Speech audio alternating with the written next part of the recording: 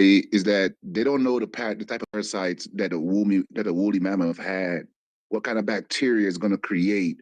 Is it going to be is it going to be something that we're going to have to worry about later? Like right now, we know what bird flu is, we know what COVID is. We have a good library of the different viruses that different animals carry. But what about the animals that are extinct? Do we have a library of that? Do we know what kind of parasites are going to come about? What kind of viruses they're going to create? We don't know. It's probably not a good idea. Well, Tasmanians died in the 1940s, though, the last one, and it was in captivity, so we know that it's not something that's like super destructive, and there's no predator out in the forest where they used to thrive at, and it's destroying the environment there. Like all the animals there are not having, because there's like a plentiful of the one that's right under, and they're killing off everything else because there's like too many of them. I forgot what type of like prairie dog it is out there, but they need the Tasmanians out there to keep that food chain in order. And the forest is still the same, so they're just it is going to happen within 10 years. They are putting Tasmanian tigers out there.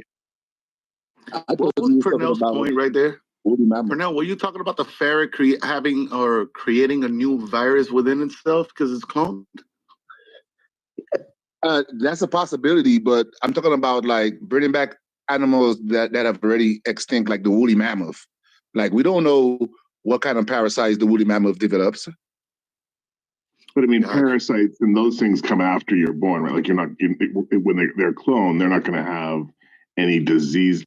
I mean, I guess they could have genetic diseases, but that would only implicate their offspring, right? Like I don't think you could be born with a virus. No, you can't be born with a virus that's going to go out and spread. Like if some lonely cloning scientist decides to bang a woolly mammoth one night when he's lonely, maybe there's some woolly mammoth transmitted diseases, but I don't think so. I think you have to get that after you're born. Well, that's not how it works. How it works is that the woolly mammoth, its body type, might provide a certain environment that is needed. You know what I'm saying? It's a bigger animal. It organs are bigger, and some worm that might not have survived, now it has somewhere to survive. And a couple of years it mutates, and now it could survive inside human beings too. Like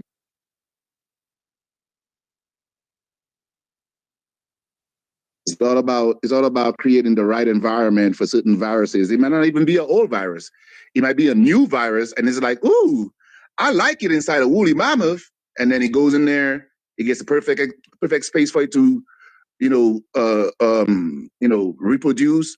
And who knows what its life cycle might be. Like, look at the life cycle of a tapeworm. That shit goes from a fish to inside of a bear's stomach to the bear shitting it out, and then back into the fucking fish. Like, this shit is crazy as hell. Like life finds a way, bro.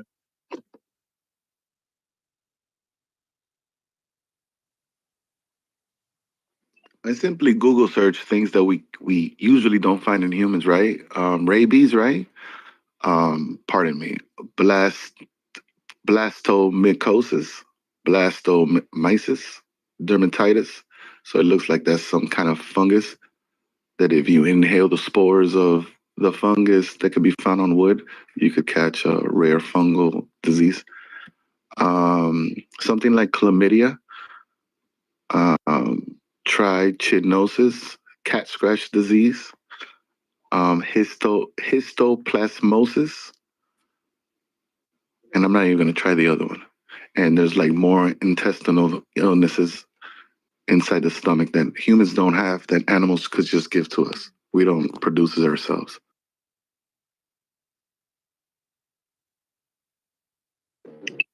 Slap the shit out that can. I heard once, and this shit blew my mind, like changed my perspective. Like the kind of the trope of like the lazy Southern kind of poor white farmer kind of barefoot with, under the tree and just kind of, lazying around.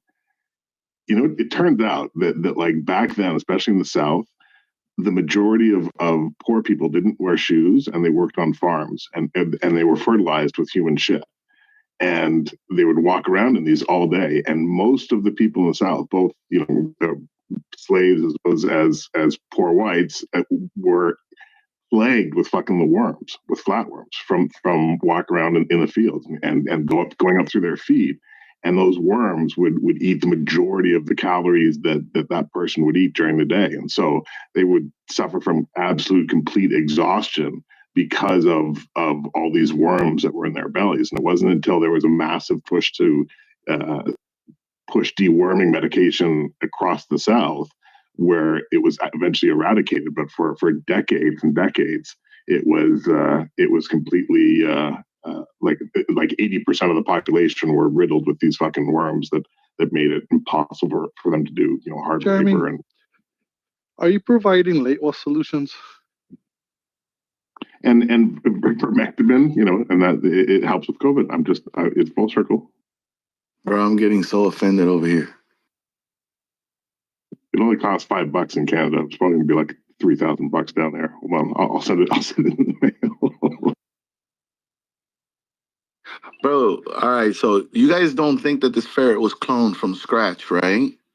I hope that isn't what you guys think.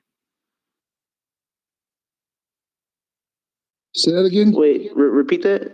You don't believe that the ferret was cloned from scratch, right? Like No, they had to steal the DNA and from a tissue or something and put that in an embryo of a closely relative species. That was close enough. DNA, does the DNA equates to semen? Yes. Why do you say DNA? They collected the sperm of the ferret, right? But why do we say DNA? Yeah, because like as if DNA could be created or even. Hold on, let me look this up. Hold on. It's because when you take extinct animals, there's no sperm, like there's no viable sperm, and you have to cryogenically. Right, but they didn't do that with the used. Right? They used. No, they used the DNA. Exactly. Right. Yeah, exactly. So they take one strand of the DNA, like in the same way that cells replicate. Oh, I don't think the other one is possible. Oh yeah, I ain't resurrecting no mammoths or none of that. You can put the pen down. For sure. Like when they cloned the sheep Dolly like 15 years ago, they didn't do that with sperm. They did it, to my knowledge, they did it by cloning the sheep's DNA, I believe. I'll go Google, because I could be wrong. Sperm? No, they didn't do it with sperm. It wasn't with sperm, it was with DNA. All right, so I believe that we could create a machine that could like incubate the baby, but not actually. All right, I got it. All right, go ahead. Remove the nucleus from an unfertilized egg cell. Replace the nucleus with the nucleus from the somatic cell or body cell of the animal to be cloned. Stimulate the egg to start dividing. Transfer the resulting embryo to the uterus of the surrogated mother. The surrogate mother gives birth to a clone of the animal that donated the somatic cell. Not even the machine. So you birth the clone inside of the animal of a ferret. How weak is that? They just all right. So they made the ferret without having sex involved. They're just extracting the semen. Man, you atheists or something. All right. You demons are something else. What? You niggas are not that smart. You guys. You mad you're waiting that it's simple, right? But it's fucking possible. Wait, hold on, Dave. If we're gonna have the wordage. If the fucking Christian guy is going to be schooling us on science, we need to step our shit up right here. Like, you don't hear me coming in here teaching Mando about, how many books were in no, come on, Day. We got to step this shit up. Mando, we're better than that, man. I apologize. That's on us. Shut up, you fucking Canadian. Yeah, what the fuck? Out here playing Noah. Fucking Canadians are soft, bro. Y'all niggas arguing shit. Fucking apologizing to Christians? How fucking dare you? Fuck yeah, Boris. You see this shit? Us Jewish people would never. You talking about, nigga? Shut up, Bert. Yeah, I do apologize. Nigga, shut up. Fuck you. You can't talk to me like what kind I'm of name Jewish, is that, bitch. Bert? Nigga, take your bird ass on. You're still, What the fuck you're kind still of name is fucking the brain? apologizing. You're Canadians. Nigga, so what I understood is that they get the egg from the female ferret, right? And then they extract it, right? They extract the egg from the female ferret, right? Then I guess they separate the nucleus. My name is Bert. I guess they do the entire work outside the ferret, and then they put it right back into her stomach. Birdie. I'm gonna exactly. So they're like doing that. so I guess it's like in vitro, except they're taking they're doing the act of the sperm going inside the egg. And then they're putting it back into the woman. That's not smart. Shit. It's like how they have an ancient penguin. It's a really tall penguin, and damn. But there was a really tall penguin that's like an ancient version of a penguin, right? It's like a one before that, and they have the cell of it somehow, and they're plan on putting that. They actually have a plan on actually doing that as well, and they're gonna bring that back with a regular penguin, and that penguin's gonna drop an egg, and that's gonna come out the dinosaur version of it. Shut up! You sound stupid. It's gonna be fire. Dumb, Day. It's gonna be a different version than the dumb. dinosaur, right? Bro, those penguins are like 6 feet tall, bro. Those penguins are so tall and they're skinny. Like it's so scary. But they exist now. No, they died a few hundred years ago, I think, or 1,000 years ago. You're talking about resurrecting those things. Yeah, they only died like maybe a few thousand years ago at most. You know, they're pretty soon. Nigga. Well, if they could do that, they could bring back the mammoths, though. If they take one step towards that, they can bring back anything they want. If they could extract enough DNA, I don't think they have with mammoths yet. They haven't been able to extract DNA from it yet. So, Dede, I can ask you a question. Where do humans come from? But how are they going to incubate them? Let him answer. He a grown ass man. Let him answer his own question. Where do humans come from? Come on, Beato. What's up with you, King? Like, what do you think this is, dog? Like, how long you think you're going to last in here with that bullshit? Let him be a man and answer his own question. I know, but where do human beings come from? Let him answer his own question. Come on, man. Like, we're way past that. We're way past that. Beato, we're not going backwards. The name of your channel is called Talking Apes. When you say you passed that, you a fucking hypocrite. Bro, where do human beings come from? Yeah, but the thing is that you're not gonna come in here and the name of your shit is Talking We were talking about something already, though. We were talking already about something, Beato. Okay. You don't think that's kind of rude? Now I'm a G. Yeah, man. Cógelo, take it easy. Oh, we come from apes, huh? Take it easy, Francisco. Chill out, bro. They're gonna forget about what they were talking about, Beato. Oh, that's what you're doing. Take it easy, Francisco. He wants you to forget what you guys were talking about.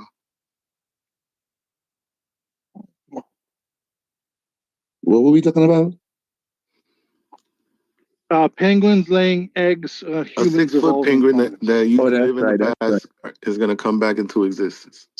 I'll smack the shit out that shit. No, you won't. You're a foot too short. I dead ass want to fucking. So the animals that you can expect to see that you could expect to see in the future is going to be the ancient penguins, the dodos, Tasmanian tiger. There's an endangered species of a ferret that's back, and there's probably a few more. Wait, so are we gonna call the ancient penguins, or are we just gonna like call them? No, there's a name for them. I forgot. It was like Pegalosaurus or some random name. Not Pegalosaurus. It's like some random name. I forgot. There's a name for it though, obviously. Super penguins. They be bullshit, man. Niggas be messing out. You know when I'll be impressed when that penguin gets created and it starts talking like us or something like that. There's a link in the chat for the mammoth. There's a company. I would love that shit. You know what? I'm gonna be impressed when it starts saying Jesus and reading. If you can name it Dodo, right? And then when you come across that penguin, you say, "Hey, what's your name?" And he goes, "Dodo." Like, I can't wait. That's where I want. All right. So since that's not gonna happen, right? There is no coming back of penguins. There is no resurrection of the 6-foot penguin that used to exist. It's in the chat. All that shit.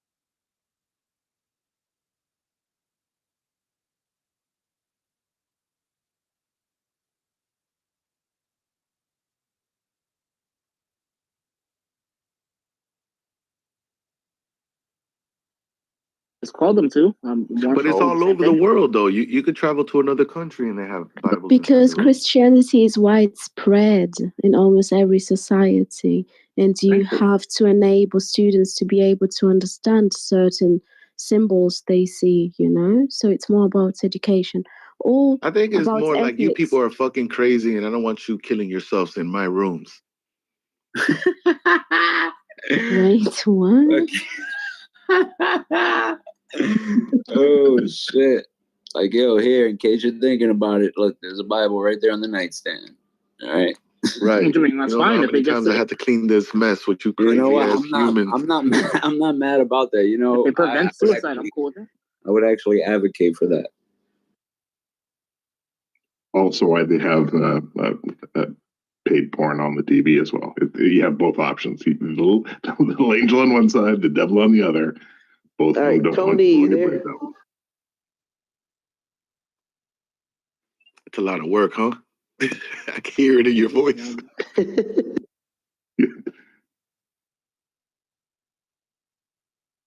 I got it, Tony, into the chat. He's outsourcing all this to India anyways. Well, in Germany, it is mandatory. There is a law. Like it is a law. Sorry, what was that, Brad? I was about to say, so in Germany, it is a law. You have to offer religion as an option. But they don't do religion as in talking about God, right? It's more about ethics and, you know, presenting a Christian perspective on things. Yeah, pushing religion is, I think, the job of the parents or guardians. Usually indoctrination is the job of the state, though. Yeah, I don't think religious indoctrination should be, though.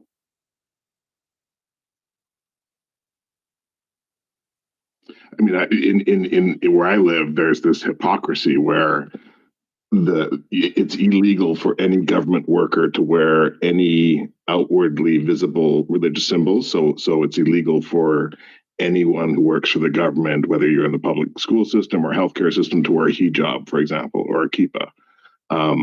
But at the same time, you know, there's a giant cross in the middle of the hill in our city. You know, 90% of the streets where I live is Saint this or Saint that. You know, so it's this hypocrisy of separation of church and state, and yet, you know, the marriage of Christianity and the West is so, you know, incestuous that you can't separate church and state. Well, if the society decides to endorse Christianity, I see no problem with the public display of the symbols. I'm just saying religious indoctrination, because that's always going to vary based on the person. At least a symbol put up, the way they interpret that, the cross, that's going to be on them. Plenty of people use the cross and they interpret it in very different ways.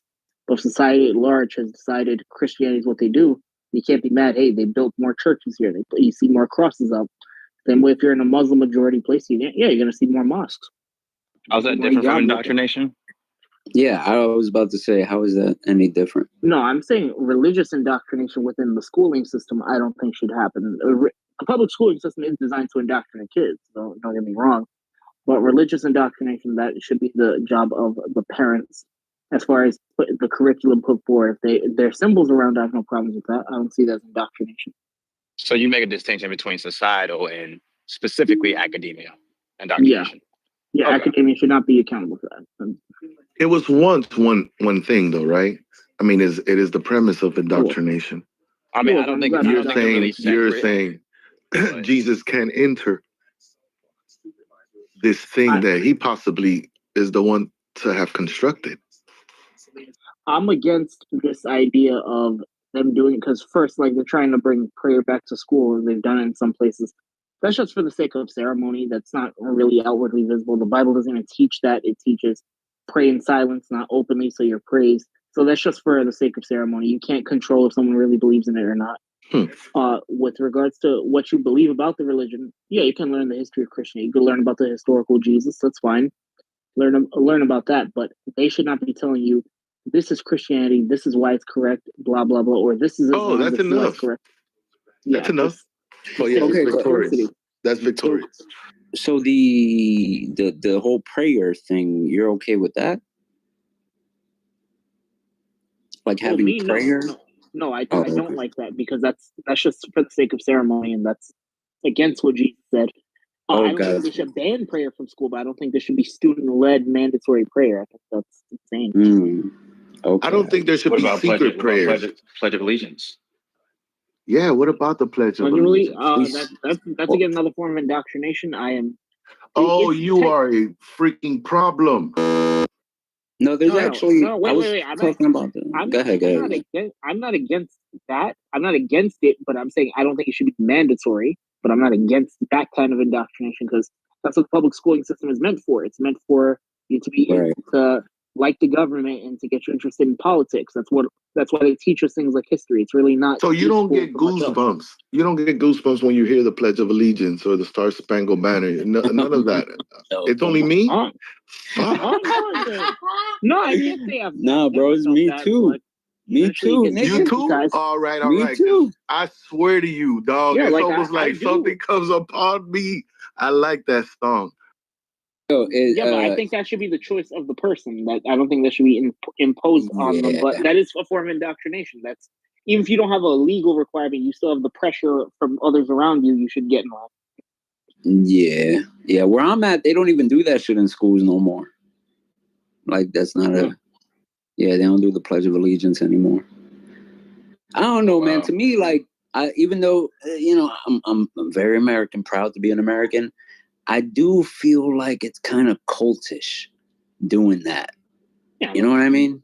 That's the point of the schooling system. It is to indoctrinate you to like the government, be interested in politics and things like that. That's why you have time wasted on things like history or other useless shit that's not really going to help you.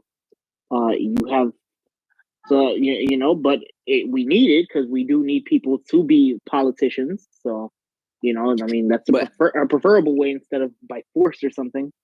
Well, I like how you said.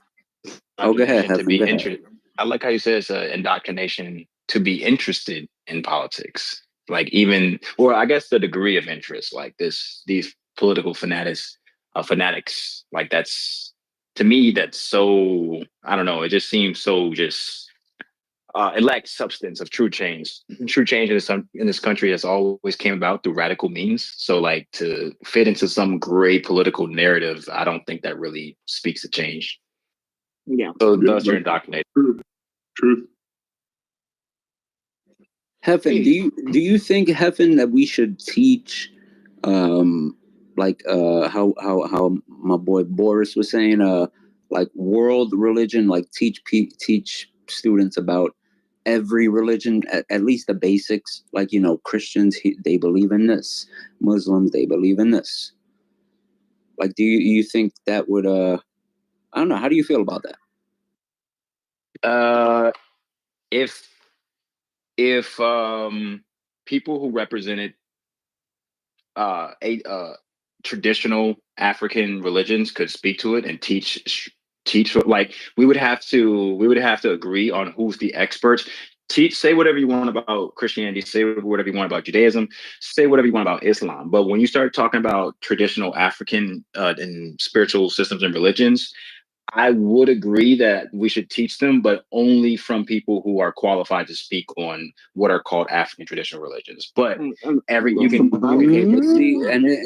same thing for a Taoist. Like if you're going to speak for a Taoist religion, have a Taoist have someone who is really well versed in that. Or if you're saying, well, they're not going to present credentials. No.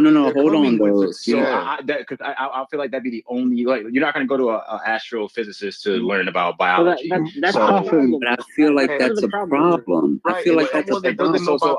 About biology won't go and apply for such a job. These people already have the credentials. So who's going to fund all this? Right. So people who are all I'm asking is people who are qualified to speak to religion. Just be consistent with that. That's all my critique. All right, but here listen to what I'm saying. Hold on. If you're saying that people need to be qualified for, that's saying, like, so are there not objective truths to Christianity, to Islam? Like, are there not objective truths that we can teach kids here? This is what these people believe, and that's it. Like an objective truth that everybody agrees on.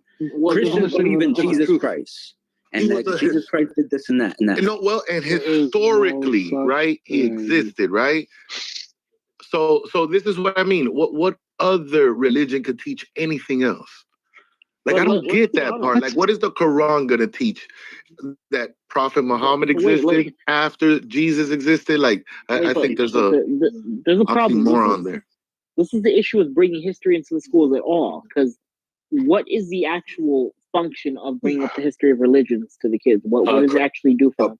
Proper chronology and placing proper chronology and understanding the origins of things. Like I want to know the origins of you know, the when did astrology,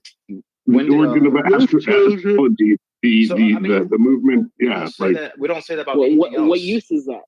Canada probably has the worst national anthem on the planet. 1776 is when the Declaration of Independence started. Like, do we not care? We're actually one of the smartest countries in the world. So.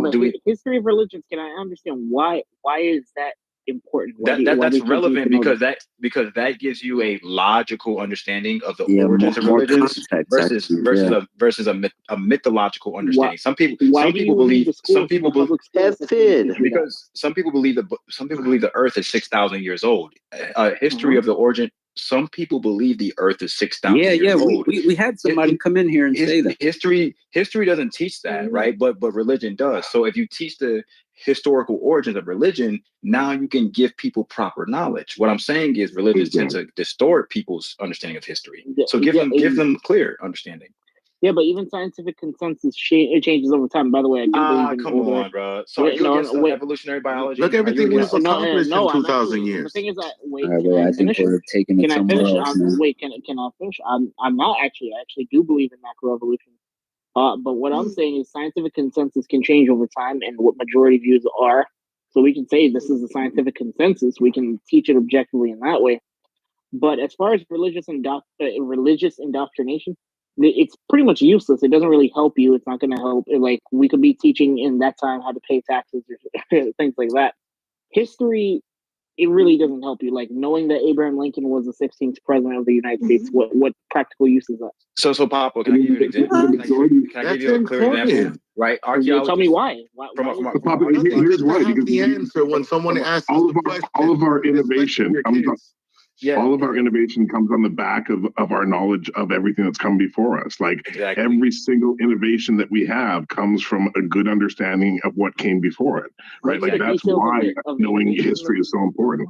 Wouldn't the details of the innovation itself matter more than the history and the story behind it? No, because it would never have been innovated if the people who innovated didn't understand history as well as they did. Yeah, why do you need the history of that? Right, because you're talking about understanding the foundations.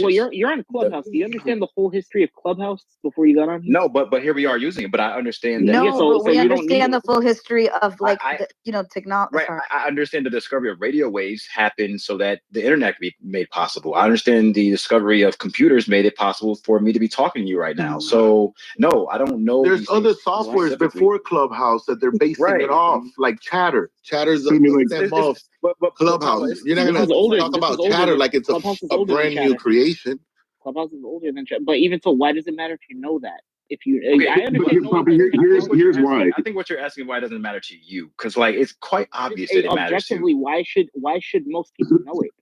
So, Papa, here's the answer. Because Elon Musk, in order to create greater shuttle, like a spacecraft, he had an unbelievable understanding of the history of space flight, of even like human flight, right? Like even with Tesla, he had an unbelievable understanding of Ford and how Ford innovated automobile production and the history of the electronic car. Like the individuals who made massive innovations, I can't think of one who did it with a complete ignorance of everything that happened before the innovation that they created, right? And so so should we just take the class history out of schools then?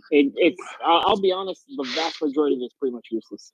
Okay, but Papa, Papa, history kind of deals more with documentation, whereas archaeology deals more with what we find as actual physical But you evidence. guys are so fixated on the subject versus the expansion of the human mind and the capturing of information and then making decision on what information is what. That's all built-in brain muscle memory.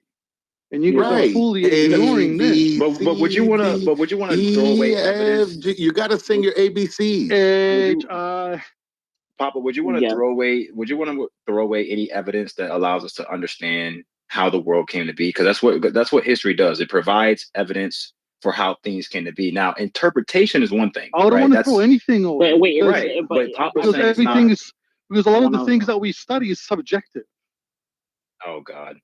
Well, it is, though, right? When we talk about the Big Bang Theory, it's right. subjective. It kind of makes you barf in your mouth, right, Hefton?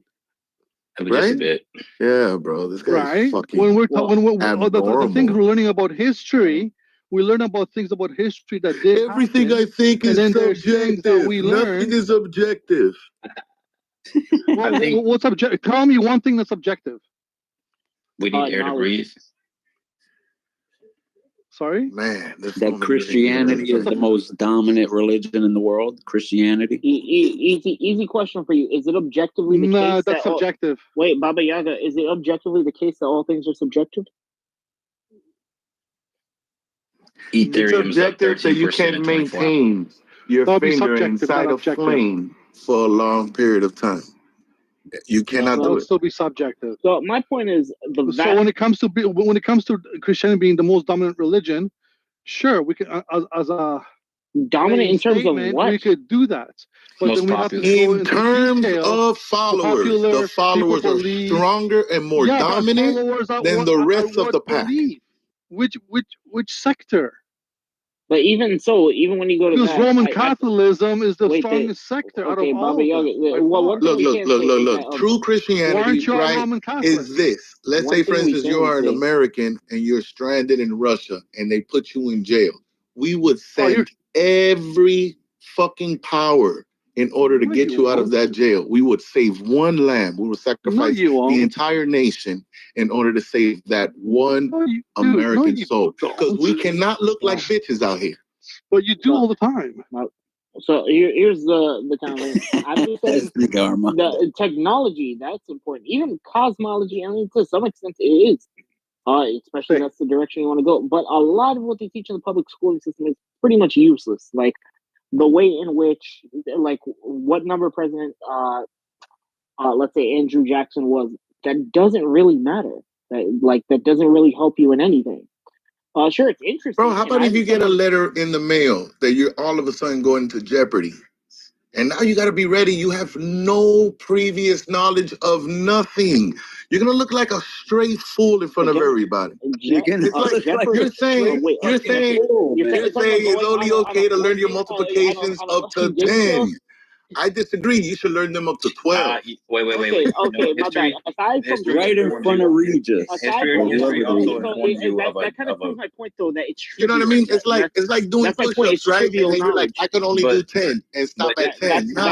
History also informs you of human behavior over time. So yeah, if you're not gonna get hired at a job, and they have true. They have no. Yeah, you're saying just know enough.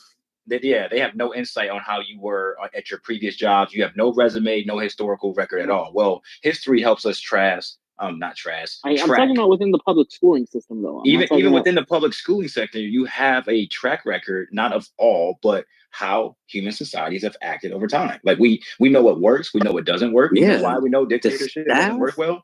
You know why we know dictatorship doesn't work well? History. I mean, unless you can point to some other more obvious metric, but like history shows you human behavior over hundreds of years. Like it's pretty useful. Yeah, but the knowledge that we've accumulated over that, because we're not saying we're not learning from the things that we go through over time. You don't need to know the story behind. Bro, you don't want to end up knowing about the Boston Tea Party this entire time not being about tea at all. Well, it wasn't like the history of banking. Wait, I want to answer that. Well, it certainly was related to tea because it was them pouring tea into the harbor. That's why it's called the Boston Tea Party. As far as the reasoning behind that and Vita Byte, it doesn't really matter. It doesn't. It was about tax. the principles. The increase in tax. Again, yeah, it's the principles you You see, learn. the Quran has the same Right, but rhetoric. the principles Right. are understood by the details of the situation. The details was Exactly. the increase in Yeah. the tax of tea. So, but we don't know the details factually if we don't have history, unless you Yeah, just want and to I'm give some saying mumbo jumbo. Yeah, but this is my point. I didn't say all of history is totally useless. I'm saying the vast majority of it is pretty much useless. It is. There's a lot that we I just think don't that's need your to know. I think that's your interpretation. It's called because here's No, the thing: no, when you it's start just the removing, vast majority is useless. when you start removing, I understand what he facts, means, though. I But mean, Papa, when he says he studied it and it's never Can you came give me an for example? use for him. It's almost like this gun situation, you know? Many people have it, but they've never even come to danger to use it. It's just You don't really need it. Like English, math, those science, even those things are things you have to use on a day-to-day basis. Those things are very useful, and we don't even. I teach do kids agree with public you in the schooling system. details, though. The details is the most important. It's the reason why you could even accept the thing to be true or not. Yeah, now that's what I'm saying. Those things, they matter much more. We don't even teach kids how to pay taxes, and we don't even put we make home ec an elective in public schooling. That's actually a very fundamental human skill. Why are we not putting more emphasis on that? We could at least half the amount of time that they You're are spending in fucking public school. anti-learning. Wait. So I like think that he's shit. saying that there are more How- ways how am I that we can anti-learning? approach. I think I'm he's fucking saying with you, I'm fucking there's with there's more ways to approach learning than what's like the current school system is not as effective as it could be. Yeah. I agree with you. Even the mathematics I we agree. teach, there's a lot more practical mathematics we could be teaching kids. We could be teaching them we could be teaching them accounting. What are ridiculous subjects that we have in school systems now? I mean, a common geometry one, and trigonometry are no, Yo, not the ones that we need, but the ones that we don't need. I don't know. I don't want to be disrespectful. We don't need that shit. Honestly, the vast majority do not need that. Well, okay, so you're all right. So you're I talking do need geometry. Oh my god, y'all bugging up. That should be an elective. I'm sorry. That should be an elective. If you choose to get into a job that would necessitate that, like I don't know, not archaeologist, an architect. Yeah, that would be something. But you don't need that. That's not a day-to-day skill. You should be having how to pay your taxes, home ec. These should be mandatory classes. I need geometry. We need geometry. No, you don't. When's the last time you needed a freaking the Pythagorean theorem in your life? I look at everything and I'm like, whoa, I know what shape that is. I think geometry teaches you more than what you're saying, though. I think geometry. Did he just say we don't need geometry? Yeah, we don't need Practically speaking, you don't. I think you need geometry to play sports, so you could be able to measure distance, right? Need geometry? How do you think? No. I think you yeah, bro, you're bugging out. Geometry. Hey, Mondo. Yeah. Mondo. All right, they're only at 11 people right now, so I think in like 10 minutes will be the perfect time to go in. All right, yo. All right, I don't want to go right now. I'm having fun. I know. No, me neither. It's to measure the distance, bro. I mean, to get the first down, you need geometry to be in the huddle and get the first down. It's measuring distance.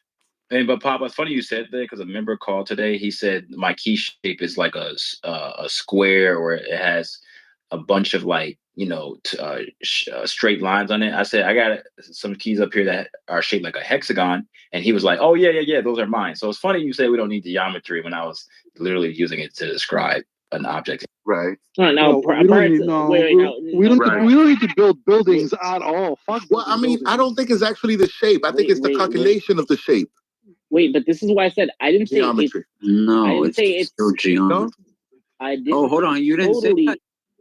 I didn't say it's totally. I don't even know. Hey, Jeremy, you need to stop leaving. Notice I gave exceptions for people like architects or someone who has a job that specifically needs it. I'm saying for your common person, you don't need it. Yeah, but as a kid, you need to learn everything in order to figure out what you want to do later on in life. You don't need it. I know. Hold on. Yes, you do. Yes, you do. What is one? I think, yeah. But there are. You need to know. The more you know as a kid, wait, so why don't the more you know as a kid, bro. Even in a relationship with your wife, you're applying principles of geometry. I don't think you know what geometry is. Wait, in that case, why is psychology an elective? Why is home ec an elective? Why? Explain that. And paying taxes is not even taught in school, in public school. So, explain that. as I said, Papa, as I said before, right? A lot of the subjects we learn as kids in elementary school and high school and whatnot is to develop your brain. The more you read, the more you develop things, the more your brain expands and the more thoughtful, the more ideas you get, right? So all these subjects, because you're not going to use it after you're 25 years old or 20 years old, it doesn't mean that they haven't helped you build who you are and developed who you are. Or Because right, I like what you're saying. Yeah, it doesn't mean that subject of geometry was in vain. You're still applying. I'm with you, Demon. But you can justify learning literally anything that way, though. The thing is, I understand you skipped school quite a bit. I can see that. Hey. That's not the way you do it, though. But come on. No, I'm an atheist. I'm allowed. No, wait, Baba Yaga, I want to bring up something.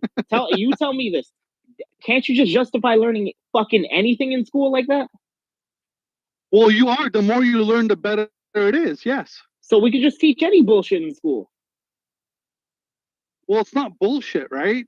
You're learning calculations. You're learning how to calculate things are in different ways. You're learning formulas. Just said if you learn something, that just means that you're developing who you are. So why don't we teach homeopathy? No, bro, you're using geometry when you're parking your car in your parking space. Flat Earth theory. Why don't we? You are using geometry to measure distance. They help you decide who you are. No, have you ever learn something that's useless? He's saying it still has use in developing you. Have you ever thrown a ball? Have you ever built a snowman? Running is not something that you practice all day, but you walk all day, right? I don't know where I was going with this. My bad.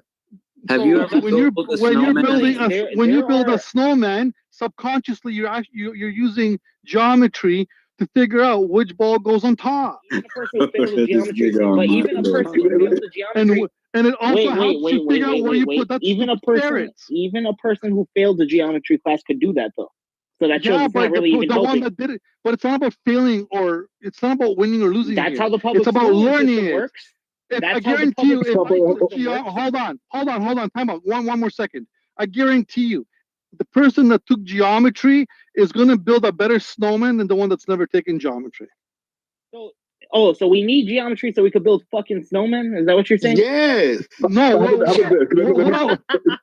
me put this out there, Bob. Hold on. Let me put this out there. The reason why it's important, right, is that in order to understand very complex mathematical concepts, you need to understand the basic ones first, right? And so not everyone is going to need to understand super complex concepts, but those who do are the ones that are going to create new, very complicated technologies and ideas and advancements for humanity, right? So I was listening to a mathematician the other day explaining how you can take -1, the square root of -1, and make it to the power of pi, and come out with a rational number when you combine an impossible number and an irrational number like pi.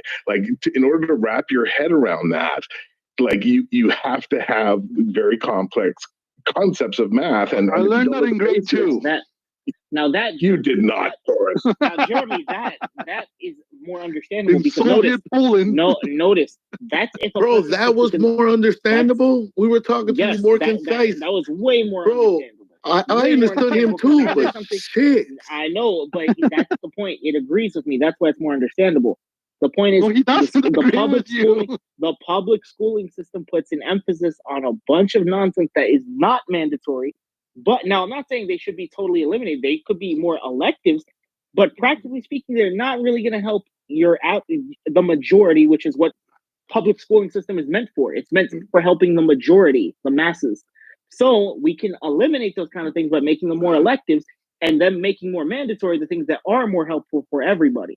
You know what I'm saying? So in your opinion, Papa, what are the things that are more useful? You're saying that these things aren't. So what are English is mandatory everywhere you go. Yeah, exactly. English, geometry is communicate, right? You need to communicate, so that's very basic. Okay. So geometry is math. Well, I was asked what I think are mandatory, so let me tell you. English, but you said math. Okay, geometry is math. To answer it now. But there's so many factions of this reading, right? You got I'm just reading, trying to get to the point, you got to the bottom of your point. you know, because you're saying that these things aren't useful, but they are. You know, Let it's like, Papa. Go ahead, Susie. Okay, Papa, sorry, Boris is not going to interrupt you this time, right, Boris? It's still there. The things that I think are the most important are English, math, home economics, learning how to pay your taxes, and other ones, science, and also gym class. You can throw a gym class. It is Gym important. class? Kids aren't that. okay, so how do those things prepare so you? So how do those things prepare you for the world? And the other topics that you're mentioning don't, or the other subjects don't. Honestly, learning a lot of history is really not going to help you. Like learning how the history of the, for example, the Norse mythology, learning why they came to believe in Norse mythology, it's not really going to help you. You already stated that. Like we get that. You don't think history is useless. We get that. But that was asked me the question. You asked me, why do I think these other things? That was the first example I brought up. I don't think that's going to help you. Other things like geometry or trigonometry, I don't think that's going to be helpful for the layperson. There are cases where it could be helpful, so I think keep it as an elective if you want to go down that route with your career. Sure. Psychology could be really helpful too. Let's see. Even software development. Say it again. Oh, learning even a second language.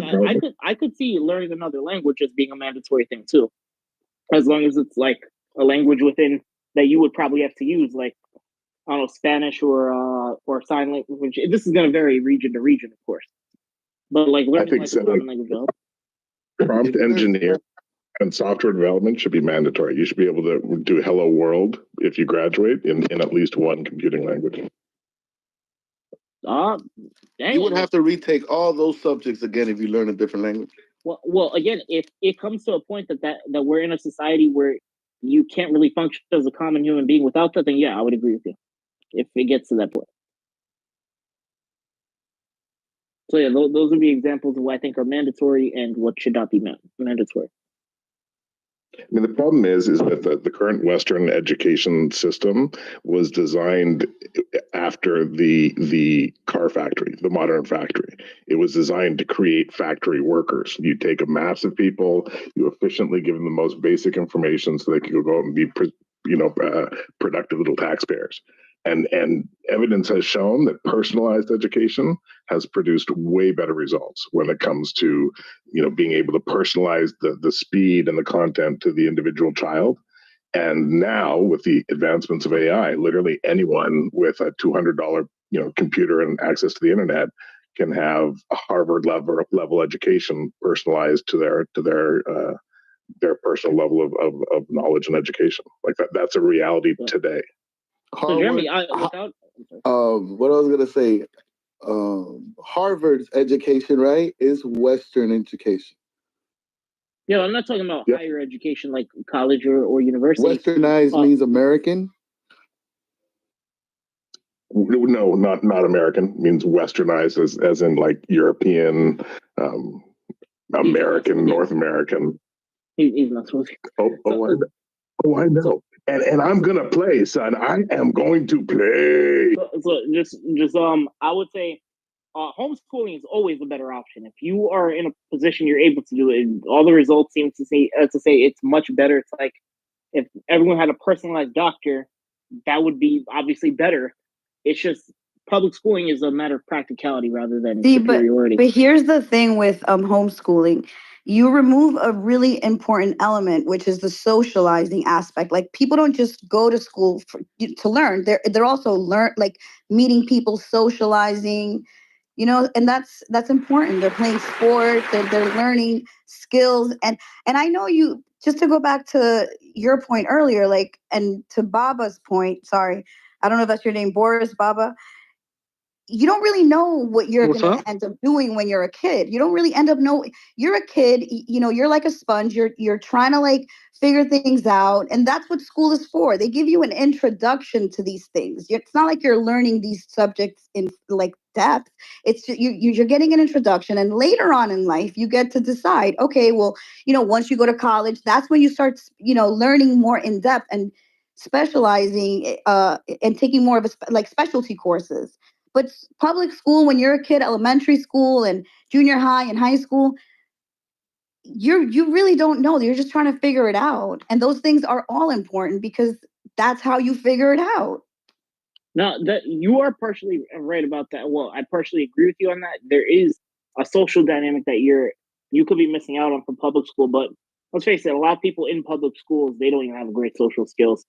And as far as the studies that have been done on this, the homeschooling, it varies. The results vary. It depends on what kind of homeschooling they're doing. Are they involved in other activities? That's what determines their social skills. So homeschooling and public schooling, the results vary. Some people come out with good social skills out of either. Some neither come out with good social skills.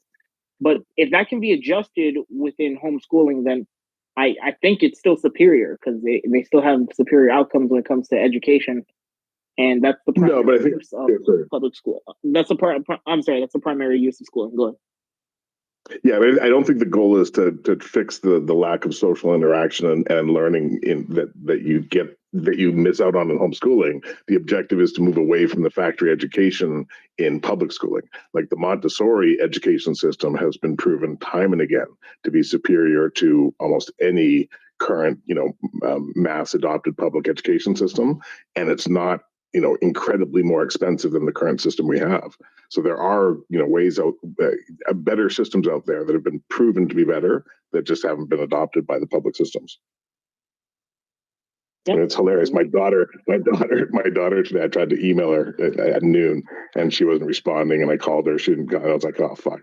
She probably got busted with her phone. And I checked my email. It's like she was her phone was taken away because she was caught using her phone for the third time. And I'm like, oh, these fucking Luddites. Like, there's no app development class. There's no fucking, how to use AI class, but they get punished when they take out their phone at school. Like, it pisses me off so much. I told my daughter, I was like, man, I'm so tempted to reply and give them a piece of my fucking mind. She's like, Dad, it's okay. Don't do it. Don't do it. It's fine.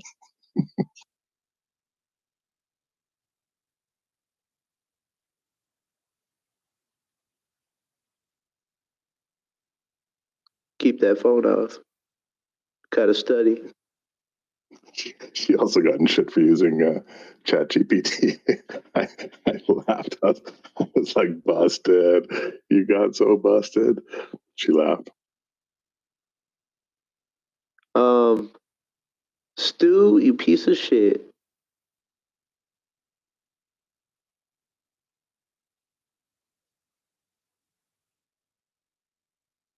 Yeah, so McLovin, Mel Gibson over there. When are we going to do this raid? Whenever y'all are ready.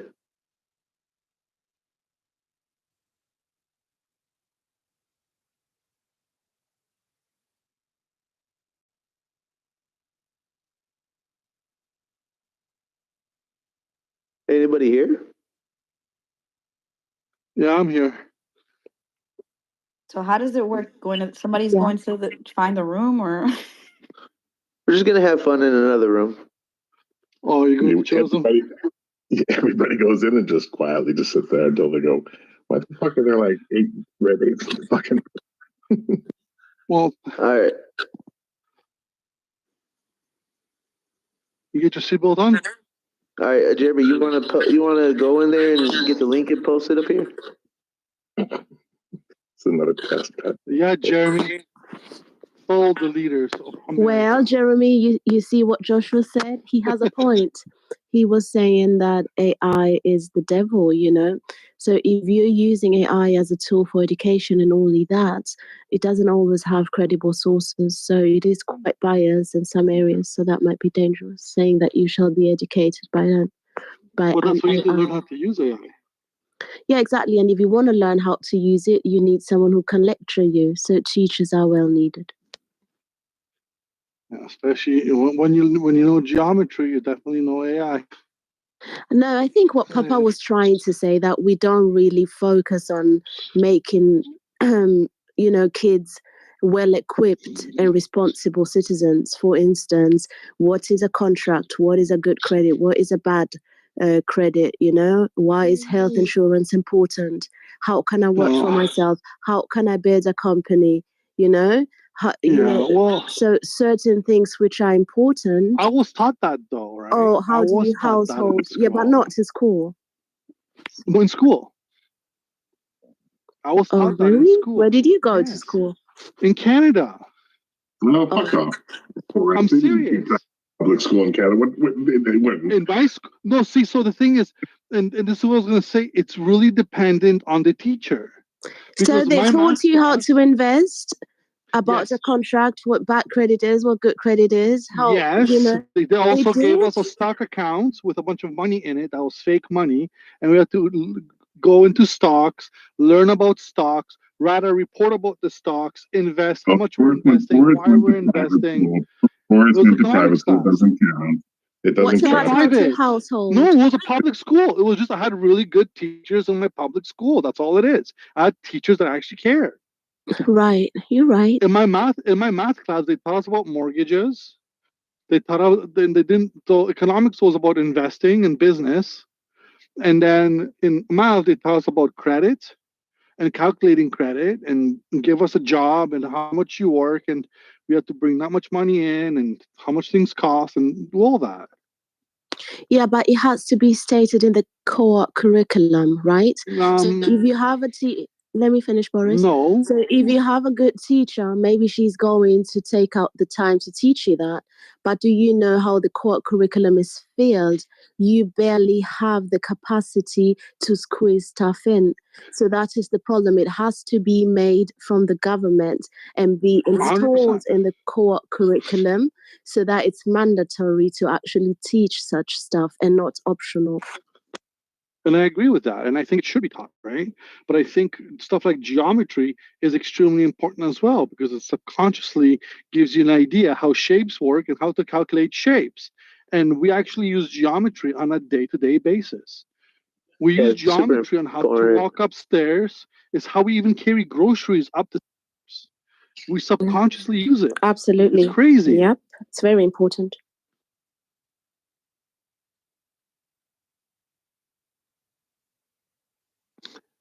All right, everybody ready?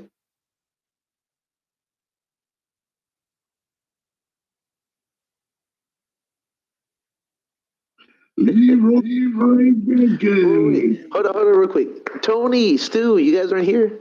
You guys are gonna get left in the dust and be like, where is everybody? Do you guys know the Leroy Jenkins reference there? Mondo, text Tony. Text him. Tell him it's time. Look how excited Day is. We're going to the Empire of the Pedos. Hey, Tony, I fixed your PTR. I gave you a red one. It's the most recent one. Do it, man. It's the most recent. Oh, okay. Do it, man. I'm still paying.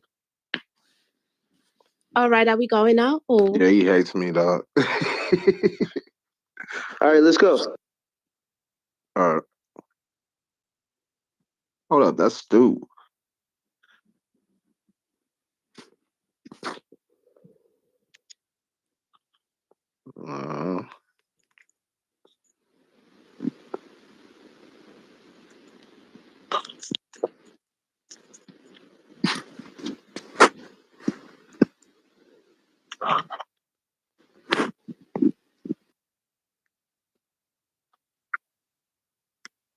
They gave me a white 8.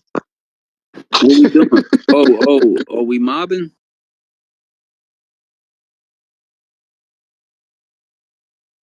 I'm talking about highly educated and high income are rare. But Florida, here's the issue.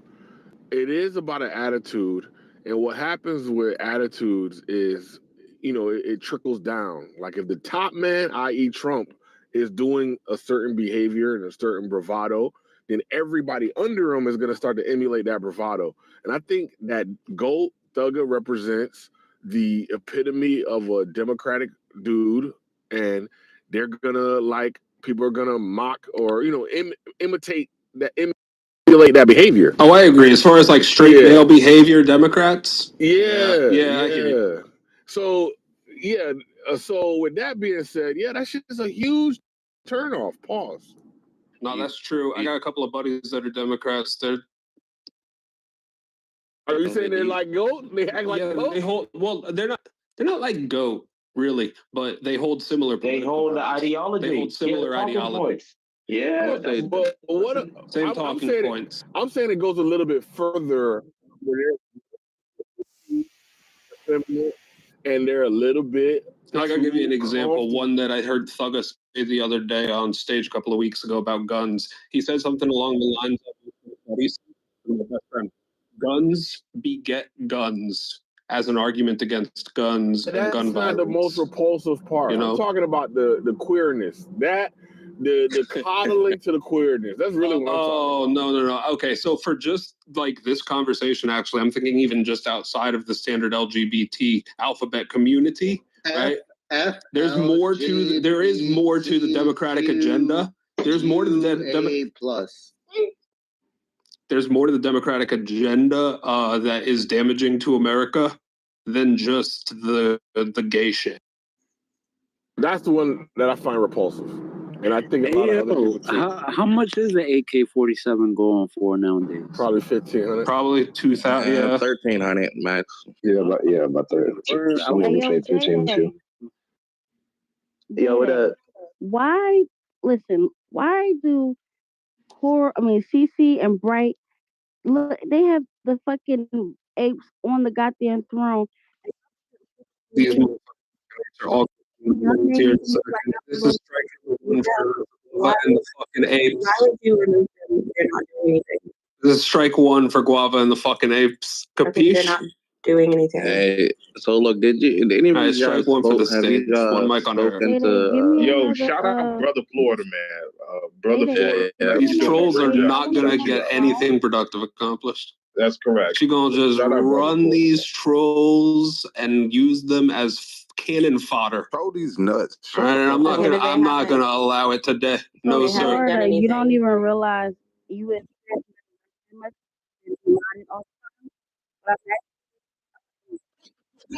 So, you guys election thing for how long now, and what have you accomplished?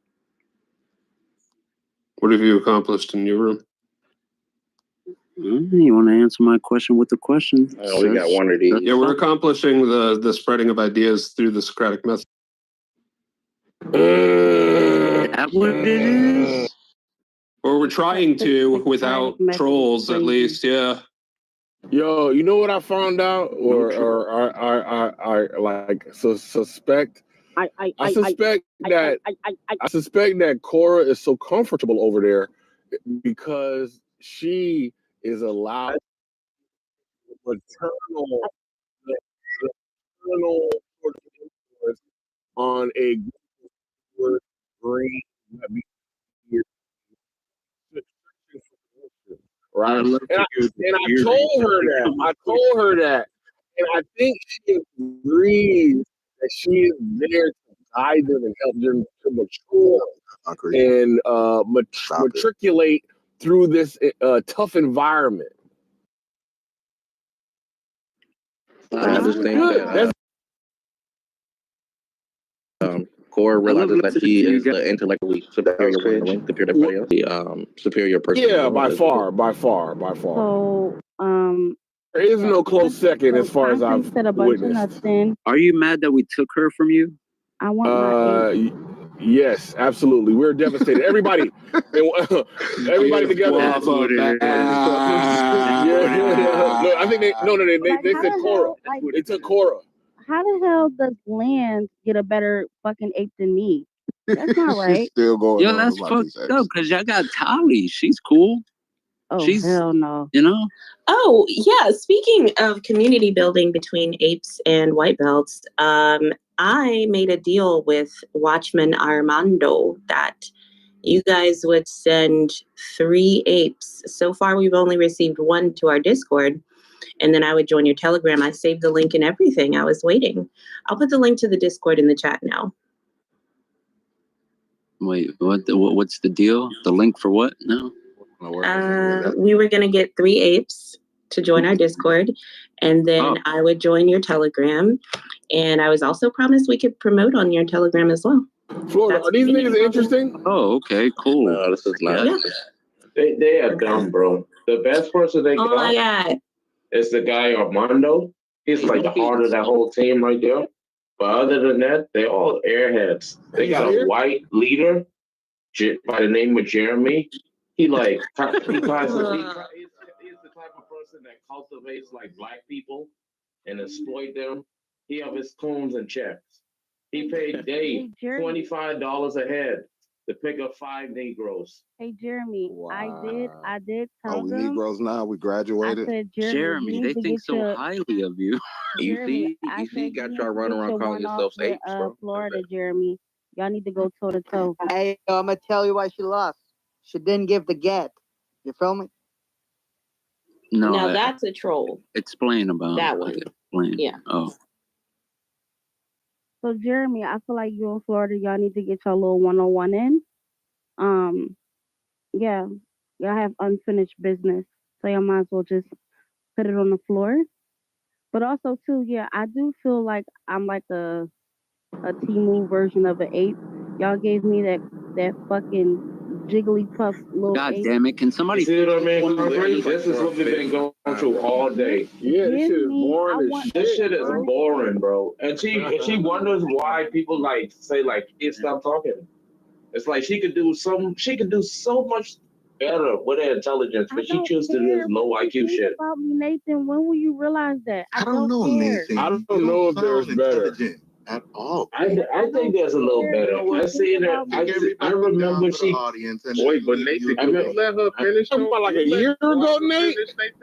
Can we I let remember our first decent conversation was the conversation about house music and the homosexual scene in Chicago.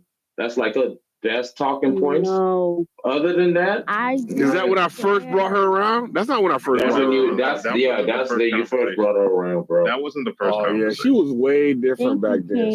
That was the first good conversation, King. Oh, King, King, you That weren't was her around when she best first came around. You get what I'm saying, King? was. That was when she was at her best. Look, he was look, around. Guava has some good. She's got some good highlights. One thing I can't. Give me two good ones. Two good Yeah, ones. don't make that nigga do that. 1.5, 1.5. He can't do 2 whole ones. Hey, stop You trying to get some feedback. Crusty as fuck. I have a very cordial relationship with King. We had a meta heart to heart. We good. That's right. So You said we cordial? good. Yeah, we're cordial. Yeah, Corduroy. We're corduroy. We have a corduroy relationship. I love corduroy too. But yeah, so I don't know. I'll if I was good at graphic design, I would make my own ape on a God throne. damn it! We're gonna get you a good ape. We got you. Use AI, bro. It's not that We hard. got you. Guava. But I No, just that's want how to much say, I yo, hate Nathan. I actually it's gotten to the point where I actually am starting to hate him. So I really it's I just really want one because I hate him. Now, That's Guava, all. you know that's not gonna fly. Now you know that's not gonna fly. We can't hate Nathan. we can scold Nathan, but we can't hate Nathan. That's not gonna work. I've already unfollowed him. I'm at the point where I'm starting to hate him. She gonna do when a gorilla nigga want you. Yo, Nathan, are you Me Too woman again? Yeah. Not Boris. Not Boris. Dirty. He did me so dirty. Yo, boy. Nate used to like me out for a breastfeed these niggas, man. He swapped me out for a nigga. Yeah, not Nate a been treating you woman. like that. Nathan Nathan still is crazy. breastfeeds you. Bro, he raised you. He burped you. Nathan. He tried. Burped you, man. He protected you from me. Yo, when I was trying to kill these niggas in the fucking in the nest, Nate protected these niggas. Concrete. I see, you're so lovely little boy. Yo, these little they couldn't even fly. They couldn't even fly. You silly. You like, my gosh.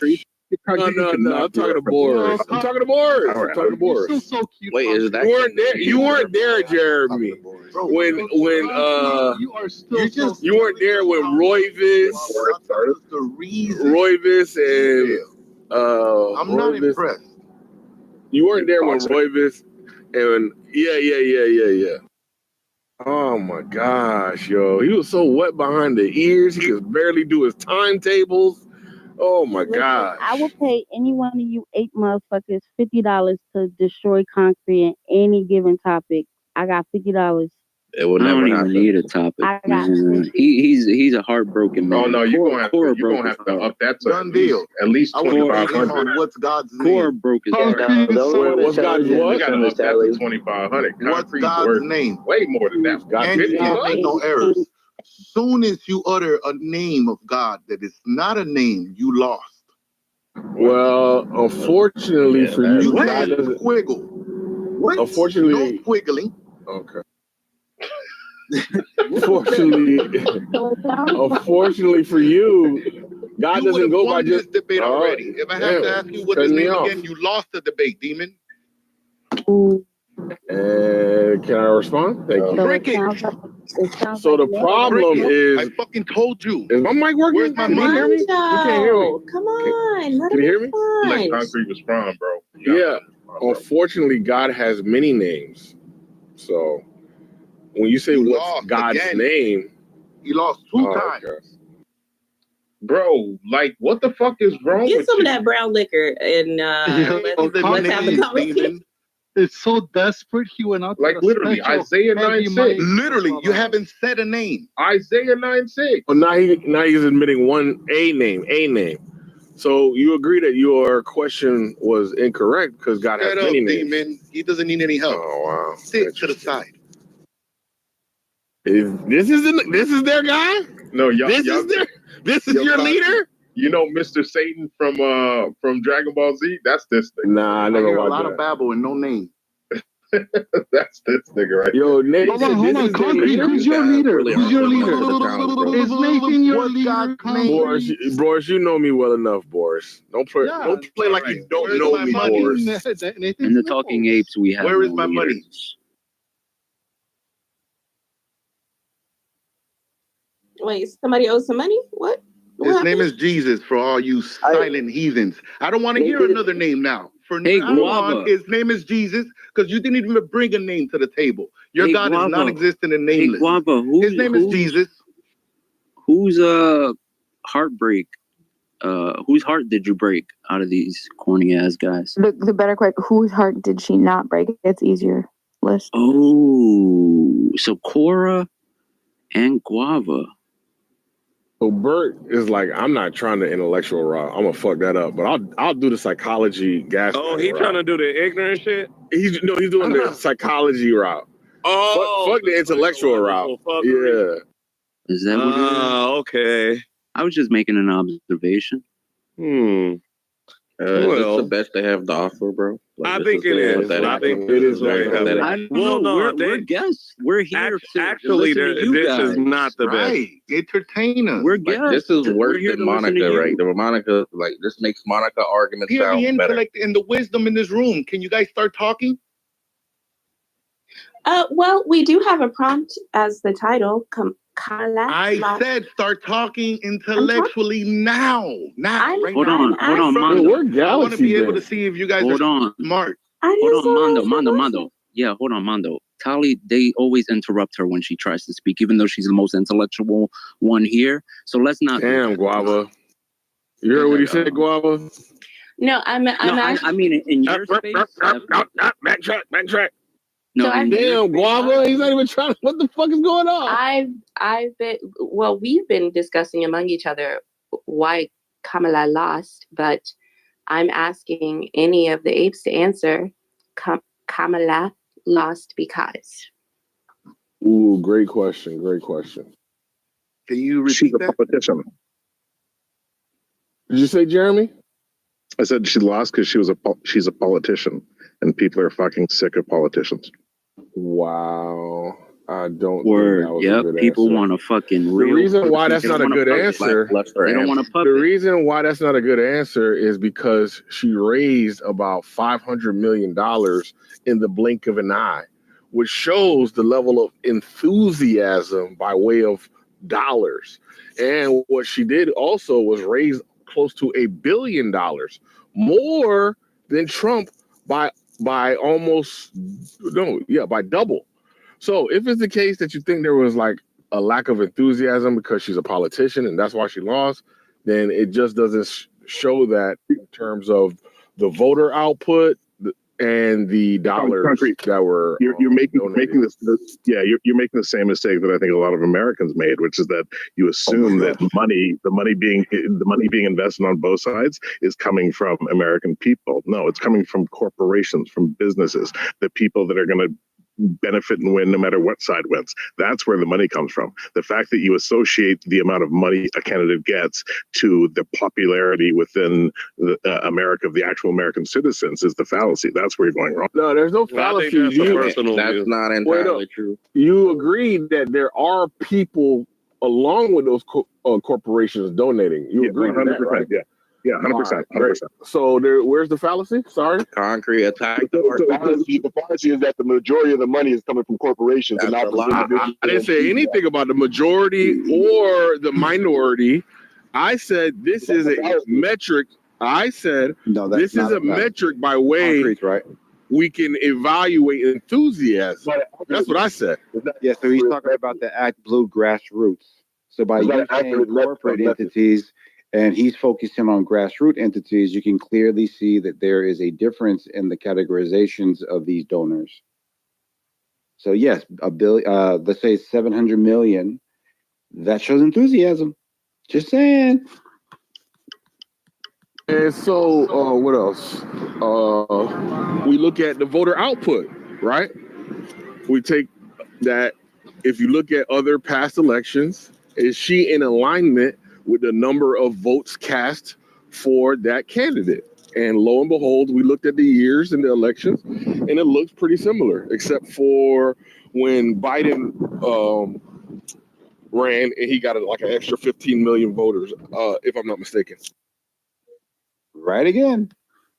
I mean, Trump won the popular vote. He won the Electoral College. And I believe that, and I'll restate what I originally said, I think the majority of Americans are sick of having politicians, and that's what causes them to find Trump appealing. And I think that tipped the scale. Such a bad argument, bro, because we know for a fact, according to the FEC website, that the majority of donations came from individuals, not corporations. Right, he literally lists where the money came from. Because the argument that he's making is more directed towards super PACs. That's what. Yeah, I was going to ask. The majority didn't even come from super exactly. It didn't even come from super PACs. Like that's even false. No, Eric, you don't understand how it works. No, I do understand. Super PACs don't have to show you how much money they're using. No, they do have to report that in the FEC filing. Absolutely not. That's the whole they literally do. What are you talking about? Oh, come on, let's not do this right now. PACs have to report how much money they raise and they're spending. No. So super PACs are separate from the candidate. They're I know that campaign, right? So that's why they're not bound by the same rules of the road with the Federal Election Commission. So they're outside of that, and this is where the Democrats and the Republicans, or the Democrats, are screaming about dark money, because the dark money exists in super PACs. But what do I know? My bad. Yo, Samoa and the Republicans are gonna be riding a wave. How many months are we gonna have to deal with these niggas being right 4 years. Throw it in our? Oh man. Anyway, Jeremy, do you have another argument? Because her being a politician, you said it once, you said it twice. I don't think anybody's convinced. Do you have any other bullets in your gun? Pause. Listen, I've said this for months now. This is going to be Hillary all over again. The Democrats were all excited. They're all sitting there saying, "Oh, it'll never happen. There's no way he's going to get voted in." All these reasons, and that was exactly what was going on with Hillary. And all the polls were all saying fake shit, and everybody was sitting on their ass going, "Oh, we've got this in the bag." And then guess what happens? And like, I don't think, and I've said it from the beginning, I don't think fundamentally the real problems that America has aren't going to be solved by either side, period. The people who win are going to win no matter who gets in, left or right. I added like 15% to my net worth yesterday because he won. Can I tell a story? A very No. Please, we're trying to tell the kicker by the toe one again. Come on. It's a very quick story. So there's a friend I used to have. His name was German growing up, and he told me why the N-word was so powerful. This is my favorite story, to be honest. He told me the reason why the N-word. He told me why the N-word was so powerful towards him. Why he would never allow a single person growing up in his lifehood to ever say the N-word in front of him. So it was a nursery rhyme. Anybody ever heard of "Eeny, meeny, miny, mo, catch a tiger by the toe"? So this friend of mine, he used to say "Eeny, meeny, miny, mo." Hey, if you're gonna say the N-word, Hold on. So this friend of mine, he used to say "Eeny, meeny, miny, mo, catch a N-word by the toe." Oh, thank you. And his mother, The intellect of chillism and being his displayed mother, in front of and your his very mother, eyes. and his mother caught him saying this, and his mother said, "You could never, ever, ever in your life ever say that word. You don't understand how powerful that word is. This is the most powerful word that exists." And ever since then, this word has traumatized my friend. All right, so Tally, can you please repeat the question? Because it seems like Jeremy wanted to move away from the question and maybe somebody else can answer it. Because saying that she is a politician, saying she's a politician is not very persuasive, because guess what? Joey B was more of a career politician than either Trump or Kamala Harris ever could dream of being. And guess what? Joey, sorry, 1 second, sir. 1 second, sir. I get it. 1 second, sir. You are. What are you doing? You're gonna overtalk. He's gonna overtalk. Okay. Change the channel. All righty, bro. Come on, Armando. All right. So it seems like that answer just doesn't seem to fly very far or very high. So let's ask the question again and see if somebody has a different response than the one Jeremy gave, which is lacking. No. Yes. Turn was in the story. Anybody? Just nobody cares. Somebody. I'd like to answer the question. Wait, go ahead, you bro. don't think Kamala my friends did not win. Wait, I want to answer.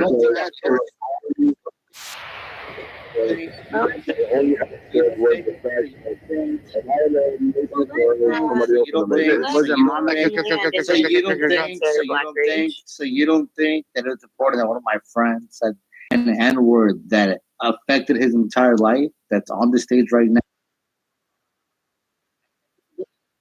Yo, is your friend's name Jeremy? Can I? Am I in the Matrix? Whoa.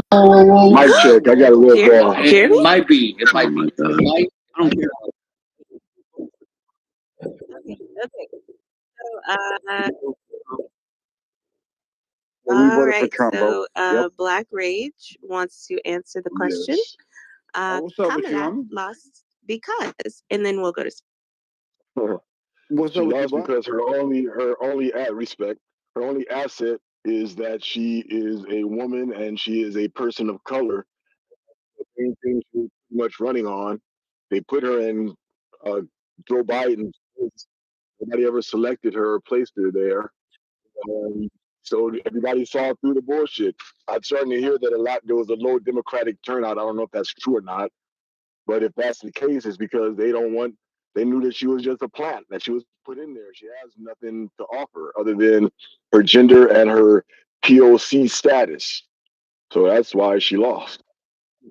I know you're more votes than Hillary, but she got 15 million less votes than Joe Biden. That's crazy. Yeah. I would have voted for, I would have casted a vote for Trump just to vote against her. Not to vote for Trump necessarily, but to vote against her. What? I hate motherfuckers like you. But you are voting. What?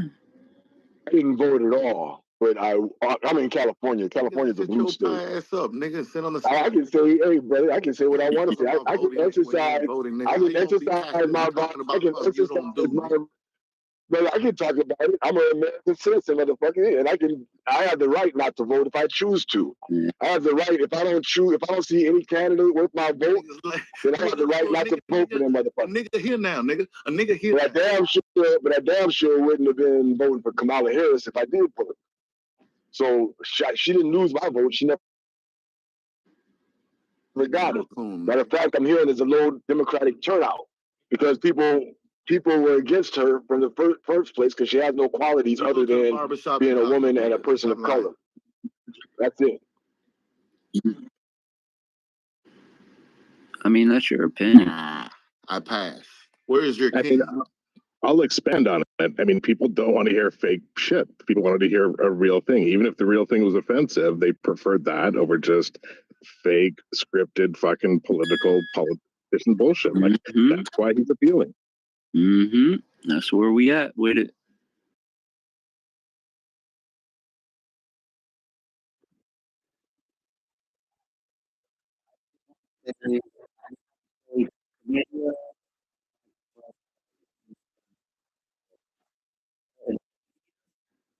I think it's hilarious. I no longer see any Kamala houses on. I haven't seen one Kamala house. They're all gone. Yeah, I haven't seen one crying right on Copen. Yeah, bro, that's because them Give it a week. That's because them Trump supporters of violence.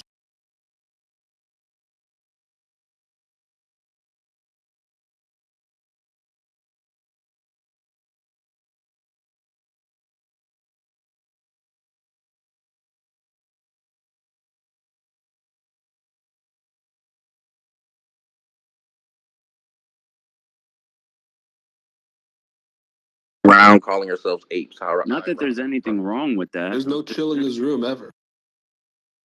We look like lions, though. Just act like intellectually inferior animal, right? Call yourself an ape. Nah, go study the ape.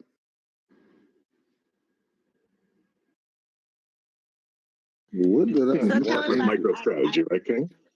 Armandito, can you tell us what you know about the apes that we don't, and why you admire them? Nah, I passed. I didn't answer my last question. Armando.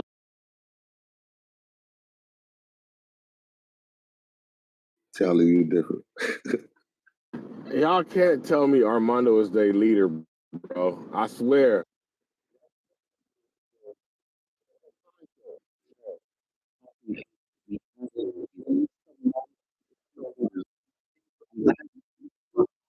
He's the most consistent one. I think he's the leader. Who the fuck is your leader? I think he's the head. Because I should only be talking to him if that's the case. If we y'all have no leaders. have no leader. Who's your leader? You know what? Hold on. That's a good Y'all are point. lost. Every morning we start a room. We think about what would Bert think. What would Bert say? Imagine a Bert.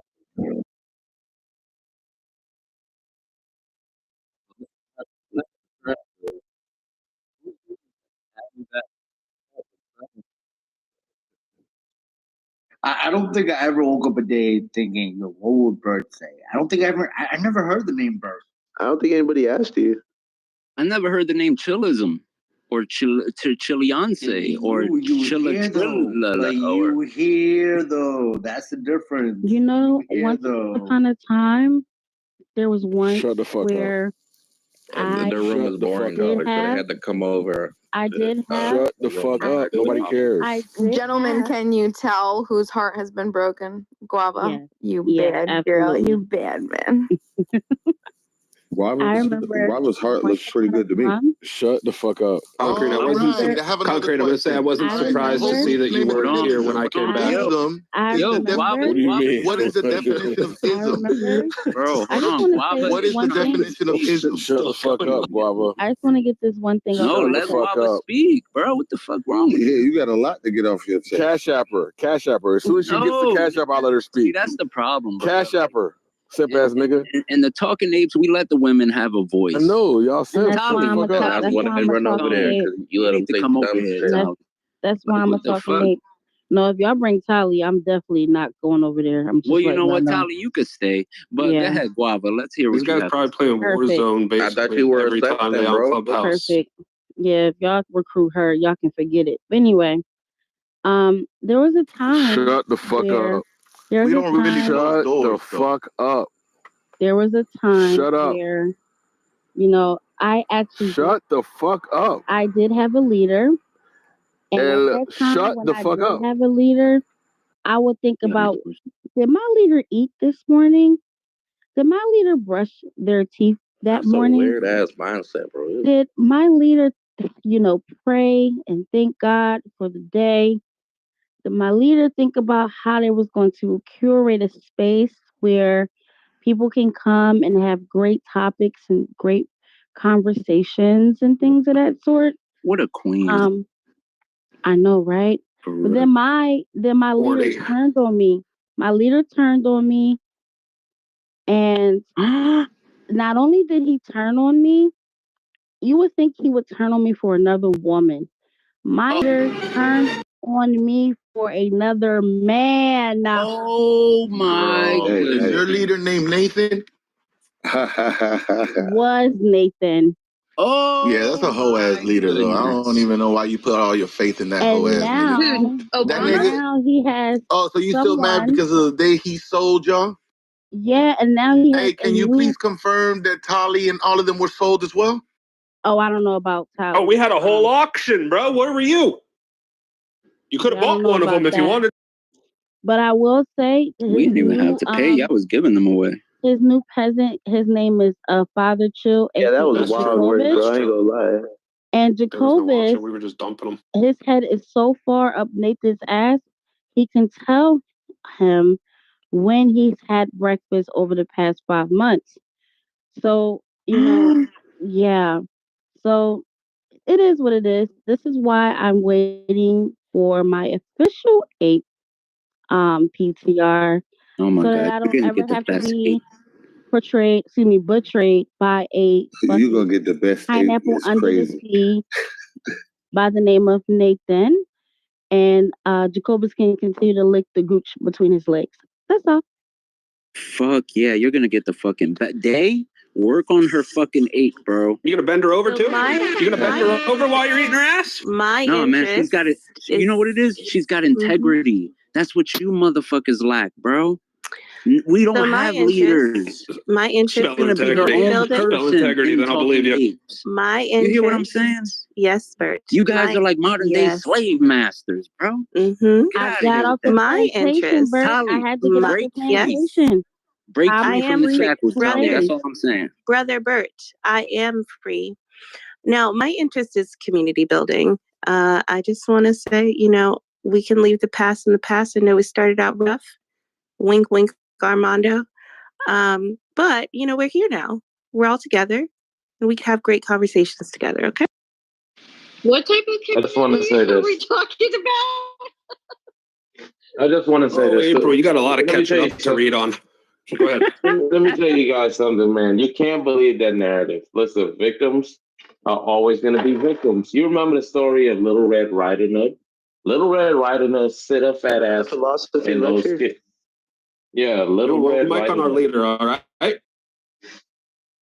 No, it was Goldilocks. I'm sorry. Goldilocks the was leader. the innocent girl that happened to the guy who needed to go into Bear's house, When my leader is speaking. ate all the porridge, sit on all the couches, lay in the bed, all that shit. Then now she wants to play like she's the victim. Like, oh, because I was sleepy. That's why I messed up your little kid's bed. Because I wanted attention. That's why I destroyed this. Listen, Goldilocks. This ain't your house, homegirl. I don't think that's This ain't your house to kick up your feet. You need to understand manners. You ask permission. You don't just open up someone's fridge just because you think you're cool. You ask permission. Hey, can I go into your fridge? Oh, 100%. You don't just go into someone else's fridge. Okay, yeah, but I don't.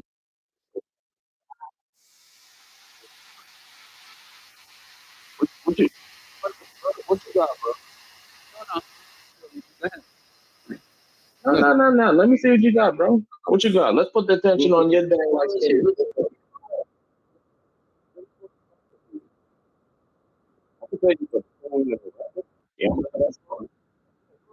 All day, bro. There's nothing but philosophy. Hey, did you hear the one about the guy who got invited to visit heaven and hell? Yeah, Did Did y'all hear about the Bahamian? But there's this rare species. They call it the Canadian rabbit.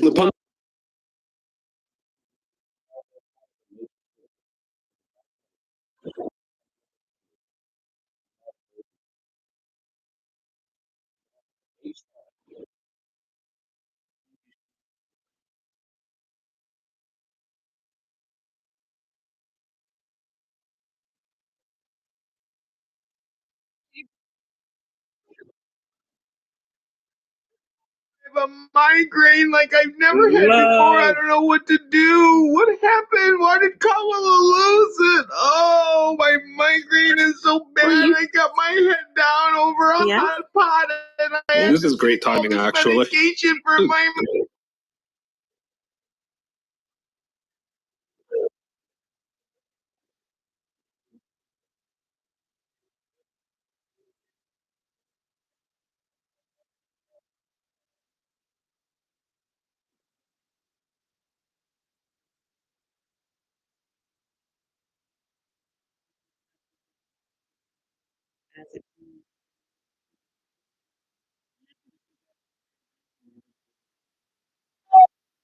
Rights. You know, women's rights are reproductive rights, and I thought it was weird that they shifted the wording to reproductive rights. They ain't just women. I guess you could say women, but it takes two at the end of the day. And sometimes it isn't just the woman going through it alone, going through it with their husband, you know, the spouse. You're right. My bad. Family. I didn't mean to say it like that. Yeah, I just was No, feeling you like did. it's bringing in the whole like progressive like trans agenda where they're, you know, having babies and stuff. April, it's bad you are, you know, Trump Jehovah Witness. You would pick Misha too? Oh wait, I have no idea what you just said. I heard Jehovah's Witness somewhere in there. I'm not a Jehovah's Witness, but if you're interested, I'm sure someone you can find it on the internet. Damn, April just swatting today. Yeah, I'm just lay off of her. Have you guys heard about the story about the Bahamian and the New Yorker? No, tell us about it. You mean Nathan's descendants of the Bohemian Empire? Yeah, they had hot butt sex with coconut juice. Hot butt sex with coconut juice. How is that? I don't even know how that's possible. That is Diddy. But that is crazy. That is crazy. Interesting. No, that is not interesting. That Next topic. Crazy. Next topic. Oh, so RFK says. So RFK. Hey, Armando, have you ever heard about the lost? Have you ever heard the story of the lost damsel in distress? Nah. I don't want to talk to you on this. You're getting Samoa was saying she was stuck in the middle of the ocean. Nah. You can't talk to me. Man, yo, you guys are rude to your guest. Samoa was just speaking. You cut him off. See, Samoa, we don't do that, right? In Talking Apes, keep it real.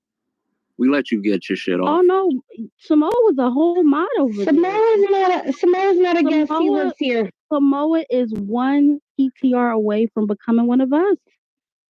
They get this nigga a PTR quickly. You see how he's quiet? Expeditiously. And if you lie, Samoa, you know I got funny the right receipts. now, bro. Hey, if you lie, Samoa, you know I got the receipts. I got the receipts. Yeah, hold on real quick. Yeah, since, hold on. Guacamole wanted to ask Daddy a don't question.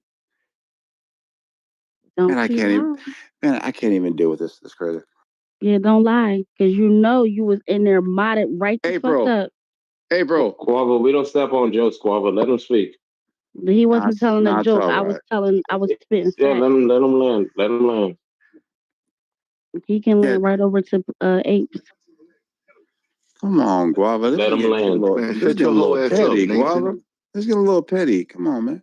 Oh, hey, Dominic. It's been a while. Don't be dominating shit in this room, you hoe ass nigga. Oh my God. Please. You know, that's funny. That's funny. Because that's exactly what your mama said to me. Dominic, come on, brother. Okay, so No. Tell him to come on. Tali's voice is hilarious. You sound so adorable.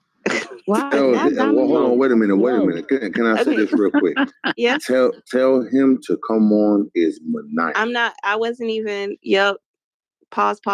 Okay, but Dominic, I think that you're on the left, right? Do you want to answer the question? I voted for Donald Trump. Yes, I did. Oh, you did? Yes. Oh, why am I shocked by that?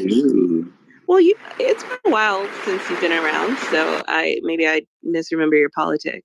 How are you feeling today? A lot of bullying going on. A lot of bullying. I'm happy that the voice of the American people is finally heard. Bro, a lot of hey, bullying who is going that, on. dog? Who's that, Dominic?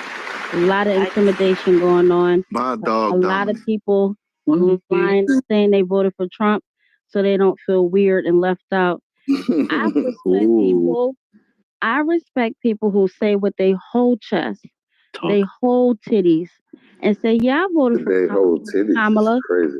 Talk about Guava. I voted for Kamala, and guess what? She lost. But see, some of y'all are so fucking fake, and you want to be down, you brandy ass bitches, right? Y'all want to be down so bad that you Man, would shut your goofy ass literally- up. You talking about this after the day it happened. Okay, so Dominic, I mean, you I voted you for want to answer Kamala, the prompt? but I don't have Kamala titties lost though. I because? have an actual chest, but I voted for Kamala. Lisa, I'm Okay, not what are the questions that you would like me to answer? Yeah, Oh, yeah, okay, I'm Dominic. just- Kamala lost because, like, Why? aside You from why you voted for? aside from the voice of the American people being heard, why do you think that the collective It's decided simple. against? The economy. Number one, the economy. Number two, open borders. Number three, taking tax money away from me and sending it to Ukraine to put us into World War III. Hold on. Are you voting for that or against that? I voted for Kamala.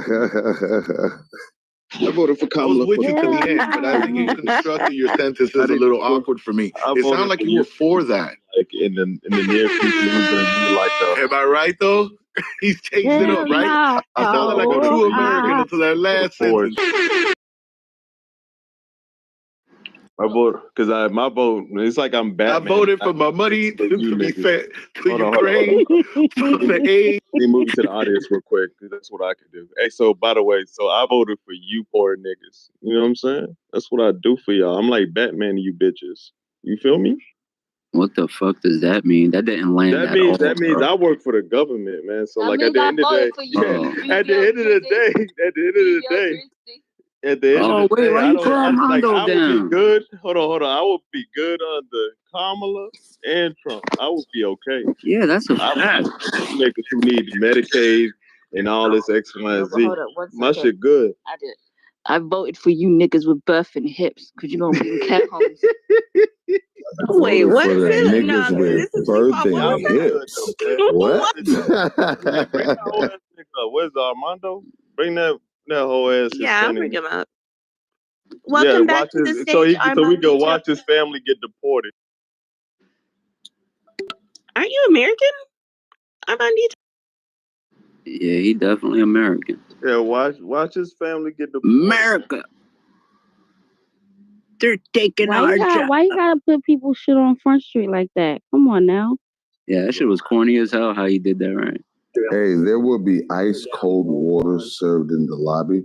If you're thirsty, grab one. What's up, Joe? What's going on, fam? You know I'm diabolical, man. What's going on with you? Your diabolical ass is crazy. It's What?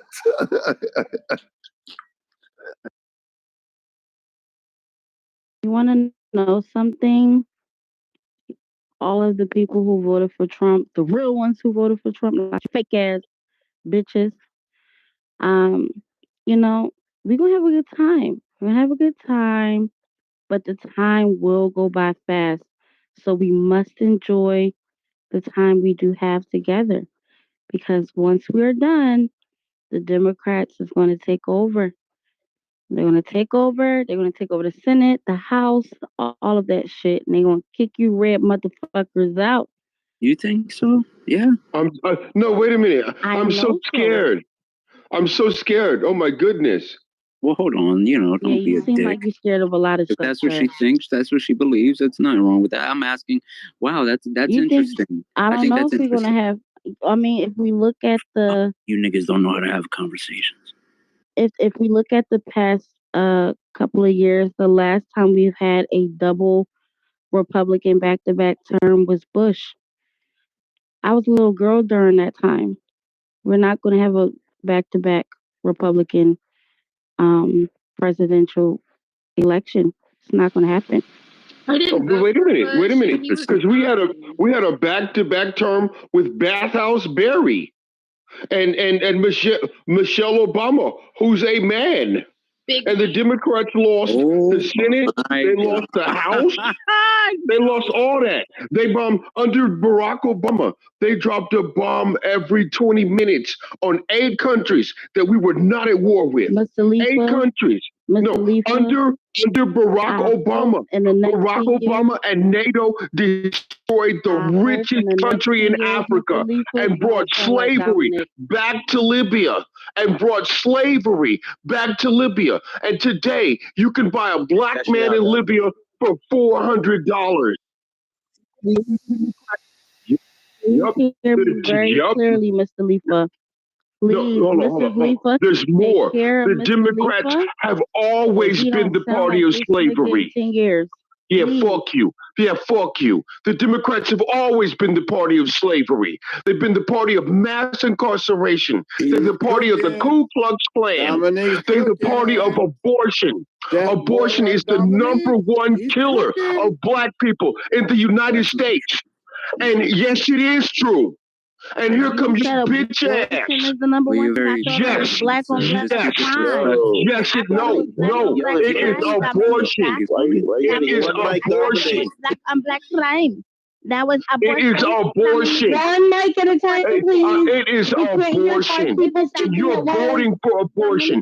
You're voting for the number one killer of black people in the United States. Yeah, shut the fuck up. That's why you have no man. Gentlemen, listen to this. That is some pussy you can keep. That is some pussy you can keep right there. One mic at a time. Which one is it, Dominica? That is some pussy you can keep right there. Ooh, I love people. You know what they say? You know You guys what gotta they help say her. about Apes, keeping good apes pussy? unite. It's about saving it for later.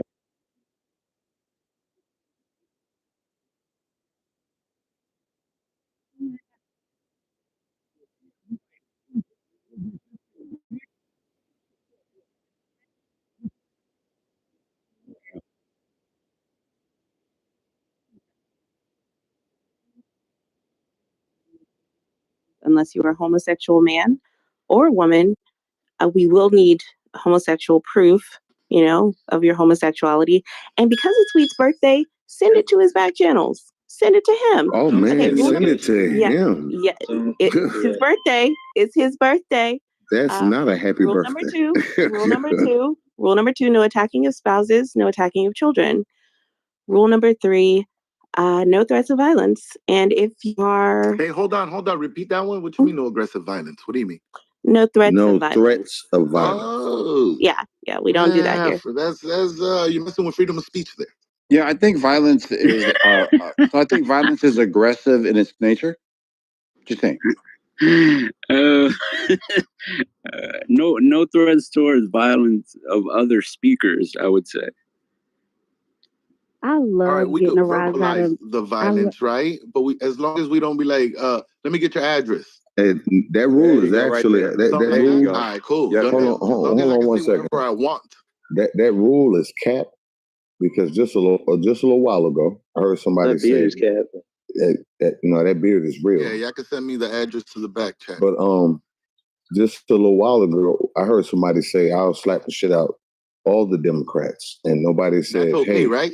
Yeah, nobody said, Well, "Hey, yeah, you can't." I mean, That's okay. you The rules don't are at the do... moderator's I get the rules. We're good. Yeah, to the moderator's discretion. It depends on the nature of the threat, credibility, no and direct definitely threats of violence. what is definitely never acceptable is dropping addies and like we're gonna link up like, oh, I don't want that on my conscience.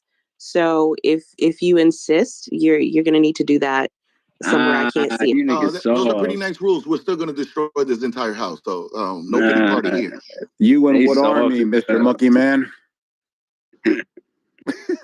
Yeah, bro, you guys sell people.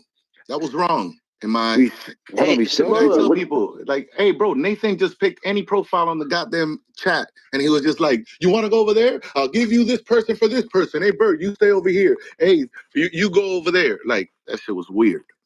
Oh, I didn't even hear that. Yeah, that shit was wild. Auctioning people. I hope he gave away guava.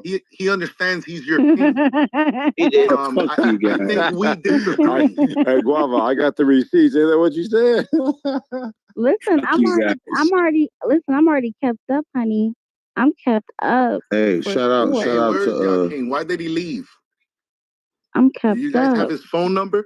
shout out to Guava. The rack is amazing. One boob is bigger than the other, so I know that they're natural. Man, Shout out shut to up. you Hey, for Simone, not did you doing want to that ask me extra something shit. earlier?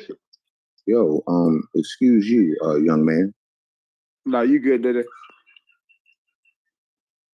Yeah, so I'm already an 8. Yeah, I'm already an 8. So yeah, Yeah, she's your problem now. Congratulations. mhm. You know what's crazy? When I'm over there on Talking Names, I'm actually a civilized queen. You know, I don't interrupt and I don't, I sit very cute, very demure. I like to learn from like intellectual people. I like to, adapt to my environment when I come over here. So a lot of you act like fucking retarded, motherfucking autistic kids. So that's how I like to act over here, like autistic, retarded kids. No, you know, this is the only place that you have any kind of goddamn attention. That's it. Oh, you mad because I didn't wish you a happy birthday? Do you have a relative that's autistic? You need to shut the fuck up, Guava. Wait till you broke which April, one's you heart? pushing it. You pushing it. Because I know Pushing Cora it. broke Concrete's heart. Whose heart If did I you go break? there, I'm gonna go too far and they're gonna kick me to the goo. So please watch it. Wait a minute, Cora broke Concrete's heart? Yeah, I heard it's a list of you guys that Cora them broke your heart. Cora's the original heartbreaker. You didn't know that? But it's easy to break You Concrete's can't heart. get your heart broken on the app. That makes you a full-on pause in advance. Tender Concrete dick. is the That's easiest what I'm heart hearing to- though. Wow. Yeah, that's Concrete crazy. Like, is the easiest heart to break. Y'all didn't know that? if you get your heart broke on the app, you are a complete and total tender dick. Pause.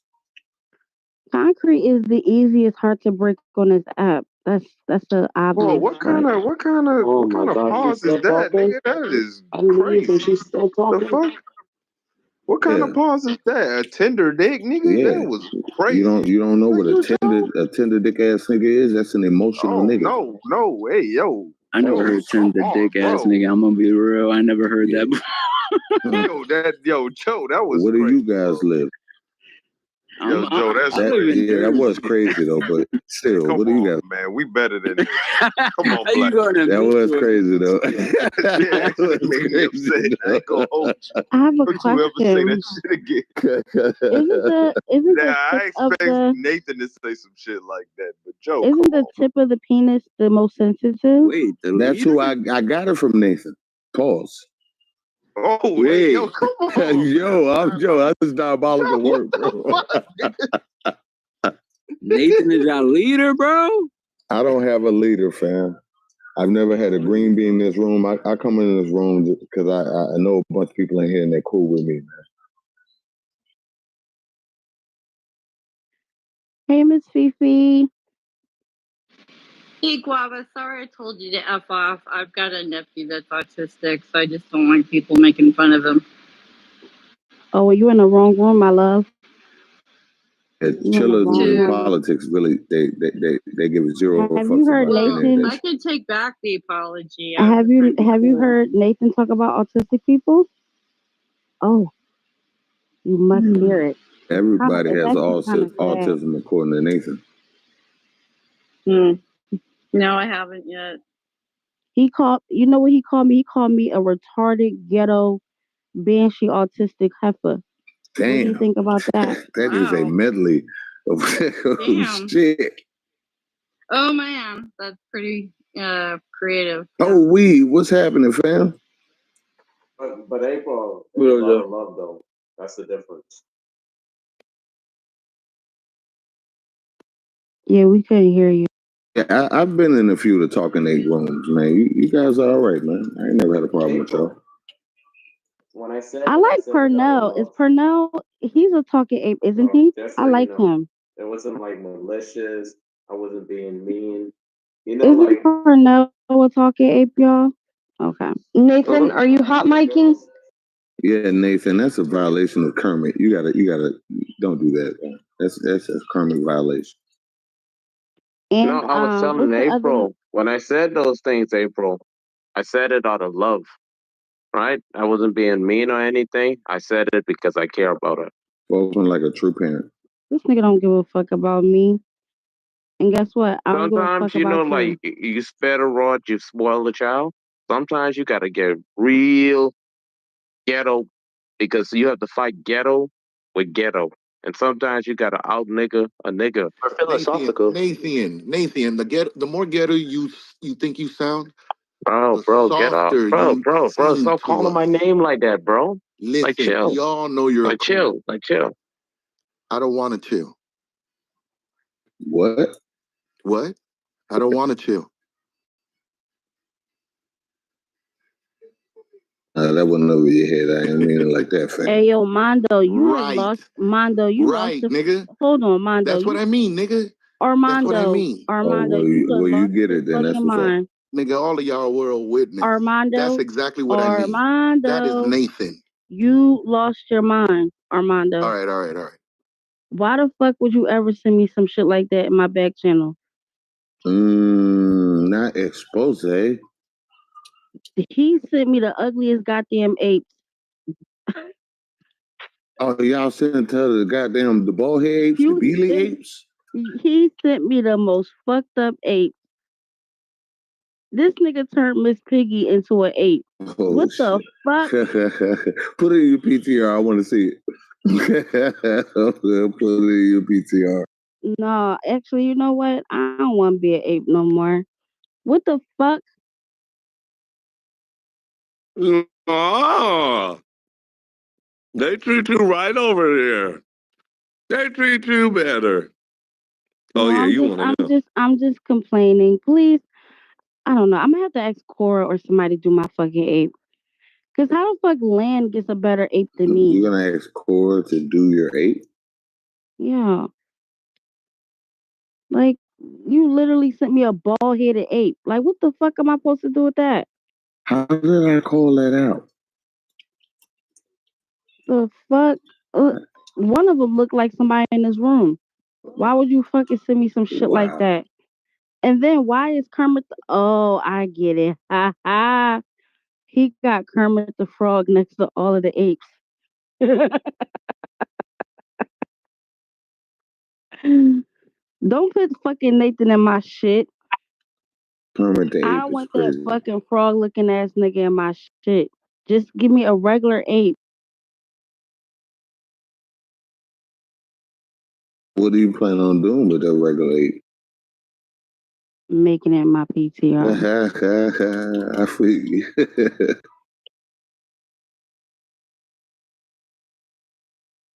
But anyway, but Chili's is a good room, man. Chili's, you know, this is not the room for y'all. I feel like y'all should make a new room because these fucking wannabe pretending Trump supporters, all they want to do is troll y'all. They don't want to come together. They just want to be proven right. Why you call them out like that, Guava? Why you ain't just let them live? Because I think Chili's and Miss Fifi are smarter than half y'all niggas in here.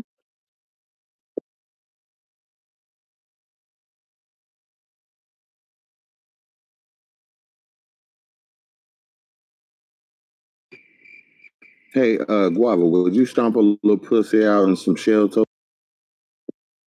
Nah, I'm going on mute. That's where you should have started. No. Let her do what she do. She think this is. It's okay. She think this is cute. I'm sorry I didn't wish you a happy birthday. I'm sorry. It wasn't important to me. Okay? I apologize. What? Somebody butthurt about you not wishing them a happy birthday? Yeah. I hope I'm not a grown ass man. It's Nathan and Wee's birthday, and they wanted, I guess, somebody to tell them that. I don't know. Happy birthday, fellas. I didn't know it was your birthday. Y'all got the same birthday? Shout out to y'all. Yeah, it's crazy because nobody even brought up the birthday except for her. Nobody said about that shit. How old are you? How old are you, Weed? I'm 45 today. Oh, that's what's up, man. You're not far from me. Damn, y'all old. Yeah, I'm older. I'm just kidding. I know, no, I'm older than him. So if he's old, No wonder why I'm I get on his ancient. nerves. He pushing 90. said I y'all. get it. He pushing 90, so I get why my youthful ass makes How old are you, Guava? It's like, no, I'm not youthful. How old are you? I'm 30. You are youthful. I got children older than you. Okay, so how do men approach the aging process? How do men approach the aging process? Like, are there milestones in manhood or the masculine identity as you? Not really. Men do men at 19. Men do men at 39, 59. Pause. And I don't mean it like that. Pause. Yo, shit. Yo, I didn't mean it like that. Been on one all night, bro. Okay. Yo, he been on a roll, bro. I didn't mean it like that. Pause. But Joe, are you the same man at 19 that you were? Are you the same man today that you were at 19? I am the same 8-year-old kid. That I have responsibilities. And this is for all men. We handle responsibilities. We do what men are supposed to do. We move how we're supposed to move. But when nobody's around or when we got chill time, we them same 8-year-old kids, man. We don't change from that. We just can't show it to everybody. Do you want to answer, Nathan? No, I was about to ask. I'll change the topic. We'll talk about like when does that like the brain start to develop for like women. No disrespect. I think some women take a little bit longer time, and it could be like to the height. Like shorter women, brain tend to develop a little longer. That's why they act childish all the way up to like 30s. You know what I mean? How tall are you, Guava? I'm 5'1". Ding ding. I think it's the opposite, dude. I think girls are way smarter, way faster. I think That's actually scientifically proven, Mike. Nathan. So, Mike, what are you talking about? He wouldn't know talking that about? He's also a short queen. So that's why. You're talking about like being able to learn. I'm gonna get out of this. I didn't know what I like. Damn, Nathan. No, but Mike, we're talking about. He's a short queen. We're talking about abstract reasoning and practical thinking. Like that's something they lack. You know. It is a known fact that women do, and often, not all, but a plethora of women do display delusion frequently. And men don't? So you telling me a woman might go out in a little lash? What? You telling me, Joe, a woman might go to a club in a little ass dress and some thick ass high heels and say in her head that she does not look like the average streetwalker? Like she's gonna come to that conclusion, Joe? No. Yes, absolutely. You said delusion. Well, yeah, I do want you to give examples of the delusions you refer to. Let me give you an example, right? So women will often ask their significant other hypothetical questions. And if they're answered wrong, it can completely change the mood of that woman. Niggas do that too. So. Yeah, that's very surface level. Yeah. I think you missed the mark on this one. Me. I have an example. What man do you know? I've never in my fucking life. I can give you examples. Pick me. I want to go. Go ahead. You haven't, but I can give you a better hypothetical. Coco, a woman would do this, right? A woman would say that, hey, look here. I want to be respected as a woman, but yet they walk out on the street and they do the thought walk. How does that make sense, Coco? How? What the fuck? What exactly is the thought walk? What's the thought? It's a walk? slut That hoe walk. over You there know it, walk. Coco. The Slut walk. thought is an acronym for that hoe over there, right? And it was a feminist movement that Amber Rose and a whole bunch of other quote unquote women. Do the thought walk and upload that shit on YouTube. Nathan, do the thought walk. Yeah. Asking I mean, honestly, that sounds like you did. I'm just saying, this is the example of the delusion. They say that, hey, I want to be treated and respected as a woman. I agree. I actually do think that there are women who are delusional, but you know, you have to be able to distinct who shows delusion. Distinguish. You have to distinguish the ones who have the delusion and the ones who don't have it. Yeah, that's why I said. That's why I specify. Oh, go ahead. What is the thought walk? The thought is an acronym for that whole over there. You said the walk. You said like a parade. Yeah, it was a movement that Amber Rose and a whole bunch of her stripper fans. You're talking about the slut walk that she had.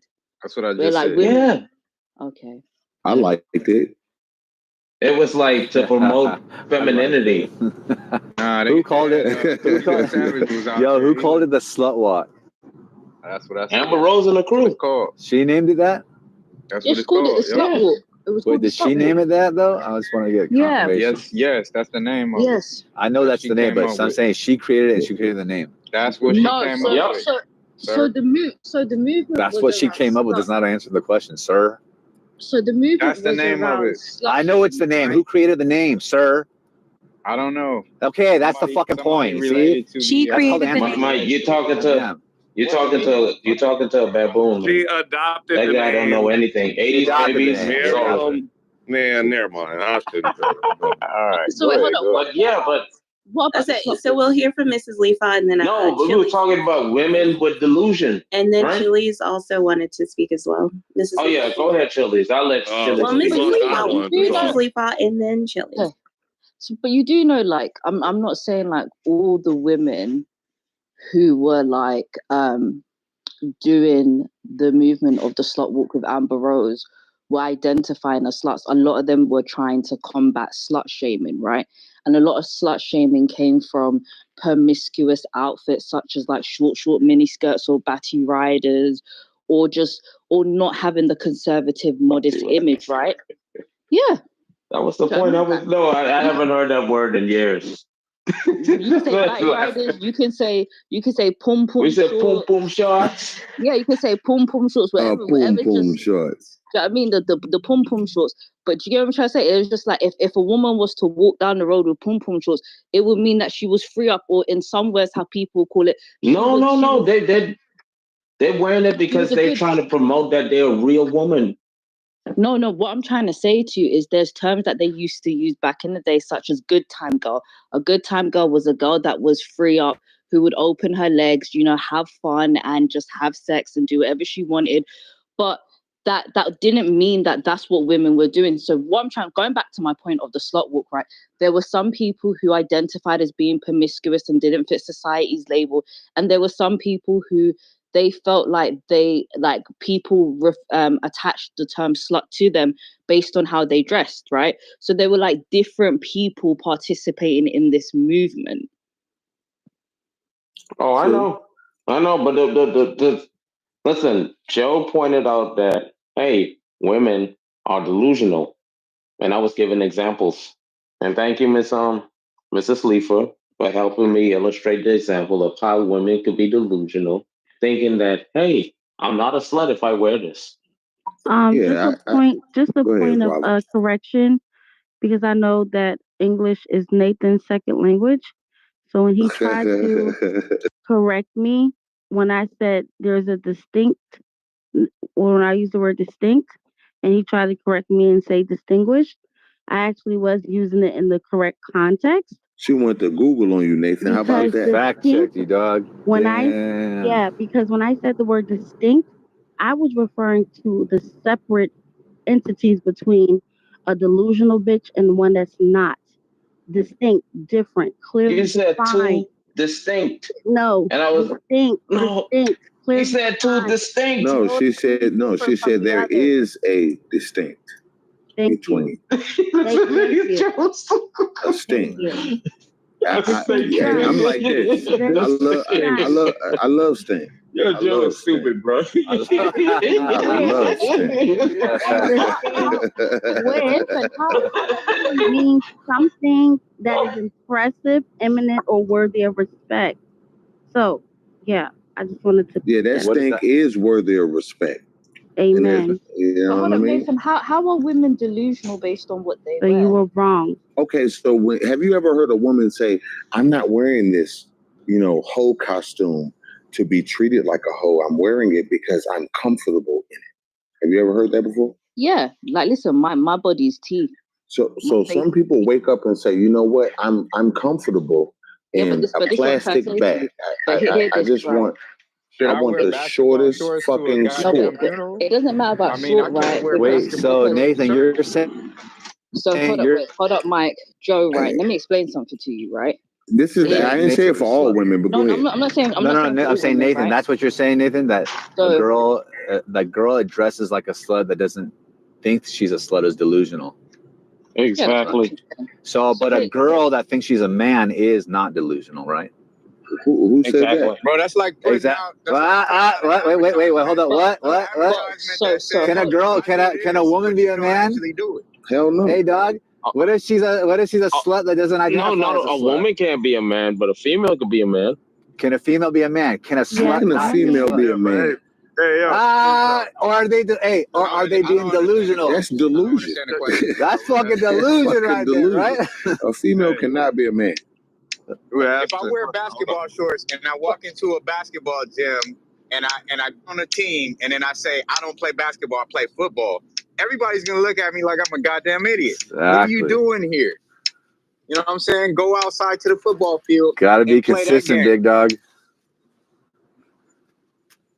And to add to that, if you walk in, so you agree with me, Mike? You tell me that women are delusional? Yes, they are. I think people can be delusional. And let's not. Hold on. I'm just going to clarify. I think people can be delusional, both women and men. And one example is if a female thinks that she is a male. That is an example of a delusion. Yes, I disagree. I disagree with I can agree. Who says that he's 6 foot but he's really 5'11"? Yes, that's also a delusion. That's delusion. Absolutely. Yeah, that's a delusion. He's just a liar. No, that person is a liar. He's only lying by 1 inch. Going back to my He's only lying by 1 inch. It's crazy. That's a short lie right there. Okay, that's a so white lie. Going back to my point of dressing, right? You have to understand that European styles of clothes fit differently on different types of women's bodies, right? We do have to acknowledge this. Like, for example, if I'm in a job and they expect down the science, if I'm in a job and they expect me to tuck in my blouse into my pants, and I'm a very curvaceous woman with an arse, right? Now it looks as though she put the R in there. Arse. Cool. Now it looks as though my clothes are too tight, right? And I'm being promiscuous and I'm showing off my body inside the workplace. But this is just how I'm naturally built. This is my natural. But you do be in the mirror before you go to work. Let her finish, man. Just let her finish. If I wore a blouse, right? If I wore a blouse and trousers that is correct to my size and it's designed by how it's set in the store and it sits differently on my body, how am I now drawing attention due to the fact of how I'm shaped? It's your fault for not wearing a shapeless, boxy dress because nobody can treat a woman with respect. My point wasn't that, Mrs. Leifer. When you my point wasn't that. Dude, they just give you some hand-me-downs anyway. My point was about women deliberately wearing these coochie cutters. That's what they call it over here in America. Gucci cutters. What's wrong with women wearing Gucci cutters? I mean, I don't have a problem with those. Niggas wearing daddy shorts nowadays. No, I don't have a problem with those as well too. But my point is this: that when you dress that way, men gonna automatically think of you as a woman, like you said, that likes to have fun or likes to sleep around because of their attire. Yeah, I mean, like in the woman's head, in the women, but to women, I just want to point, like you, but to women on that point, they shouldn't have to worry about what you niggas be thinking, because at the end of the day, like, but they know what men are attracted to. Me as a man, right? Like, whenever I'm wearing like clothes and X, Y, and Z, whether we're in the gym, and I'm pretty sure Mike understands this shit. Some of these, because Mike is the person who goes to the gym, right, Mike? Yeah. Some of you, like even men and women, y'all get intimidated because of how we're built too as men. We can't help it that you niggas be in your feelings and you niggas is hard. I'm not talking about intimidation. Whoa. I'm talking about delusion. You niggas is hard. What'd you say? No, bro. You missing the point. If this woman is single, it goes it's in the all same good. exact But if she got a man, why you wearing clothes that's gonna attract? No, my point was about the delusion. Them dressing up. My point was about the delusion. Them dressing up, thinking that they're not being looked at as a hoe. That point doesn't make sense, 80s. If I got a girl, she don't need to attract no other men. Your point doesn't make sense, 80s, because my wife is thick.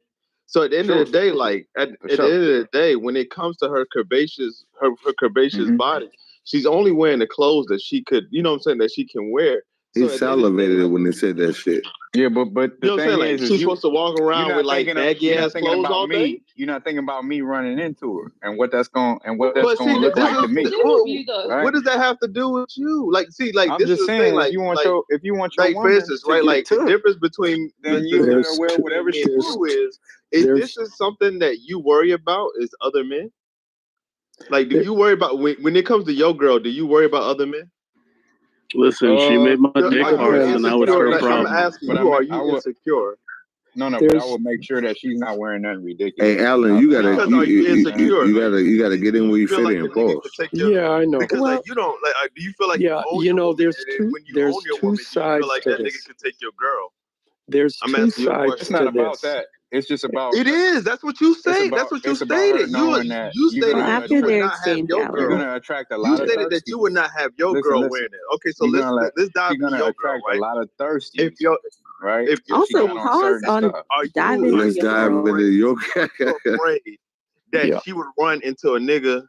No, I'm just glad she don't want to deal with that like kind of shit. Because I'm not gonna put myself in this because I already have a woman. Are you afraid of another nigga taking your girl? No. But what I'm telling her is you got to be careful about how you present yourself, because other people they don't know anything about. That was the point, Leafa. That was the point. Yeah, look, there's two sides to this. The point was about the delusion. Huh? Yeah. The point was about the delusion. The woman in her mind thinking that, hey, I don't look like a hoe. I just look like a woman who wants to show off their figure, right? And when they go out there, they get treated like they're home. Men are whistling at them. Men are approaching them thinking that, hey, they about that life. But in their mind, the clothes that they wore, they thought that they was not being portrayed as a hoe. That's the delusion. Okay, let me tell you something, Nathan, right? I could 100%, even in America, even in the UK, I'm a very pretty woman. I'm beautiful. I know myself. I know how I look. I can walk down the road, right? I have a resting bitch face. I'm not mad at nobody, right? I just have a resting face, yeah. A lot of the times, do you know how many times when I'm by myself, men tell me to smile? They tell me, hey, smile. You're too beautiful not to smile. It doesn't even matter about what the fuck I'm wearing. They always feel the need to tell you, like, how to look, how to present yourself, when to smile. And you're just like, bro, like, I'm peacefully just in the grocery store shopping, and you want to tell me that that I should smile, or you want to come up to me and tell me that I'm beautiful. Like, I never said you can't look at me. I never said you can't admire me, but you think that it's okay to come up to me to tell me that I'm beautiful like I don't fucking know. And if I do it, nobody knows your situation. Wait, I'm telling you something. You like we can read your mind and say, no, but wait, what I'm trying to tell. I'm not talking about Alan, you gotta stand on 10, no, fam. hold up, because you're talking about. I can't. Hold on. Nathan's wrong that it's delusional that a woman shouldn't expect to be treated like a hoe.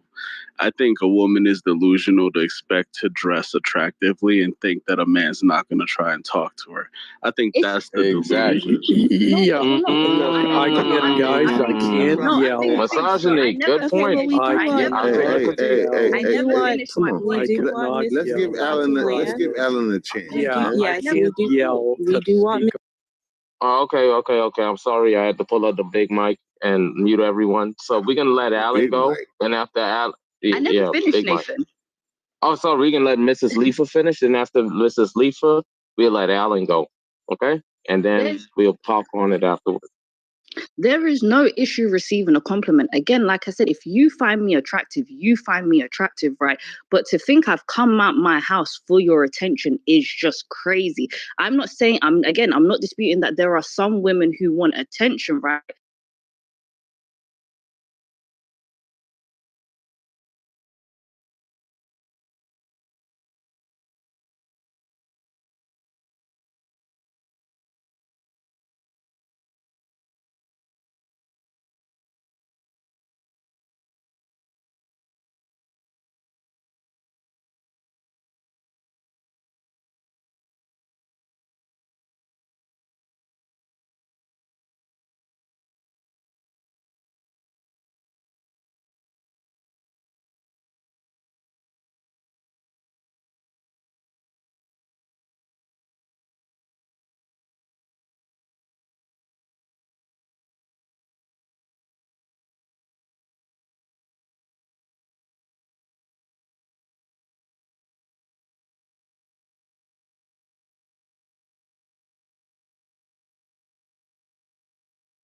Let me show you how we do stuff around here. Actually, my department uses Monday.com, so I'm good. A work management tool. Thank you. Thank you. I started walking towards the stage 3 comics ago. 40 years ago, when I started doing stand-up, everyone told me it was a great way to meet women. We'll see. I joined a dating site for people my age called. Thank you. What a day I had today. Today I spent the day converting my son's bedroom into my office. That should get him to move out. I tried everything. Well, it's so nice to be in front of people. You know? Yes. Oh, I've been a little depressed. You know, we didn't see my wife's family for Easter. We didn't see them for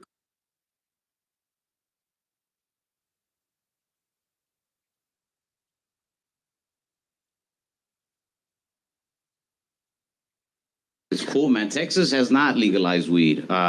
We've been asking them to, and they just gave us more guns. We legalized open carry. We were like,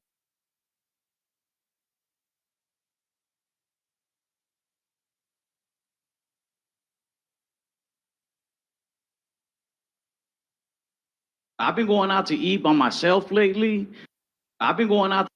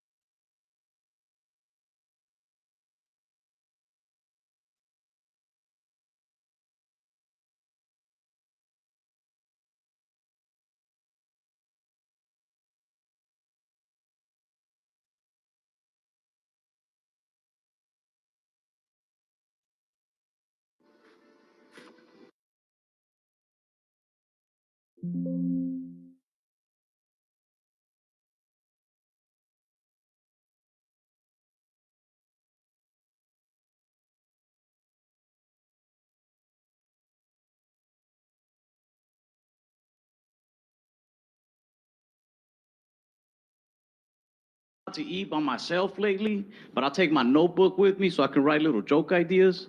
And I noticed, like, in different parts of town, sometimes people will try to guess what I'm writing in the notebook. Like, whenever I'm in hood type areas, people are usually like, oh, he's writing raps. Right? But whenever I'm in like a nice uptown Starbucks, then people are like, oh, he's writing raps.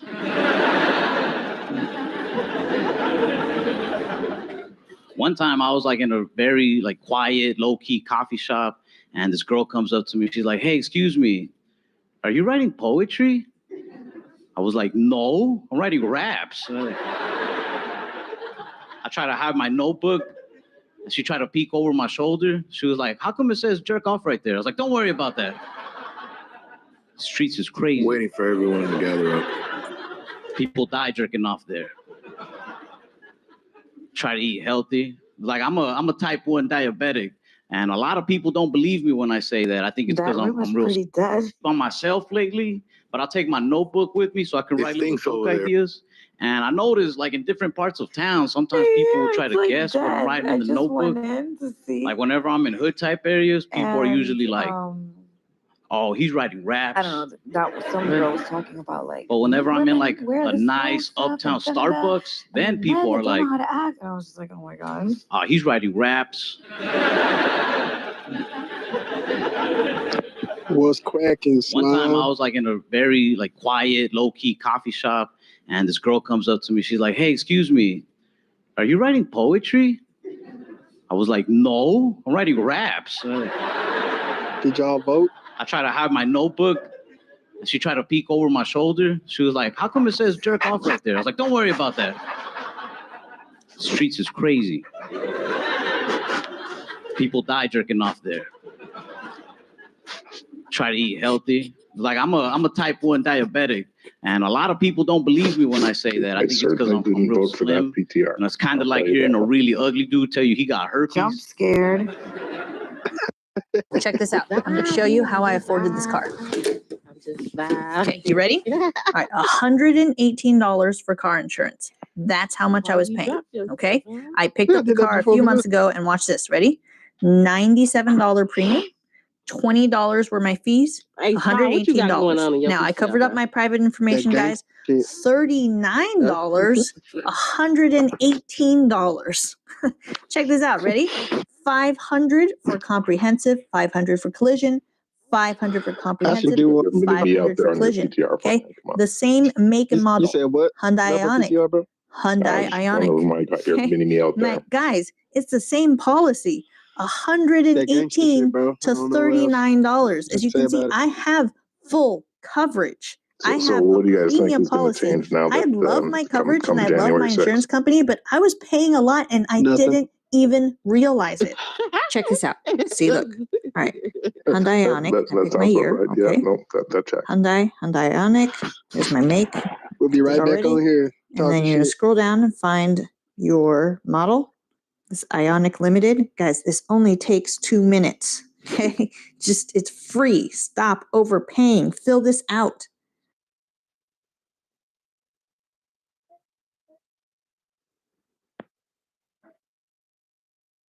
See this property on Craigslist for $4,300 a month? Well, it's been sitting empty for the last 28 days. And there's 44 million long-term rental properties sitting vacant all across America. Now, what if I told you that you could potentially collect your first check from empty property? People just look at you like, you got it? Yeah. Yeah, I'm listening to this. Like you think you got it or the doctor told you you got it? No, doctor did tell me. I was diagnosed like at 6. And I had that same doctor from when I was 6 up until I was 18, which is a long time to have one doctor. So when I left, I thought it'd be nice to leave him a review on his website. So who knows him better than I do, you know? I was like, this man was my doctor for the last 12 years. It presents him with the impossible decision, right? Like either we kick him out and still diabetic. Not free speech, or we don't kick him out and then take over the room and the whole conversation is about the others. It's like I left the 1 star because of the nurses he had worked for him. They used to try to lift you up, and I didn't like it. They'll say things like, you know, in time, You could actually find that diabetes could be somewhat like of a blessing in disguise. That's the hilarity of it. Like, I think I'd rather have just a regular blessing. Quickly, and people are like, what happened? There was a civil war. Like, part is really messing with my blood sugar. They got so pissed that they want to censor. And then they turn around and they're like, everyone's like, hey, I thought this was a But I took her advice. Why are you censoring? Years down the line, like Florida coming off some of my mic, friends started to fight. Warning number one. This dude pushed me. I was like, wait, dude. In my head, I was like, diabetes. Why are they warning for? I didn't want to fight him, so I said, hey, man, you don't want to do this. I'm diabetic. And this is one of those little things that sucks about living in America. He goes, me too, and then punched me in my face. I mean, I've never cared about like a weight problem or a diabetes problem in this country, but when that happened, it's out of control, man. Diabetes. I saw it as like, come on, man, we got to stick together. But he saw it as like, nah, like he isn't two types walked like, in, one type's walking out. Nobody needs to. I do. I go out to eat a lot. I've been having this problem at restaurants where I get skipped in lines pretty much every time by white women. Not saying I'm angry. I'm just saying it's usually you guys. But I don't think it's a race thing. Like, I don't think white women are skipping me because I'm Hispanic. I think white women are skipping me because I'm short and Hispanic. Like, hear me out. You see a 6-foot Latino dude standing in line. That dude has it's the same with theist atheists, right? Like, you respect you run into people in that line. who are so but they see me married to their 5'7" Hispanic dude beliefs and their scriptures or their God, that they prioritize that over, the positive outcome that's supposed to come from it, right? And the reason I say it is that I've met Christians on this. I don't say anything though. I don't never once preached. Big deal. If anybody's wrong in the situation, it's me. Scriptures, whatever. White girl, I'm like, and those who have, but whose actions. If it's like a white woman that has a ring on her finger, you know what I mean? Like whose actions tend to be Christ-like. And those are so much more convincing to me I feel like I learned of the Christian faith than any argument from any scriptures, right? Like, you're gonna regret that. Those who lead through example are so much more convincing than those who are just filled with vitriol and hate and quote scripture. And like 2 days in later, order to my old neighborhood to visit my grandma. Again, like, they turned their house into I don't think there's anywhere in the Bible where Jesus said, worship the scriptures, worship the Bible. Nowhere in the Bible did Jesus say, worship me. He said, follow me. Right, but he didn't say honestly, worship. I kind of like when I get skipped. But by he white did ladies. say, only the older ones, because they do it with like some guts behind it. Shall inherit the earth. You know, like older white ladies with little glasses. They'll get right in front of you and then look back at you like, what? And why people don't obsess Go ahead, over say that, something. Rather than obsessing. This is a target. Who do you think they'll believe? Vitriol and hate over like, oh, I'm like, fair enough. Fair enough. Oh, I don't know where I fit in. I really like don't. That always I can't even hang out with my thug friends anymore. We'll be smoking together, and then they like to say cool thug shit, but it'll also hurt my feelings a lot of the time. These men dressed accordingly, like these. They get real dramatic when they hit the joint. Like, I mean, when you read the Bible, you can tell. Man, dog, you know, when I think about it, you know, all my real friends are either dead or in jail by now. Like they were distinguished between they were distinct between the Gentiles and the other Jews, and even within the Jews. Like, give me back my weed, man. Their powers, right? Like you could tell, like changing my Hulu password too. This is a true Israelite. That's for my real friends. Probably had something on. I got like my suburban friends too, but they're like college kids. He was also, he was a fairly respected Jewish scholar himself, by saying yes or no. They always gotta say stuff like, I know he spoke Aramaic, and weird. He would have. That is the strangest way to answer a question. You'd assume that he would have dressed the same as James. I was like, yo, James, Jewish people in this community. A couple weeks ago, we were hanging out at that bar, and you seemed to hit it off with that one girl. And I've been meaning to ask you, did you two go home together? He was like, you're thinking about Jesus, right? You know me. Yeah. I was talking about this man like, named Nathaniel in the book. She's been missing for like 13 days, man. He was able to recognize that he was a true Israelite from the beginning. I don't know you at all. He was approaching him like, I have no idea. Like these my educated friends are trying to get me Muslim into politics more. They're like, man, you don't ever see these immigrant stories on the news and get upset. You know what I mean? Because our parents were immigrants. Doesn't it make you mad the way because even the Islamic look, right? Like the idea of the burqa or the hijab. Everybody has that didn't originate in the Quran. I mean, there's nowhere in the Quran that speaks about the hijab or needing to cover the face or even the hair. It talks about modesty. But the tradition of the hijab or the care much. The burqa is a started watching tradition, CNN. They were doing this that originated with the desert people in Africa. Right? They copy. The first thing they copy. I think it's 80% of Americans don't trust President Xi Jinping. And I don't think that's true. Another radical because I don't think 80% of us knew China had a president. We read the book. Traders, we spent a decade and hundreds of thousands of dollars building an option trading algorithm so you don't have to, and if it doesn't perform, you don't pay. If you are currently trading and you are not seeing consistent results, then listen up, this is for you. Our company, Skyview Trading, will implement two key things for you to start generating consistent trading profits. And here's we're going to give you and maybe this is where our proven trading strategy. A big reason the majority of traders are experiencing inconsistent results is because they're trading directional strategies based on patterns and technical analysis. And trading in this way means there's really only a 50% chance the trade actually plays out the way you're hoping. You may get lucky occasionally, but as time passes, you'll end up at break even or even at a loss because of how the probabilities play out over time. Instead, you need a high probability strategy that doesn't rely on market direction or technical analysis. If that's your Trading in this way has given us over a 95% win rate on our trades. It's been battle tested through various challenges, including flash crashes, elections, political unrest, global pandemic, and it's held up through all of them. Putting the probabilities in our favor like this allows us to build massive consistency in our trading, even when the market is negative, like in 2022 when the S&P 500 finished down 20%. Rather than having to play catch up, we outperformed the market by 40% in 2022, allowing us to compound our accounts at a much quicker rate. And second, we're going to give you direct access to our proprietary algorithm for trade execution and management. Not only does our algorithm tell you exactly which trades to place, we've also developed a data-driven approach for trade management that tells you exactly when to take profits at the most optimal times. We found this alone has increased our profit by over 1.67 times because we're completely removing human error and emotion from the equation. Managing these trades can be done in as little as 10 minutes per day, which is perfect for people who don't have time to sit in front of a computer all day staring at stock charts or sifting through news articles. This is by far the best way to put your capital to work without creating another job for yourself. And the best part, if our strategy doesn't perform, you don't pay. So why can we make such a bold statement like this? Take a look at this chart. This line here is every trade we've made since January 3rd, 2021. Our high probability strategy combined with the unique way we manage our trades has outperformed the S&P 500 by over 60% over the last 3 years. At the time of recording this, our count is up 72%, and the S&P 500 in that same time frame is only up 11%. Notice how consistent this line is. This is because we don't try and hit home run trades. We just hit singles and doubles over and over and over and let them consistently stack up.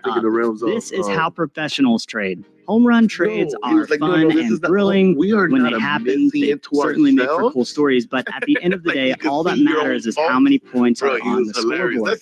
This is why we're able to compound our accounts at a much quicker rate without the stress associated with other styles of trading. Over the past 10 years, we've worked closely with thousands of traders with all different account sizes and incorporated our strategies and methods into their trading.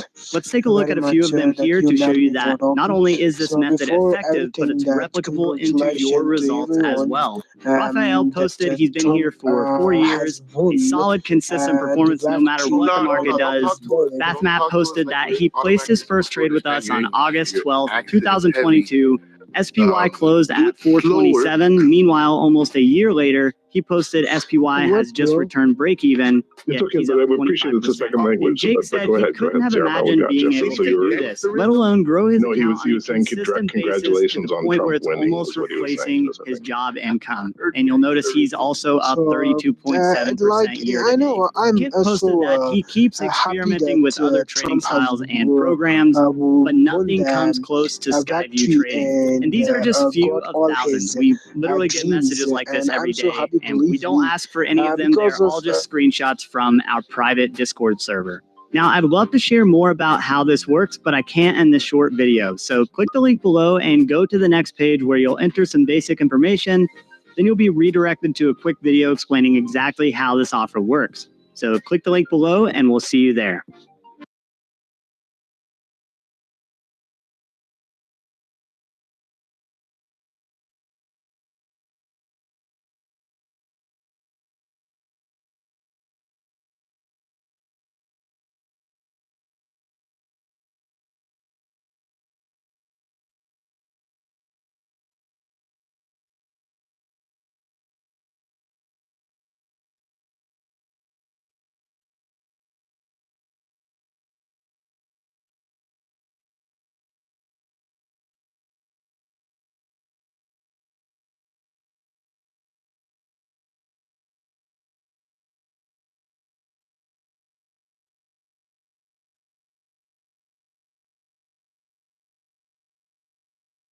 It's good to be here.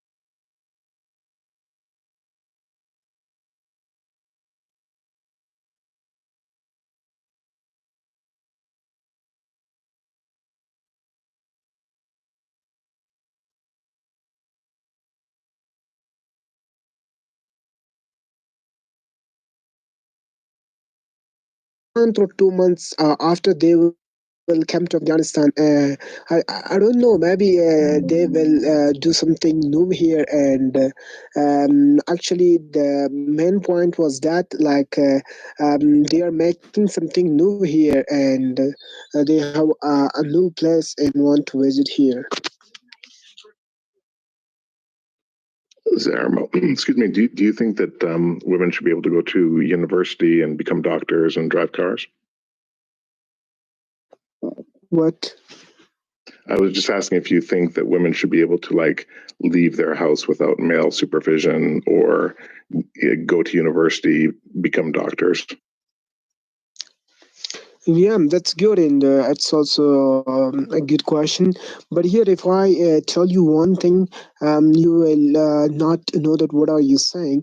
All the rules or all the systems of Taliban, it's better. But one thing that it's not good that they are not letting girls to go to school. They are thinking if I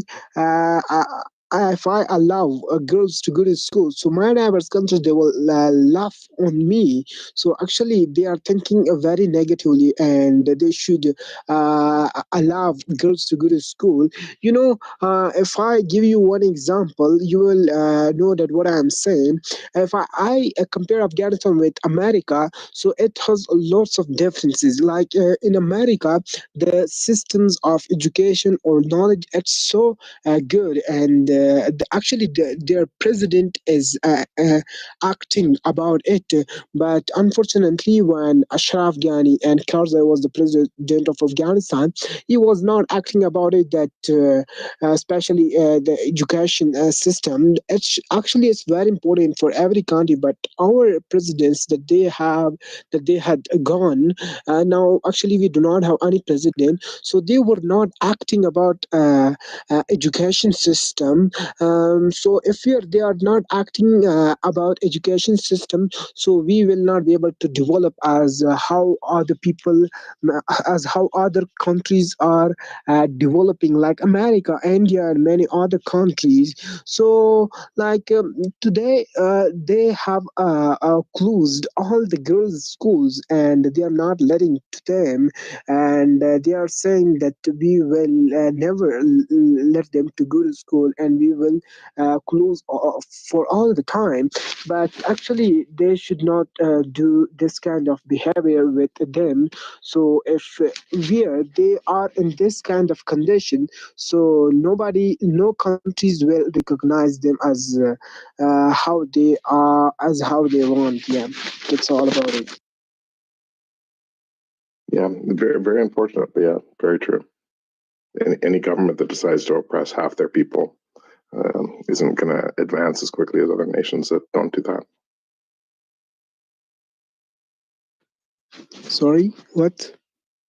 I was just saying that any nation that oppresses half of their population will never advance as quickly as nations that don't do that. Yeah, actually, it's a good question. But here, if I tell you one thing, you will know that actually it's also true. The population of Afghanistan, it's very much, and Afghanistan has lots of population. So some of the people, they are suffering here in Afghanistan from the hard poverty, but actually they are silent and not telling to the Taliban that we are in this condition, But it's the responsibility of government that they should save every people from the poverty and do something well for them. And whatever the population or the people of Afghanistan that they want from Taliban or the government of Afghanistan, they should make it for them, and they should do something well for the poor people that we have in Afghanistan.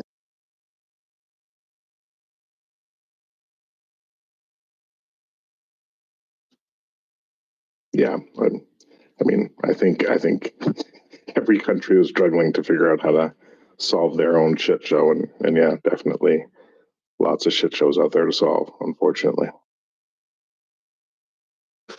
Yeah, bro, that's good. And I want to tell you one plan of myself. Next 1 month after I will graduate from school. I'm 18 or 19 years old. Okay, so when I graduate from my school, I have one plan with myself that I will go to America for getting education. Because due to this, I know about lots of universities like Oxford University, which we have in America, and there I have more close friends that they will help with me to get education as well as I want. And beside of it, like if I compare Afghanistan with America, the knowledge of America, it's very upper than Afghanistan, so I should go there and want to fulfill my dreams and want to get all the knowledge I need there. And actually, it's my third year. But wait. Why do you have to go to America? You have access to the internet. You have access to large language models. You have access to the world's knowledge. Why do you have to go to America? I didn't get properly. Sorry. So I was just asking, why do you have to go to America? You have internet. You have access to all of the world's knowledge. Why do you have to go to America? Not only me that how this kind of a dream, but everyone want to go to America, and they want to move to America because without doing something well here in Afghanistan, actually it will not be better to do. But if once we move to America in life, we can develop and can achieve and can manage the system and rules of Afghanistan. But and the sad reality is, can I just tell you what the reality is that all of these immigrants who think like that, they're wrong. They come to America and they are the pieces of shit of America.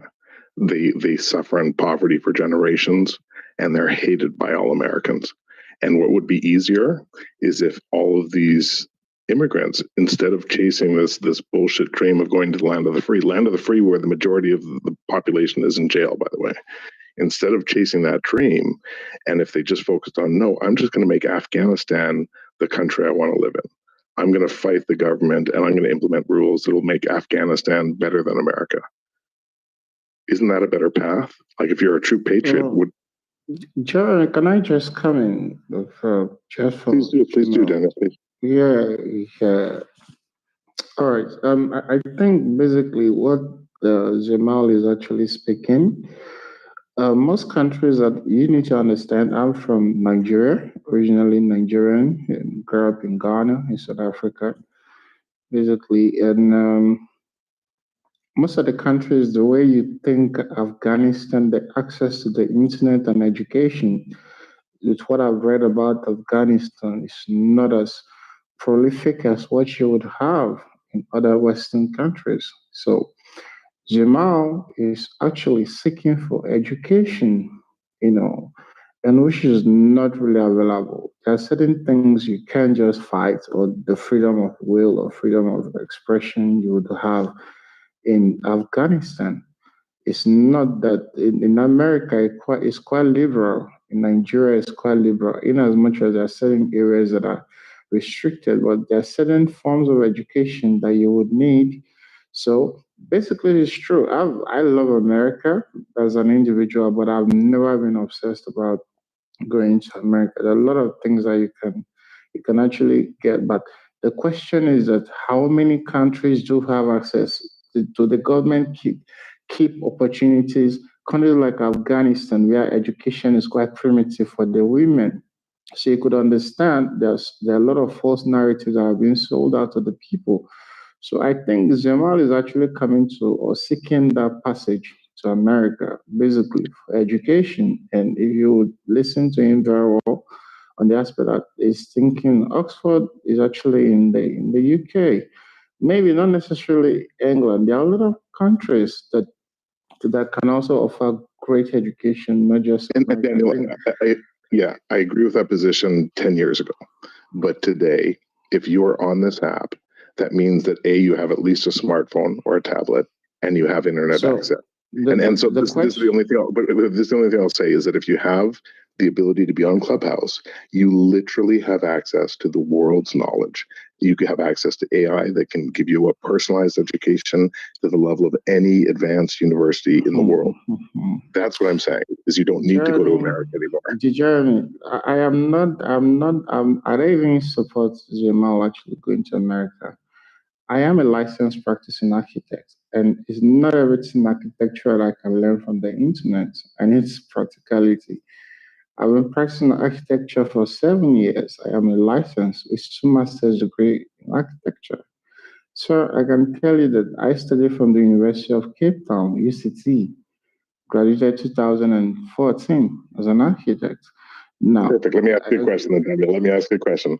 During your education, do you think that if you had access to an expert who personally taught you one-on-one, based on your knowledge, in order to get you to the knowledge level of being an architect, rather than being spoken to in a lecture hall with 100 other students, whether you understood or not, just some guy droning on, no conversation? What's a better way to learn?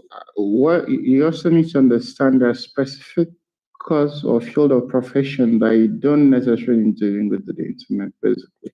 If you are going to the internet, it's essentially for research. Example is medicine, architecture. Those are like professional courses. It's not like you're going to do literature or going to do social media management or cybersecurity. We're talking about fields of profession that require certain kind of, AI can teach that better than humans today. No. I'm not saying you can. Architecture is not, or medicine is not something just go to the internet. Come on. I mean, basically, I lived like 7 years in the studio. As a student, as an architecture student, stay in the studio. Now, I need that human interaction. I had to travel virtually all the African countries. I've been to like 55 or so African countries. As I speak to you right now, I'm speaking from Rwanda. I came for a design presentation, and I will be leaving back to Johannesburg on Friday. So right now is like 4:46. So basically, what I'm saying is that certain kind of a profession that you don't need to go to the internet. Basically, go there for research, not as a classroom, But that is not about me. The question is, what I would suggest to Jamal, America is a great country. Basically, I've been to the US. It's a very fantastic country to live in, a lot of opportunities. But in terms of education, if you are seeking for education as a passage, I would also suggest look at other countries that are part of the UAE. You can also look at other countries like in Europe that gives a lot of opportunity. I recommend Canada. Canada is a great country if you want to look. Most of the time might be visa challenges, and look at other friends you can also connect with. In terms of your people in your country that lives outside your country, you can understand where you are coming from, who understands the history and the culture, your beliefs, basically. So seeking for education is something that I am 100% in support of.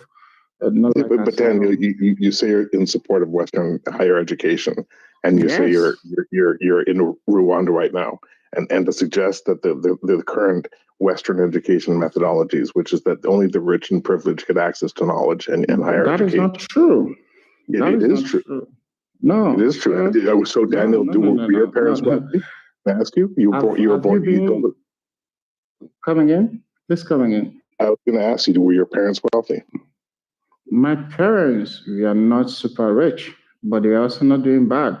It's not even about the wealth. Now, education is not about, in Africa, basically we have free education. Yeah, we have, in fact, as a matter of fact, being a Nigerian, I come from the southern part of Nigeria, a place called River State. We have the vast majority of the wealth in the country. I'm familiar. Coming in? No, I'm familiar, yeah. Okay, now I come from River State now. Other than that, Nigerian education system is not all that perfect, but basically it's also not bad because there are a lot of opportunities. It's all about you as an individual. What do you want? You must not become an architect or a doctor, there are other field of profession. Now, going to school doesn't mean that your parents must be rich, because we have basic programs the government have actually set out for you to embark on. So it's not just about, oh, you have a super rich. Now, there's a certain form of scholarship that the government also provides. But Daniel, you also know that to get those scholarships, you have to at least have parents rich enough to send you to elementary school. No, that is not true. That is not true. I don't know how it works in America in terms of education, but basically in Africa, we have a lot of government-funded scholarship. You must not go to America. Like, I didn't go to America to study. But sorry, just to be clear, you're saying that Nigeria has government-funded scholarships for children 100% to go to elementary school. To go to elementary school. Yes, of course. Kindergarten. Yes, kindergarten. Now, let me tell you, even not just in Nigeria. Now, let me expand it now. In Ghana, you can check it up. Like from middle to grade school is actually free education. They call it free SHS, which is funded by the government. And not just even that, we even have like other private, citizens of Africa. We have a lot of people who invest into education here in Africa.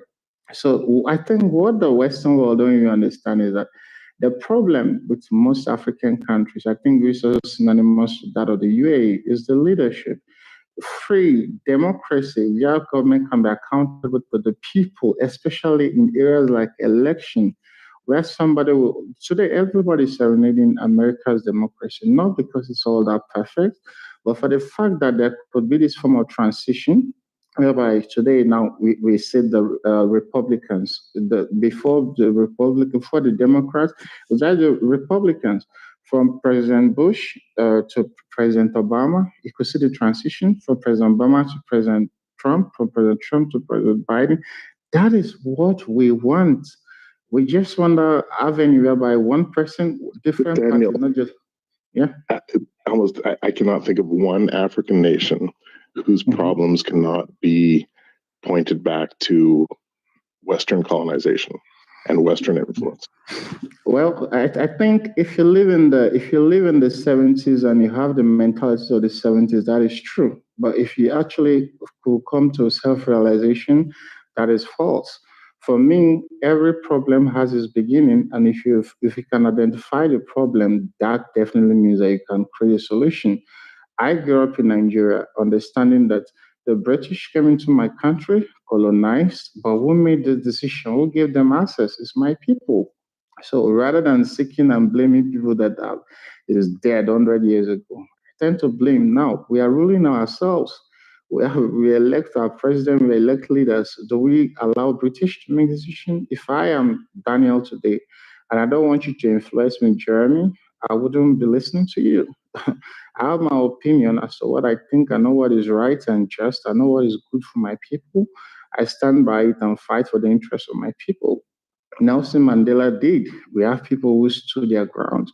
And Kwame Nkrumah did. We have people who stood their ground.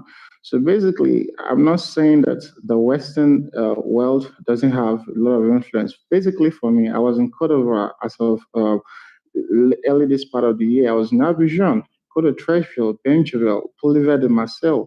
That country is being influenced by the French colony. When you move all around Abidjan, you see a lot of French guys, Turkish guys, Lebanese. I don't want to see that. Ivorians don't get the basic amenities as they deserve. The French colony, Macron, and all the white, people still taking money, still taking cash, still draining. Yeah, basically. So I would want Africans, I would want the real Ivorians to be part of his own.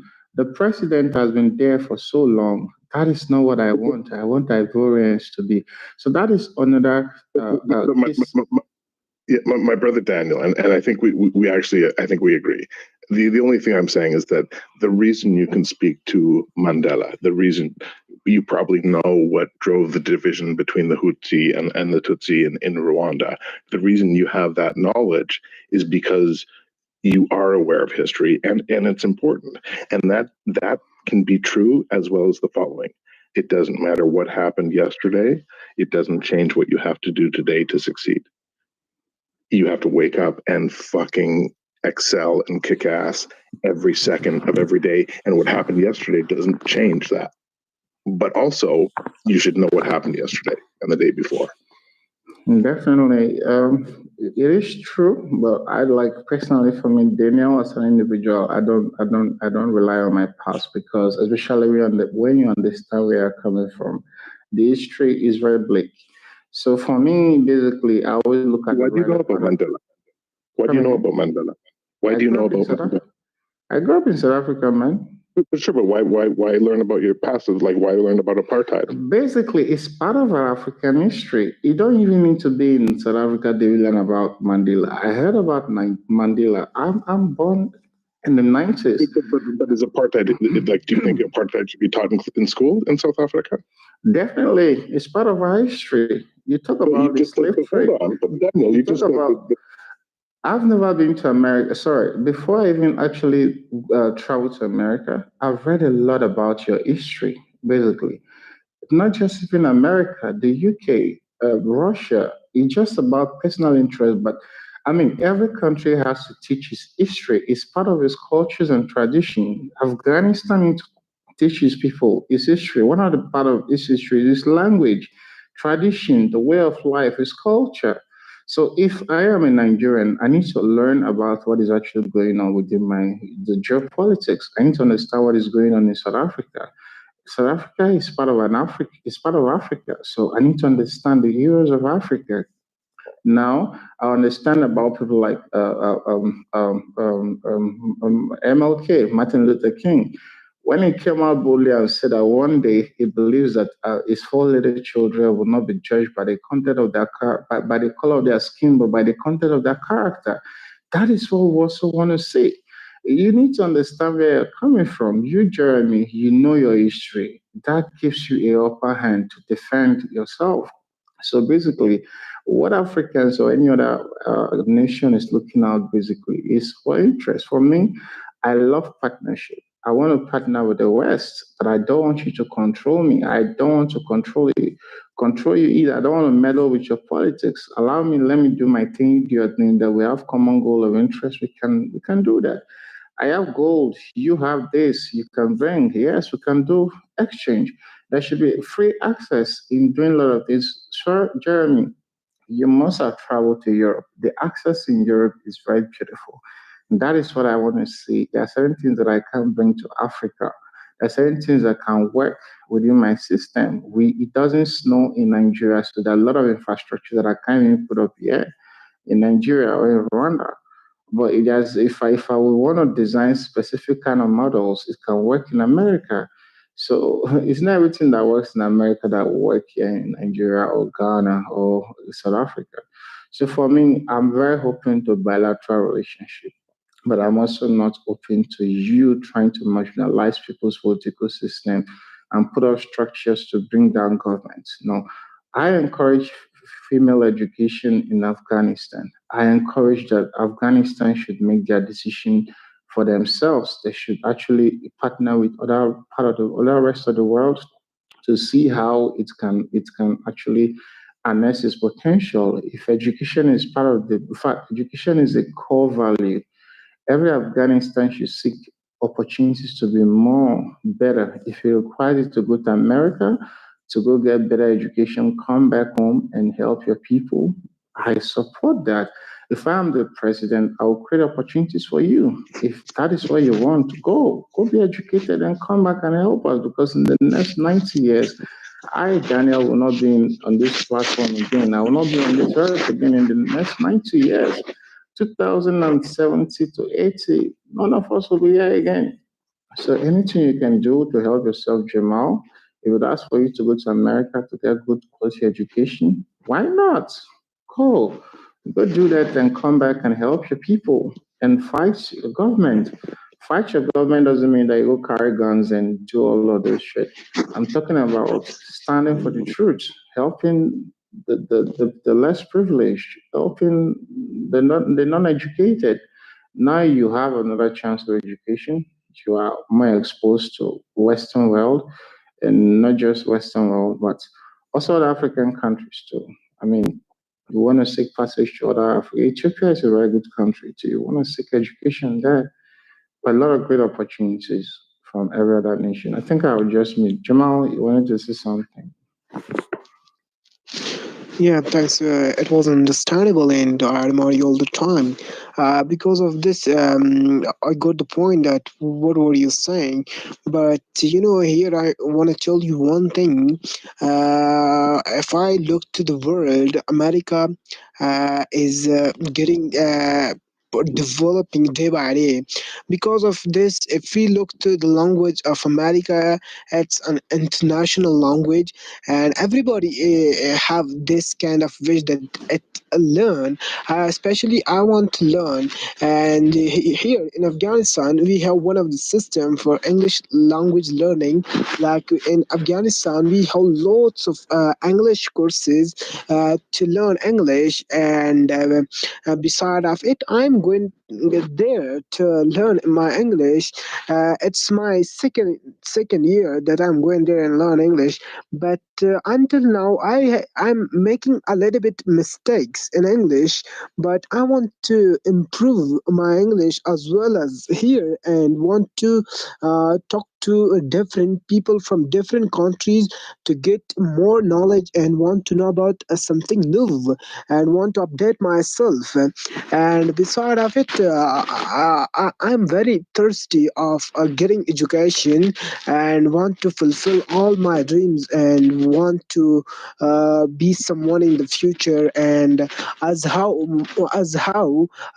today as I'm observing that America is developing, so one day will come that my country will be also developing, and people will be proud of me. Oh my God, what a person that he was, and he was trying for himself and his country, and get the victory, like as how other countries are getting. And that's all about it. And here, if we are acting like the condition of America, so we will be able to fulfill every kind of wish, like as we want. And that's all about it. Yeah. Jamal, can I just say this, man? I'm like, I've had many conversations today on Clubhouse. What you just said is probably the most awesome thing I've heard today on Clubhouse, man. Like, your English is awesome. Keep it up. Like, keep working, man. Because it's really, I know how hard it is to speak a second language. It's awesome. And if someone said that, hey, the outcome of this horrible war that happened in Afghanistan was that someday, Jeremy, you could sit on a shitty social app on a smartphone and talk to Jamal, who lives in Afghanistan, who was born after 9/11, and he learned how to speak English, and he's talking to me about how he wants to make Afghanistan better. Like that just fills me with hope and love, man. I appreciate that. Don't give up on the English lessons, and your English is awesome, and you're going to do great things for Afghanistan, man. So keep it up. That's awesome. Yeah, that's good. I got the point. But can I ask one question? Sorry. Of course. Yeah, Jeremy, I know that you're not a teacher, but actually, I'm a little bit upset about it. Like in America, in English, we have two kinds of accent. One is British, and another one is American. So, what do you think? Which one is better to learn, American accent or British? It's a great question, because where I live, I'm Canadian, and I live in a part of Canada where they speak French, and it's a different type of French from France French. So it's very similar to American English versus UK English. And I would say that in the West, and this might be controversial, but I think in the West, a British accent is more respected than an American accent within the English speaking world. And that may be a controversial statement, but I feel that's kind of the case. In the same way that a French accent from France is typically more respected from, let's say, a French accent from Senegal or from Quebec. Well, I don't think it's controversial. I think that is a fact. You understand? So, my country, we actually we speak more of the British English. So, American English is very good, but in terms of very great, English, but it's called English for a purpose. It's called English because it comes from England. So meaning that you have to look for the source. But what's ironic, Daniel, is So, that like one go ahead, second. Breezy, go ahead. What I coming wanted in. to, yes, Let me just hold up. Okay, but let me you just finish finished? it. You kind of finished?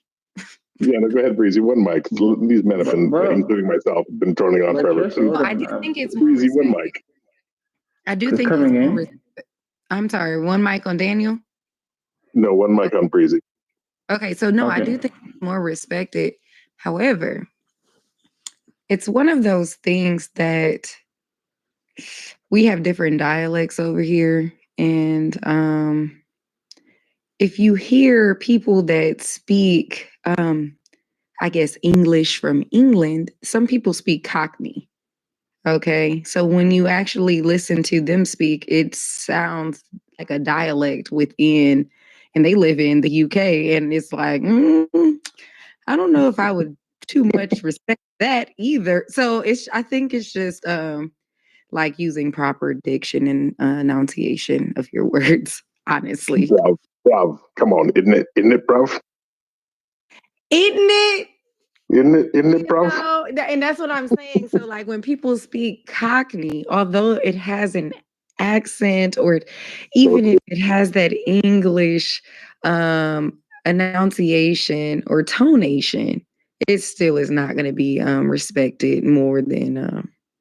That is so true. And that's all I wanted to just throw out there. It is so important, Breezy. It is so important because Jamal, what Breezy was saying is like, your question was like, British English or American English. And the reality is like, here's American English, right? Like there's a huge range between shitty American English and good American English in the same way, like there's good British English and shitty British English. Exactly. So basically, Breezy is actually American English, very American. Jeremy is Canadian English. Daniel is typical African. Wait. You said I'm what? American. Ich spreche like Deutsch, bitte. What is that? Yeah, so let me try and translate what Breezy, Canadian translation, what Breezy was saying.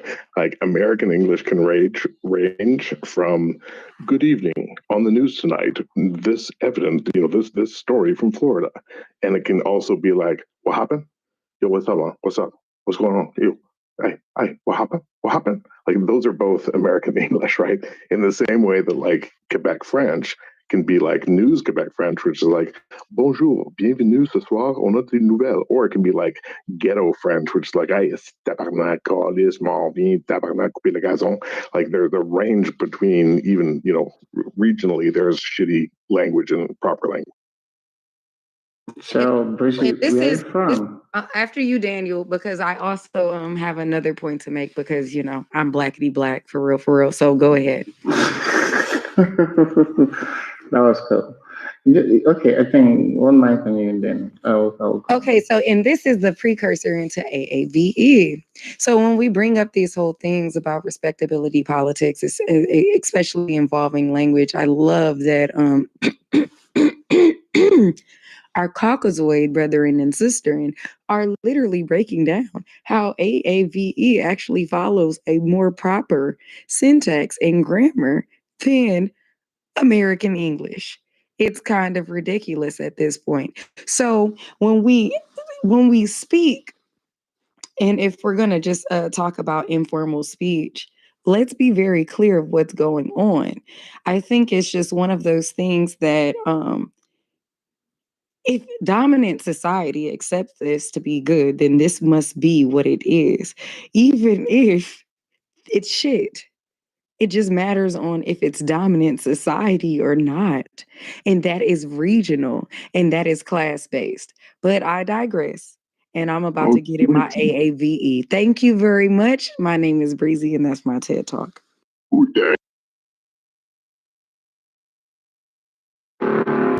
Seeing some truth in the house.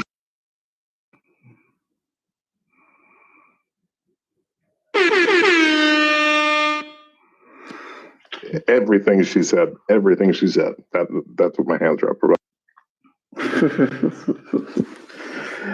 You just kind of lit the house on fire. I mean, it's quite fun, getting people from different dimensions, different opinions.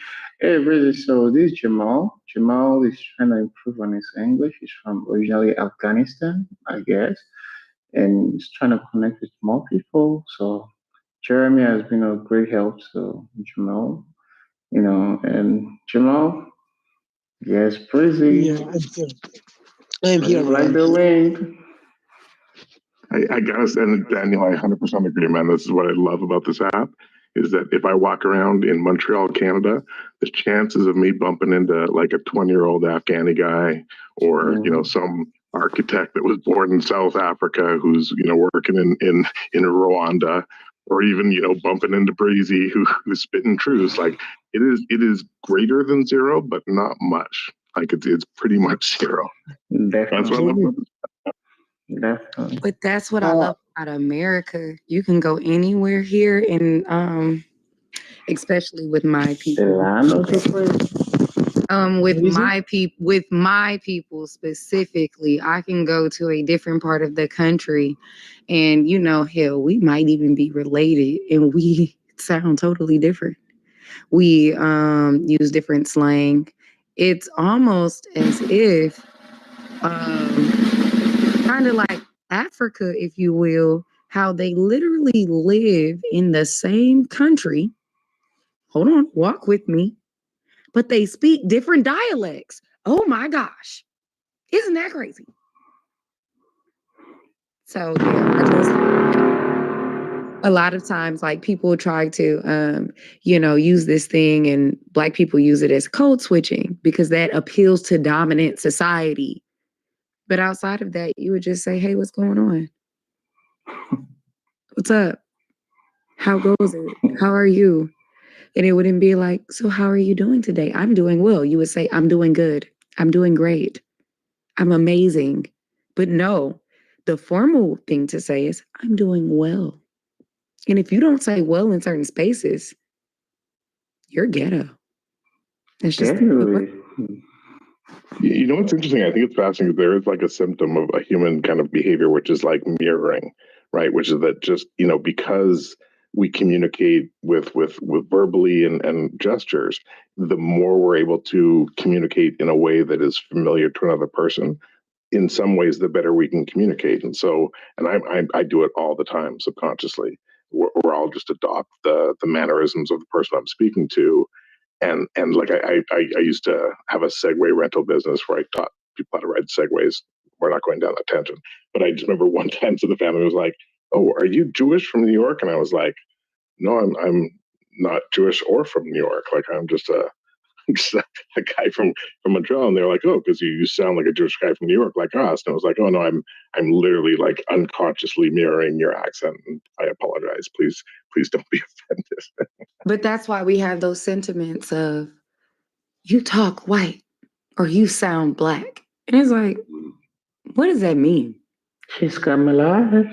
What does that even mean? Exactly. What does that mean? Do you mean to tell me that if I speak, I become white? Because if that's the case, I think that would fix everybody's problem. Racism would no longer exist if it's just simply, you just have to talk like this, and all of a sudden, it's just ridiculous.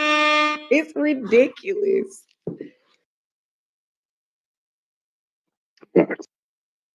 But don't let me gaslight you, good clean fellas, because I'm about to turn on my AAVE. I'm sick of it. I'm sick of it. And since The world is already going to hell. I figure, why don't I join them? I'm tired of not having. Don't throw in the towel. Don't do it, Breezy. Don't do it. That's how they win. Listen, I felt this That's how they win. 5 years now. If Shia LaBeouf is on his bullshit, so am I. Sick of this. That is some white bullshit right there. Okay. Do not talking about Shia LaBeouf. Come on. If Donald Trump on his bullshit, fuck it. And you know what? I'm gonna just double down and say this. At this point, hold on. No more background checks to get a job or a place to live or anything. If the president of the United States can be a convicted felon, we might as well just do away with all background checks. We don't need any background checks anymore because let's just don't and say we did. Sorry, just a little interruption. Fuck Whitey, Johnny. Fuck Whitey. I'm sorry, Breezy. What were you saying? No, I'm just saying. At this point, we might as well just go ahead and listen. Free all the niggas till they all free. Cause I'm done. Convicted felon, not convicted yet felon. It's all the same. It's left and right. This is the thing. We already knew the name of the game was get your money up and you can get away with anything, but this is a bit much. This is just a bit much. And I really, really, at this point, I might as well just, what have I been doing my whole life? I should have filed for bankruptcy already. The moment I got into it, I would be out of it by now. I paid. That's a rich man's game. That's what rich people. It's not. I think it's a poor man's game because it wasn't even that much, but I had to pay it back, and I didn't have it. And that's what I'm saying, Breezy. you didn't file for bankruptcy. You want to guess how many times Donald Trump has filed for bankruptcy? Several. Guess. Several. I'm gonna have to go to Google for the real answer, but it's more than the number of times you have. The whole thing. I just really wish if they would have told me that in kindergarten, if anything is too tough outside of student loans, just go ahead and file for bankruptcy. You're going to be broke for at least 10 years after that. Like when you're young, you're going to be broke for another 10 years. So just what's it worth? Just file. Fuck them. That's why. I had to learn that from Dave Chappelle. This is ridiculous. But here's the problem: you can't throw in the towel, because if the good ones get frustrated and more frustrated, and they just throw in the towel and they leave, what's left? I won't be there, and that's the sentiment of a lot of people that are actually able to acquiesce a little bit higher in class or class system. Like, yeah, but listen, no, I'm not gonna. I was gonna make a horrible World War II analogy. Go ahead. I came to argue because I'm just like, no. This is ridiculous. I'm not gonna do it. What I saw. Although I will say this, I'll be really quick, is that earlier this month I was in a meeting with someone, and I was like, "This is horrible," and I'm gonna just, I'm gonna admit it. I was in a meeting with a guy, and I was like, "Oh, hi, Michelle. Is that how you pronounce it?" And he was like, "No, it's Michelle. It's Malachi." I was like, "Oh, damn." Wait, did you do that, Malachi? I swear to God, and the reason I bring it up is because earlier. Mish? How did you get Mish from Mal? Well, because it was like Malachi. I was like, "Is it Malachi?" And he was like, "No, it's Malachi." I was like, "Oh, fuck, I couldn't have got that more wrong." And then earlier I was talking to our man, Ziarmo, and I was like, "Hey, Ziarmo, where are you from?" And then thankfully we had Daniel, who was like, "Jamal, over here talking about Afghanistan." I was like, "Damn, did I really call the man Ziarmo and his name was Jamal?" Like, I'm just saying, I got some work to do. Oh, no, because you're French. Because you're French. Well, French Canadian, which isn't, okay, it. I appreciate it. Thank you for trying to give me that. I appreciate that. Yeah, no. I'm just saying, Jesus. Mm-hmm. Mm-hmm. Hollibees. It could be Hollibees. Mm-hmm. Worcestershire sauce, or whatever the fuck that's called. You say what? Worcestershire sauce, or whatever that's called. Worcestershire. Are you trying to up me up in here, Breezy? Sound it out. But no, but that's why I'm gonna not hold you. I'm gonna give people a hard time because literally a lot of these things that people complain about, they're phonetically sound. And that's why I bring up AAVE so much, because it's phonetic. It's more phonetic than a lot of other things. So like, if this is not even like the English language, it's very phonetic in nature. If you literally just sound it out and just read it, you'd be able to do it very well. Just break it down into just syllables. That's it.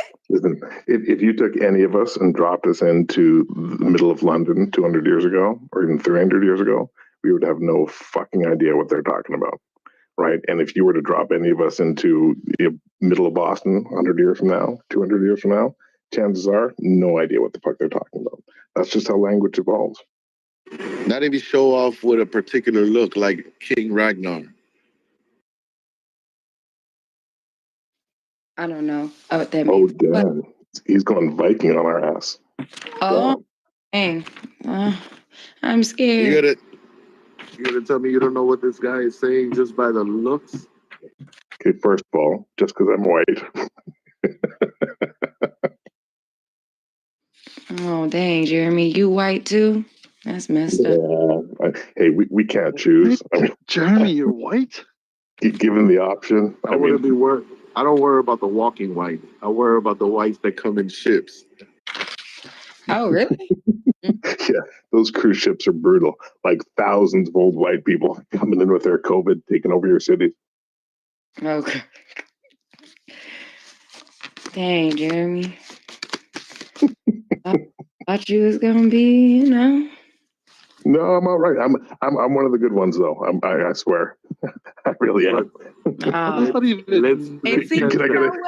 get a reference? Can I get a reference in the room? Anyone? Wait, Jeremy, you know what's crazy? Let's test it. I think my people heard that before. Somewhere in the past, I think that was written down. I'm one of the good ones, you know. Okay. I will grab that. I think those were the exact words too. Okay, but let's acknowledge, right? Let's acknowledge there were those who were like, no. Listen, we're talking tropical weather. There's going to be a lovely cruise. Y'all just, you know. No. Somewhere in history, I really feel like they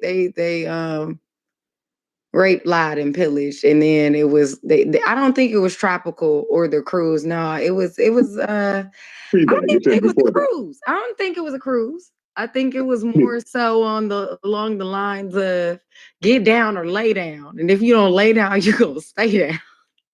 Well, see, then that's what I was trying to say is that there were those, the timeshare vacation guys who were like selling something nice, but the second you got on the boat, it was like, oh shit, we should not have gone on this cruise. But then there were so there were like quote unquote those allies, right? But then there were also like Underground Railroad allies. There was like civil rights allies. Jeremy, fucking in the March allies. My AAVE when I say this in the way that I'm conjugating this so that you understand, because I understand that this word has 10 different meanings at the same time. Nigga. The fuck is you talking about? I have never felt closer to you than I do right now, Breezy, and I appreciate that. And I love you dearly. And there's nothing you can say that would make me say that word, even with the soft A. You would never hear me say that word. When we look up a word, I don't want us to go to the first one. I want us to read the full definition. Let's do this. Yep, let's talk about it. Noun, verb, adjective. Action verb, it's all types of stuff. It could be a pronoun at this point. Nigga, I know you didn't just say this was a cruise. I identify as the N-word. This is the worst cruise. What do you mean there's not unlimited drinks? I want my money back. Like I thought I was going to be pissed that there wasn't an adults only pool, and now this? Are you kidding me? Are you kidding? But and this is what is this? I want my money back. I want a refund. Where's my refund? What do you mean there's no unlimited buffet? What the hell did I agree to on this fucking thing? Where is the buffet? The food high as fuck here. They done shut down the buffet too.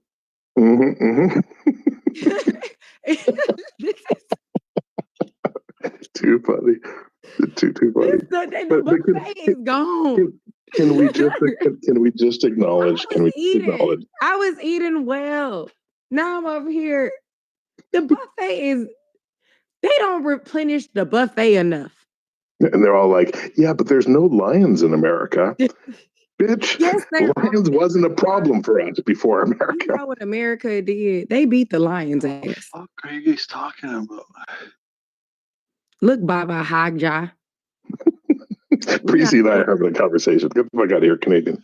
We are not doing this right now. Can we just agree that the Canadians are the fucking worst? I mean, we can talk about Whitey, but the fucking Canadians, can we just agree that those guys are the worst? No. I mean, I live at the border. I'm not even close of being Canadian. Oh, you one of them Arabs, huh? Mm-hmm. Oh yeah, he's huge Arab. Not a huge Arab. You is sick. I mean, he's probably a little guy, but I mean, like he's a huge Eastern European Canadian Muslim. Come on, Boris. Yes, I'm a Polish Muslim. And then my family would fucking shoot me and fucking skin me to death. People underestimate the Polish Muslim community. Oh, dude, we don't even allow them in the country. Oh wow, that's a bit much. Nope. I mean, you know what? Nope. Poland. I'm glad she lost. Listen. We full. We full. We are full. Breezy, we got a whole bunch of other people. We didn't even sign off on being here. Let me teach you something. No, thank Poland you. Is the so last time I got taught something, I got a book in my hand and I lost my land. I'm not going no more. I don't want to hear none of this blabber. Okay, there's a difference between teaching you something and selling a timeshare. Relax. I don't need a timeshare. I don't know. Thank you. The last timeshare that my people bought, we have not been able to get out of. No, thank you. We are good. We are good over here. We don't want no more. And if they sold it, it's like, listen, unlimited fabric. I mean, it's literally, you can just pick as much as you want when you get there. I mean, this is really something you should look into. I mean, you know. Did he say unlimited fabric? It's be like it's so much, you know. Is it a soft cotton? And it's warm. And it's warm. You know? And then the second you get on the boat, it's like, fuck, we made a horrible, horrible mistake right now. Horrible. What is it like? Right now, you can just be like, come follow me. I have reparations. Are you kidding? See, this is why we can't let men. Breezy, can I ask you something? And I'm genuine because my opinion on this has shifted since joining Clubhouse. Okay. I've always felt that like white guys should never use the N-word, hard A-R, soft A, no matter what. Like just default, just don't use it. But Mexican Americans get the pass a lot. They don't, but they do. It's like one of these things that's out of control. But I feel like, and again, like I have no interest in using it, but I feel that I can acknowledge that there are some people who grew up where the soft A was no, that's not what it is. Can I explain this? And I'm gonna say this in the great words. Have you seen that documentary on Netflix of the Tiger King? Yeah, white guy shit. Better word. He has the best way. They can say it. Why can't I? That's literally all it is. I don't know what it is. Anyone can say it. No, hold on. Because I got everyone in the book. And the broom ain't gonna get clipped. Kike. Spick. Sand nigga. Cracker. No, that ain't a good one. I know, because it's not the same. It's not. It really isn't. It isn't because Camel toe.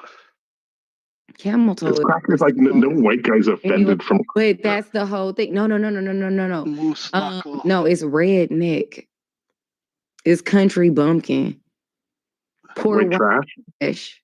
Yeah, but black people can be country bumpkins. Can you fucking shut the fuck up while I finish? No. Okay. Just because you asked See, so that's nicely. the problem. That's the problem. That's why we can't overcome. I'm gonna teach you some manners. The Polish Muslim over here. I'm gonna Those teach white you Polish some Muslim Canadians are the worst. Anyways, this is why we can't Loudmouth ever overcome. woman. You see who in the way right now? Dang. It's getting somewhere. But we ain't never gonna overcome. Anyway, like that's you have to hit them where it hurts, and it's their pockets. If you found something on money-based things, you gotta hit them. Really? Poor white. You're fucking crazy. The poor white don't want to be a poor white. That is what it's like. You white and you poor. How'd that happen? You gotta hit them where it hurts. Yeah, it's like Portugal. You had colonization and you're still poor? What the fuck, guys? The poor white. You still lost. You had everything working in your favor and it just ain't work. The poor white. The redneck. You know what it is, though? Or the incestual child. You know, the hills have eyed baby. But, you know, neither here nor there. We already know what was going on there. That's what hurts them because of the simple fact is like, you was a poor white. You literally had something working in your favor and did not utilize it. You still broke. But Breezy, here's the analogy though, right? Is that poor white guy that or girl, they had access to the generational wealth lottery. Like they were allowed to play that lottery. Now what happens to most people who play the lottery? They don't win. Shut up. And if they do to a certain extent because do most people win the lottery? They marry. No. I mean, I guess the 3-digit. I don't know. I don't gamble. But I guess the point I'm saying is that white people got to play the lottery, and a lot of people won. Most of them didn't, but a lot of them did. But black people didn't get to play the lottery. So this is the whole thing. I think that, and this is just my personal opinion. I think that we do already, and I think a lot of us do win. I think that most of our issues are internal, and so you want a big win all at once, but the way that you actually win is like eating an elephant, baby steps at a time. It doesn't happen overnight. There's never going to be a day in time that anybody's going to be like, you know what? I did do you wrong. Let me give you $1 billion. Let me give you $1 million. Let me give you one. You might do better with one. Let me throw a couple pack of ramen noodles at you and maybe a $5 bill. I'm sorry. That's more likely to happen than let me give you 250, let you establish yourself to be on equal footing with me. That's unrealistic for people to actually think that people want for you, only because they understand that there is leverage. That whole game of leverage is a thing. And people have to understand what leverage actually is. And I think that Black people have actually a lot of leverage that they don't utilize. And I think that might go into victimization of themselves.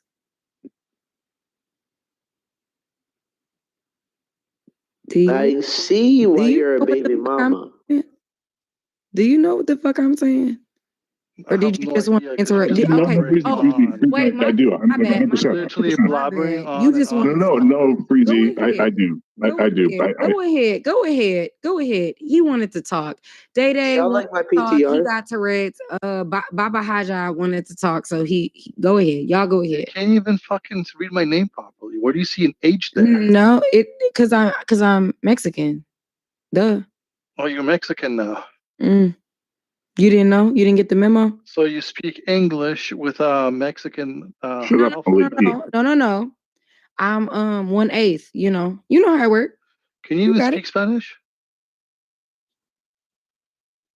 Soy breezy. Yeah, well, there you go. That's what I thought. Like, ¿Cómo you're a es- nice person, ¿Cómo but you just está? fucking go ¿Cómo on and está? on and ¿Cómo on está? and on. ¿Cómo está? Uno necesita ¿Cómo ca- estás? What do you mean, ¿cómo estás? Kasumik. Can't even fucking pronounce it properly. My If you're gonna fake it, at pronunciation least is fake the it issue. good. So we were talking about the dialect earlier was the issue. So listen, un necesita Kasumik. And I know you know what the fuck that means. Nah. Do you know what that means? Just fucking. Do you guys like my A PTR? few reggaeton songs. That's the creepiest one. No. I like to reach you in different languages and get under your skin. You're not going. Because you can't understand me. How do you know? Yeah. I mean, And it's like that. It's like that. And that's the way it's gonna be. Kurwa umiesz gadać. Yap, i nic kurwa innego. Dude, the Polish is never a flex, Boris. Yeah, It is a flex. that's like, Because she just went, what the fuck did you say? Aww. It's actually the hardest language in the world. Here it goes. In the world to learn. So. Here it goes. Hold on. And let me break it down to you like this. Do it. Look it up. Hold on. You got it. Hold on. I'm talking to Jeremy. Hold on. I'm about to tell you. Hold on. No, your mom's a hoe. Next. No. Did that take long? Yeah, that just tells me you didn't graduate grade 8. Yeah, no, it kind of tells me, like you said, something to the lines of, and that's why you're black. But I said nothing. Instead of what do you think about my PTR? Instead of that politics, little girl. I rather you understand exactly what I said to you. Go suck your mama's pussy, bitch. Damn. So there you have it. You got some weird thoughts. No, it's not a weird aren't thought. you? What does It's your not a weird what thought. is It's your not a family weird thought. involved You in? thought you were gonna talk to me crazy, and that You was still weird. suck off your daddy? You know, it was actually your pretty mommy's crazy. in the bedroom? You thought you were gonna talk to me crazy, and you that got was some gonna weird rock. shit going on in your family. You know what was actually Some pretty ghetto crazy? shit, if You you ask thought me. that was gonna work, and it didn't. You thought that you were going to come up here and still talking, it worked. and when it didn't work out in your favor, now you want to attack what? Oh, I ain't talking. And your mom's still a hoe. It matters not to me. You see how that works? No, you You confuse see mom how with that your works? mom. No. I said way worse too. You suck off your daddy. Yeah. Your mommy's in the bedroom. Wait. My man? It's all good. My It's man? kind of weird. You but said you my know man? what? You said my man? What did you say? And you got wax in your ears. You clean your ears once in a Yeah, while. no. Oh, now we're gonna, okay. You don't have a man. My You already told us gosh. that. Okay. Somebody help Boris. I'm rubber, Somebody help you're him. glue. Whatever you say bounces off of me and sticks to you. Somebody help Like, are you Breezy. kidding? Somebody help. Are you kidding? Are you kidding? You tried it. Do you Try even know what you're somebody saying? the Can you fuck repeat else. what you said? Try somebody the fuck else. I used 2 different languages. Bro, You could have caught either one. What do y'all Matter of rate my fact, I've used PTR? about 4 different languages at this point. None of them identify with you, You spoke 4 different languages. which shows So, your lack of Samar, are you importance. stoked, man? Are you pumped? Which shows spoke that nobody Spanish cares and about the Polish English, here. I'm and so that's 4 sorry. different And I don't mean to languages. disrespect Polish people at all, but no, it's You're a not working out. genius. I wish I It's was not in working Bitcoin out. right now, But when you Jeremy. did try to But insult me, I did I'm hear telling you you. very but vividly. my Bitcoin doing? ETF I went up did hear you $10 very overnight. vividly, and I was Jeremy, able how's to Bitcoin record. doing? So is My there net worth anything increased else? by Is there 15% when you got anything Bitcoin. else?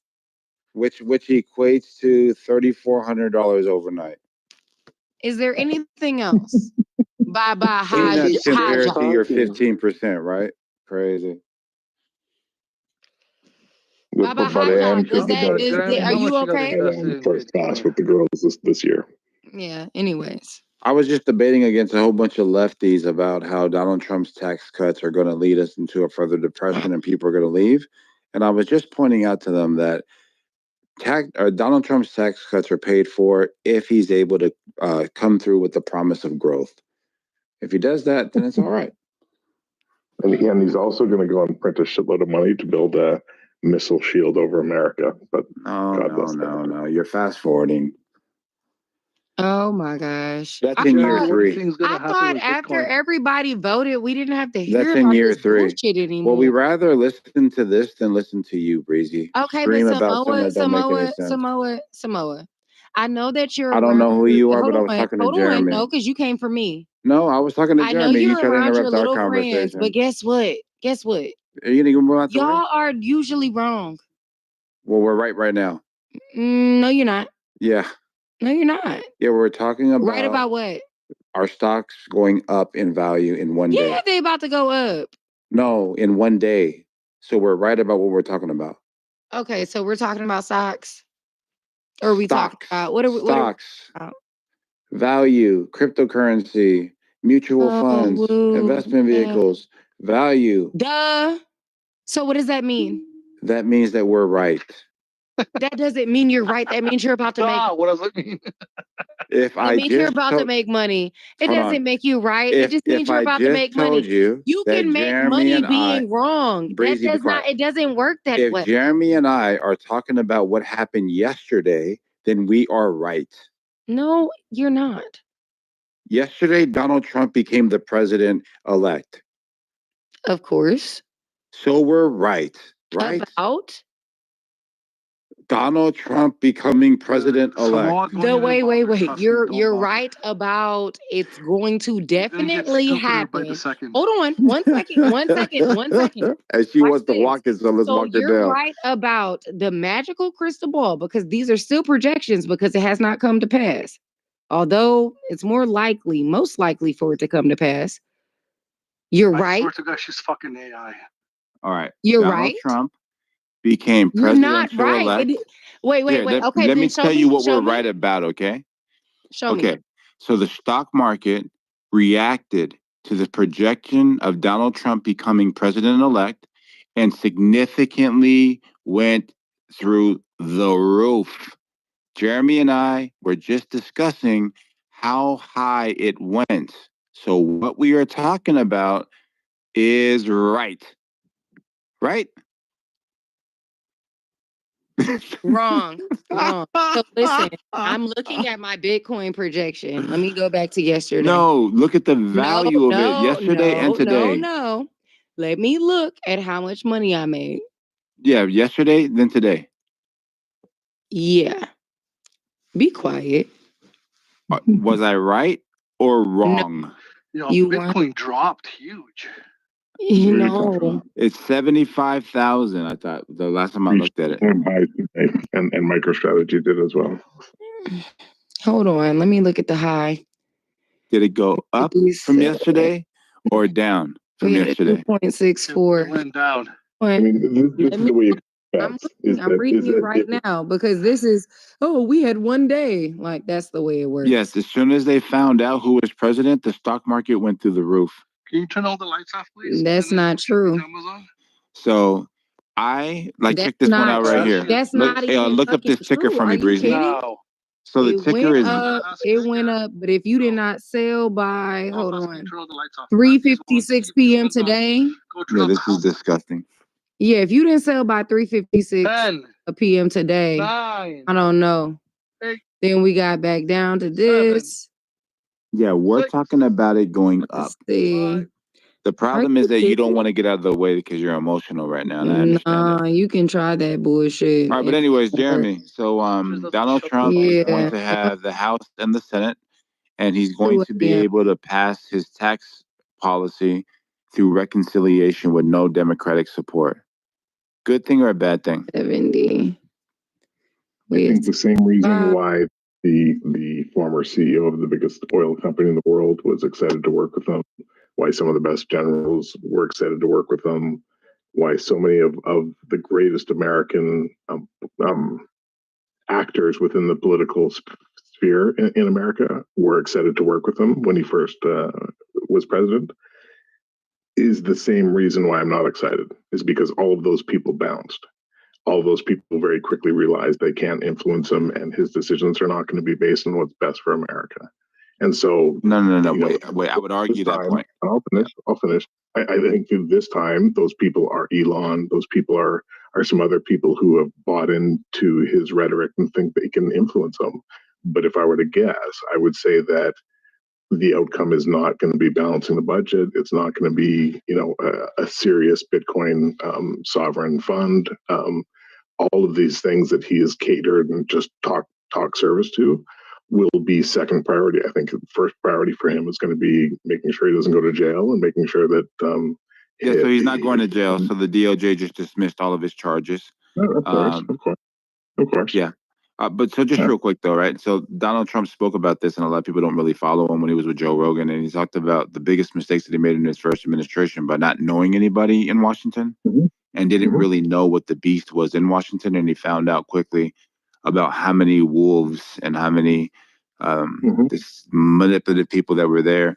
And when people figured out that he wasn't moving that was in their best interest, he just dismissed them and fired them, and people ran away because they thought that it was going to be an easy take.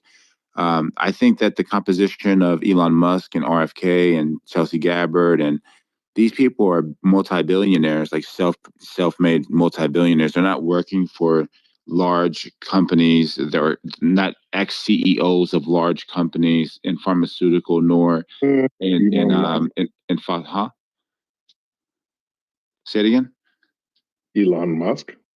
Yeah, so Elon Musk owns the company, right? Like he's the CEO of Twitter. Like before his SpaceX left to join him, he was the CEO of one of the biggest oil companies in the world. Yes, and the point that I'm making is all these people left these oil companies so that they can like join his administration in consulting in his first administration, and then when they found out that they couldn't actually run them, they all just disappeared, right? Like as far as Rex Tillerson, but run him or realized how stupid he was.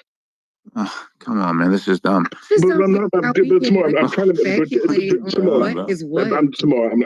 troll, man. I'm trying to be genuine because these people. Well, you can't be genuine when you make stupid comments like they found out how. Like you do, you know for a fact.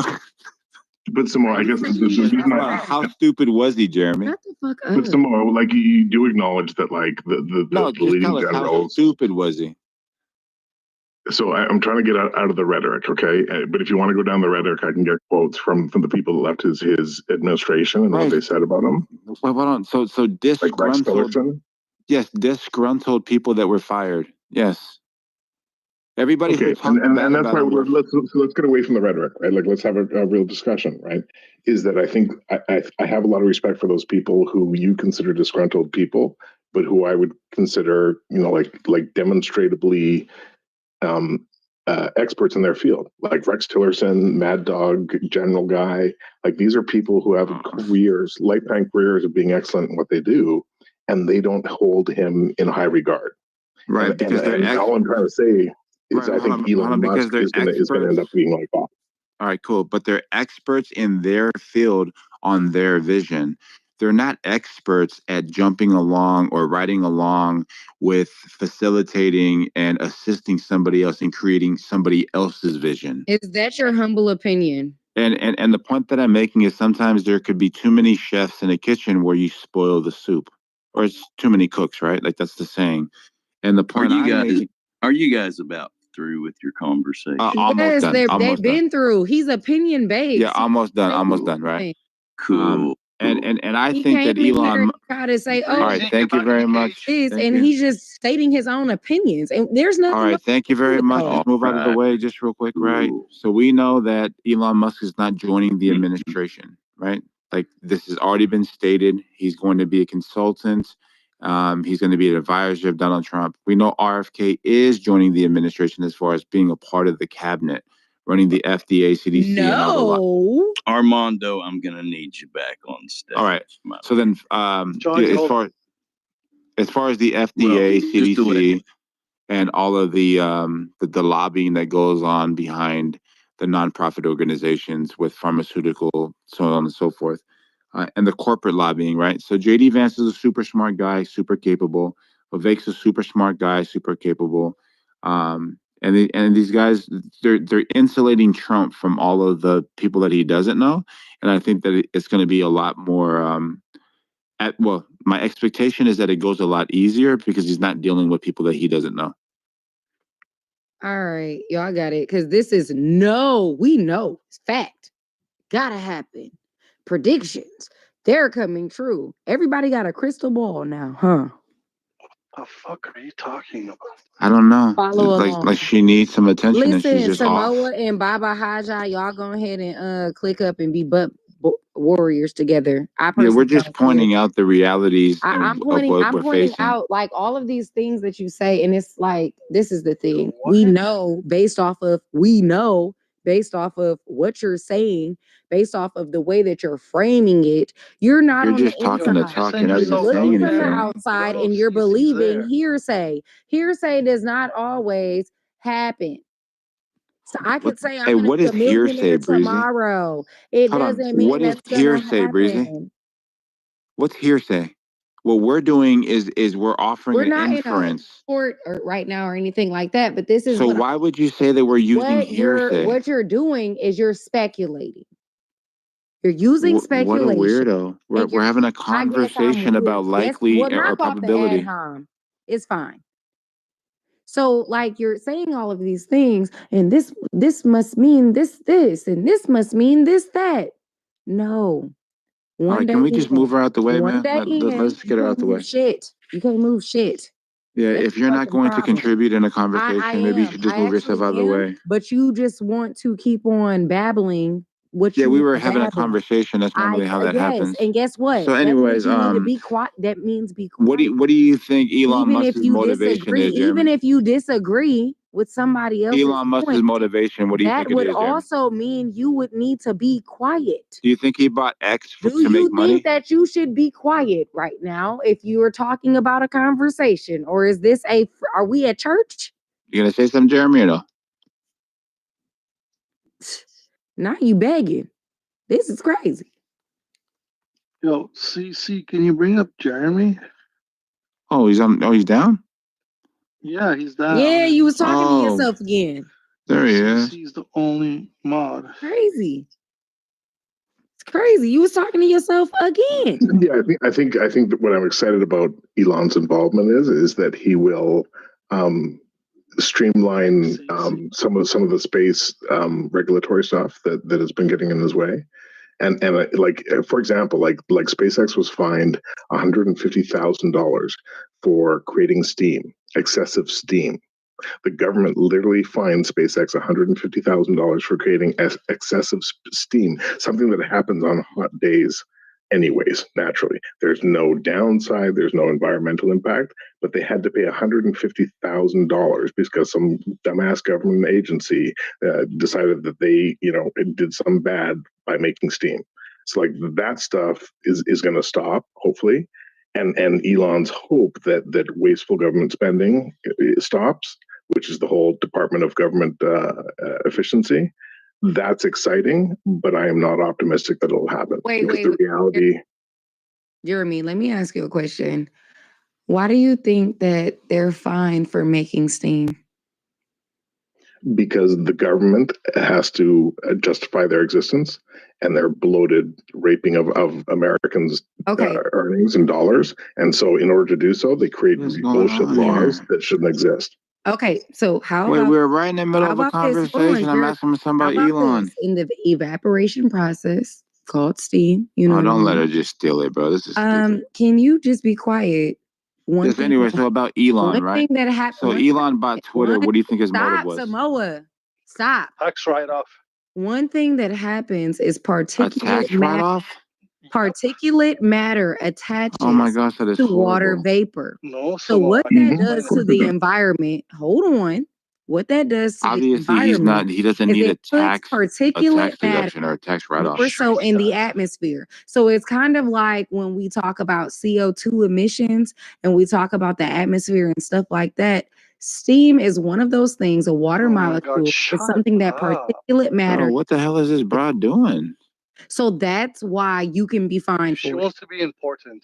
All right, Breezy, I understand what you're saying, Breezy, but where you're wrong is that when nature he's gonna feed into it. Oh my goodness.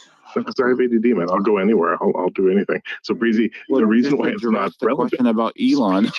Can he finish? Yeah, It's not a big deal. It's not a big deal, and it's not going to kill you. Well, if it's not a big deal, why are you in the way? So why are you in the fucking way? He was answering a question about wasn't Elon. That man talking? And now you want to make it about Wasn't that Caucasian Steam. man talking? Yeah, there's a man talking and you're speaking out. Oh my God. Y'all are Get in line, irritating. get in Anyways, what were you saying? Back in the cage. Yeah, there's a reason why. What were you saying, Jeremy, before you were rudely interrupted by these Neanderthals? You hear that? This deceptive, manipulative woman is telling you that you were interrupted. Oh my God, not the gaslighting, not the man wanting the other man to get on his That is side. crazy. She jumped in to change the conversation to Steam. Anyways, can you just please explain what you were going to say so we can move forward, Jeremy? Talks. Let me try. And I'm going to try because. Oh, are you guys anywhere near each other, Boris? You and Jeremy? Well, in Canada. Like you guys are both Canadian, but are you like Montreal and BC pretty far away from each other, right? This is misogyny. So breezy, and let me try and unite us all because united America is terrifying, and let me try and unite us, okay? As a Canadian, so let me answer both your questions. So, as a Canadian, no, just answer her question. She needs the attention. No. Look at him. Anyway, go ahead, Jeremy. Either here nor there. So I'm excited about what Elon has done for NASA and government spending in NASA. I'm excited about what Elon will do for government efficiency if he is able to influence Trump, which I don't think he can. But I'm also concerned when government oversight prevents innovation and favors companies like Boeing and Lockheed Martin over SpaceX, where they give, they'll give Lockheed Martin and Boeing $6 billion to create a space shuttle that fucking fails and is delivered 4 years late, but they only give SpaceX $2 billion to deliver one that is delivered on time, is massively innovative and will benefit humanity.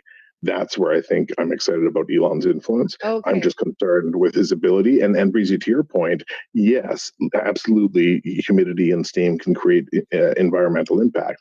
But when you're fining a company $150,000 for creating an amount of steam that is literally 0.0001% of the natural steam that's created through a hot day, like that's against America's interest, and they're doing it not for the environment. They're doing it to justify their income and the existence of their. But this is the thing. So this is the thing. Where does the buck stop?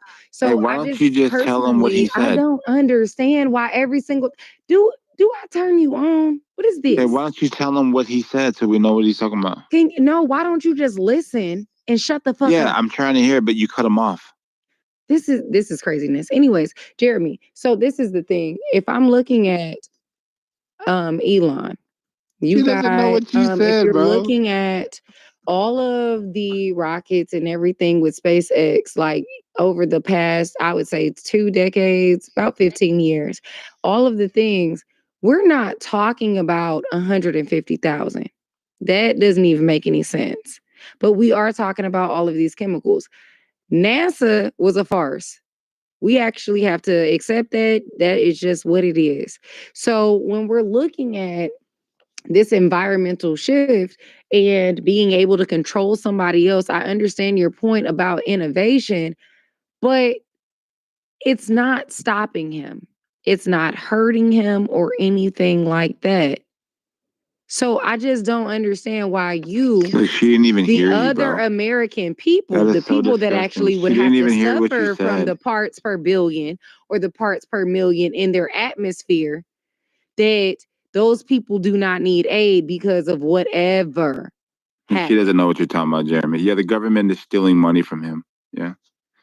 Overregulation. She just said parts per million. Wow. She doesn't know what she's talking about. This is what happens when women parts per billion. Y'all don't when understand. Women try to speak in topics that they should never be a part of. Are y'all fucking stupid? Yeah, so Donald Trump or Jeremy was talking about how Elon Musk is going to be able. This is so fucking stupid. Well, the reason why I say that is because they don't listen to respond to you, matches right? this? Is this the one with them little so if you know, right? Like the comment that you made is it was overregulated so the government can steal money. This is some company, bullshit. right? It's fine, because guess what? All right, well then be If quiet. I don't get the It's guess fine. what, Samoa, watch this. Yo, If I I swear, don't get this to chick speak is in some here, crazy won't nobody dollars. speak in here. No, watch this. If Just I like a don't get to woman, speak right? in here, won't nobody speak in here. Just like a I'm woman, pulling that right? card. Since you Guys, done That's put how that the card women on do it, me, you bro. done put you that guys card gotta on me be. about 15 times So in what's a up, simple boys? What's conversation. going on Guess with how this is Canada? about to work? It Do you guys doesn't mind if matter. I'm? And guess Hey, what? Breezy. It's not gonna go any further. Sorry, Jeremy, we can't hear you right Yeah, and now. I'm A sorry to woman is being a everybody else woman who right I'm gonna now, mute has Jeremy. up. to watch I'm gonna this mute up. happen. I Yeah, I'll apologize mute up too, bro. sincerely. I apologize sincerely, but since you want to try this, that's the way it's gonna work. Because I don't understand why every single thing has to be an insult, because you just want to talk about something, and when somebody else brings up something else that's in I guess opposition of what you're actually talking about, it becomes an issue. So parts per billion, parts per million, and yes, we do need to look at these things because they do impact us all. Okay, So thank you no, very no, much. no, because this is the Beautiful, way it's thank you. about to go. No, I already told y'all. Y'all wanted to double team. Y'all wanted to jump. Fine. This is what y'all got. Congratulations. You won a prize. And actually, Breezy, that's kind of what I wanted to talk about, right? Which is that, like, I genuinely think that everyone on stage is a subject matter expert on something that I know, like, orders of magnitude less than you do about. And so, like, I'd much rather have a conversation with you all about what you know more about things than I do, which is like most things, 99% of things, than us just like talking over each other. Hey, give me a mod badge, Boris. Yeah, it's kind of crazy because I think that, like, even in our expertise of what we actually study, we know at best 10% if we're lucky. If we're lucky. But people want to peacock or, oh, well, then this, and then oh, well, this is stupid, and this you're a woman, this you're dumb, All right. whatever. But when we're actually Breezy, can I ask you things that something? are part of our expertise, Jeremy Dog. like, it might be mindful to listen to other people. I listen to y'all all the time, even though I Well, don't you should agree. I'm stop like, talking and never thought listen. about it like that. Can I ask you something, Breezy? Like, based on what you spend most of your, day-to-day life doing, what would you say you're like an expert in your opinion? Fucking talking, bro. It's mostly biological science, the way the human body The same works. thing Kamala Harris is. Okay. You said biological science, right?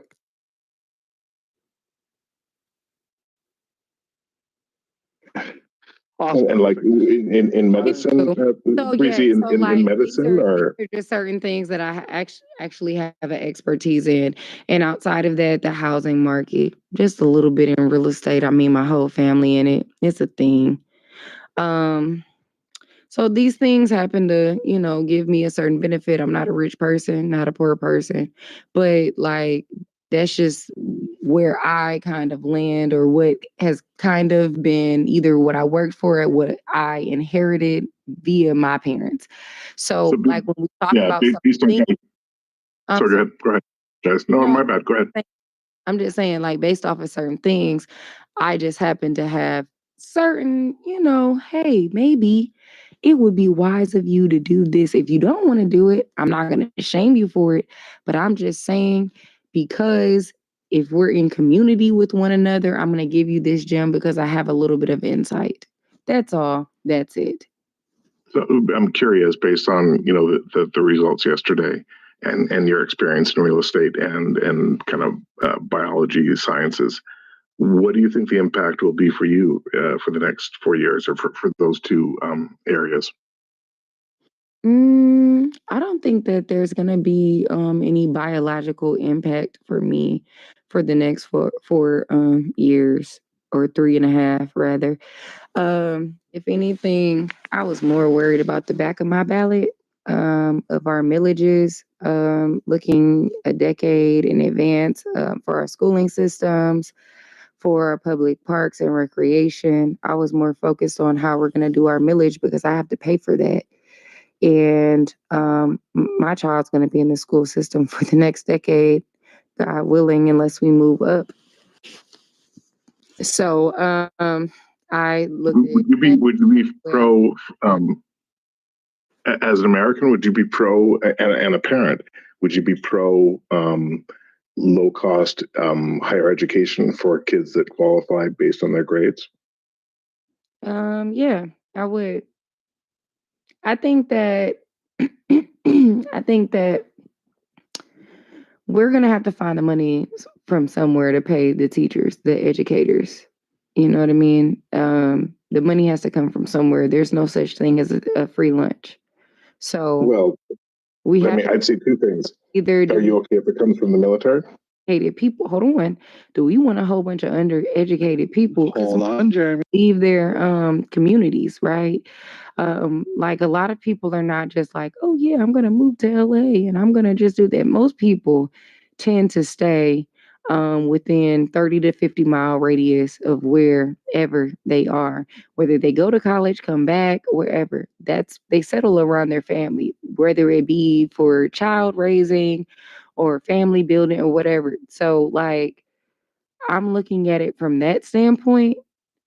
And so I do think that academically you should be praised, but I also think that that's what you're supposed to do anyways.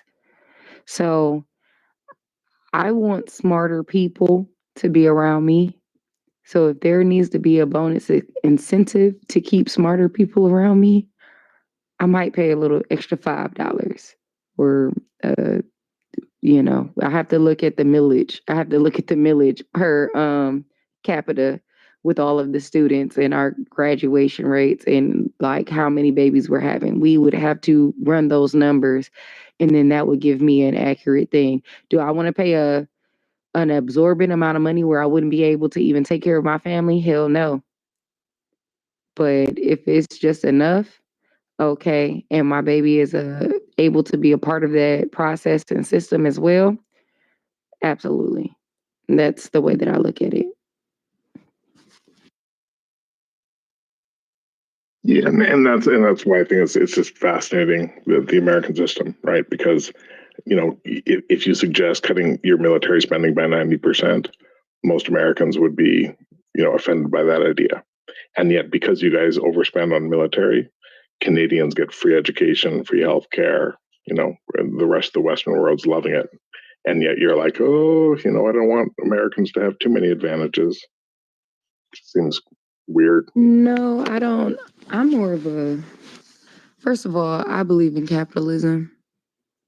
And we're walking a tight line on socialism, but I'm a very socialist person. Not to the extent that it goes against, if you don't work, you don't eat. I don't believe in that notion whatsoever. Free healthcare? No, I think that people should have free healthcare, but we have to understand in that the money has to come from somewhere. So when we look at a lot of these other first world countries, their taxation rate is higher than ours. So we're going to have to look at that as well. The money has to come from somewhere. The money has to be generated from somewhere. And how do these countries generate? I'm sorry, Jeremy. Go ahead. Oh, I'm sorry. I apologize, Breezy. I'm horrible. I got mad ADHD. I apologize. Please finish, and I'll come on after. No, I'm just saying that the money has to come from somewhere. The money is not going to pop out of thin air. I understand that we can just print it like paper, but the money has to come from somewhere. So it has to come from our taxes. So that means that our taxes are going to be raised if we want certain systems in place. Yes, our living might be better for all and everything like that. However, we drive off of capitalism, not socialism. And the way capitalism works, I'm pretty sure you guys are smarter than me. Somebody is going to have to die at the expense of somebody else living. That's just what it is. And it's sad, but it's true. But that is just human nature, animal nature. That's the animal kingdom for you. So Breezy, what you just said is that money doesn't come from anywhere. You can't just print, it doesn't come from nothing. It's got to come from somewhere. And also, in the exact same sentence, you said, and I also know that the American government can just print money whenever they want. And then right after you said that, you said, but money doesn't come from just anywhere. Right? Like you acknowledge that you said two very contradictory things, right? I acknowledge it now. But this is the thing. That is the fault within this system. That is the fault.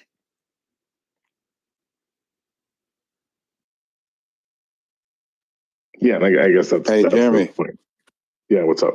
What happens if the United States of America creates a repatriation of 25 trillion American dollars and then burns it? Doesn't matter any more than their ability to print $25 trillion more the next day. Hello. No, it does matter, and that's No, the it point. doesn't. If you tell me some more, if you ask me, like Jeremy, what If happens? you print 25, you gotta burn 50. If you ask me what happens if the U.S. government moves back onto the gold standard or onto a Bitcoin standard, I would answer differently. If you print 25, you gotta burn 50. That's the way we're kind of living. So repatriate means that people bring their money back into circulation in our country. That means that if Apple brings all their money, they bring it in circulation, government doesn't have to print any more money. This comes out of the okay, oh my gosh, what the fuck? Samoa. It's horrible shit, bro. There's a difference between government money and private sector money. Just for a second, because I just enjoy back and forth, and I feel that there's not much back and forth there. So just like a fiver. What just happened? What did I miss? A fiber 1 bar or something? I don't know. That's a Canadian for 5 minutes. Like, did you send her down, Jeremy?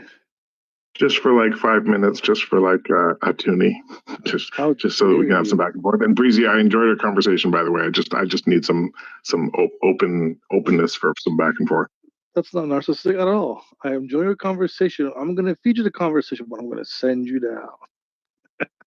Don't make me go to the goo, Boris, because I'll do it.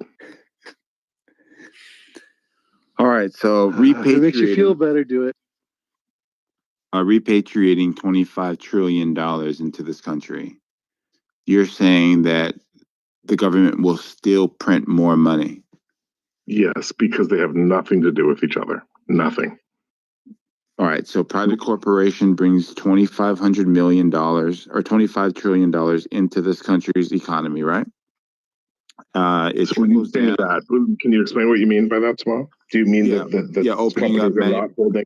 And let me just be specific in my question. Do you mean that you think those companies are not holding USD, or are you saying that you think that them moving USD into US banks is going to somehow benefit the US economy and prevent the US government from needing to print more money? Yes. So USD coming into this country, opening up businesses, corporations, manufacturing, assembly lines, so on and so forth, and trickling down into the Americans' pockets. Then tax revenue goes from Americans and these corporations back into the coffers of the government. So trickle-down economics will lead to the American government having enough tax revenue to pass a balanced budget, is what you're saying? Would increase tax revenue immediately. Yeah, and what I'm saying is that all evidence it points to the exact opposite, which is that the most. Yeah, go ahead. Go ahead. I was just going to say, the most profitable companies, and the biggest companies in the world, American companies, hold the majority of their capital reserves in USD to their detriment. And that USD typically isn't held in American banks or companies, but regardless of where that capital is held or whether they spend it on tax buybacks or not, has nothing to do with the American government's ability to pay for its operations. And so if Apple and Amazon and all these companies bring their capital reserves back into America because of low taxes, they're not going to hire more people. That would be anti-capitalistic. That would be socialist. They're going to buy stock. They're going to increase shareholder value. That's their legal obligation, right? And none of that has anything to do with the government's need to print more money to pay for their bloated spending, and in doing so, taxing every American who holds USD. All right, so just real quick, right? So I heard what you had to say. So I'm gonna walk down the sequence of events, and then maybe you can correct me when it doesn't sound right to you, right? All right, so then government says we'll give you a tax incentive of 21%. We'll drop it down to 15% if you bring in set amount of capital into the economy. So this would be the tax break, the tax cut, right?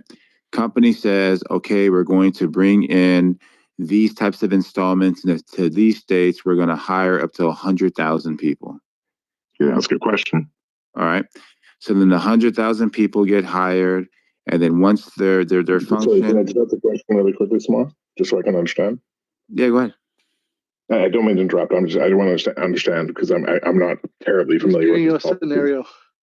No, I'm not just. I'm just curious because the tax incentive, is it directly tied to like the number of jobs created, or can they take that tax incentive, move the capital into the U.S., use that capital to do a stock buyback and increasing the stock value without ever creating a job? Yeah, let's say the people in the government have some pretty smart people on their side, and they're just going to go ahead and cut that away of what you just said there, and it's directly earmarked. But somehow you realize that's not what happened the last time he did his tax cuts. Oh my gosh, come on. This is so dumb, bro. Go ahead, man. I apologize. This is clearly a hypothetical.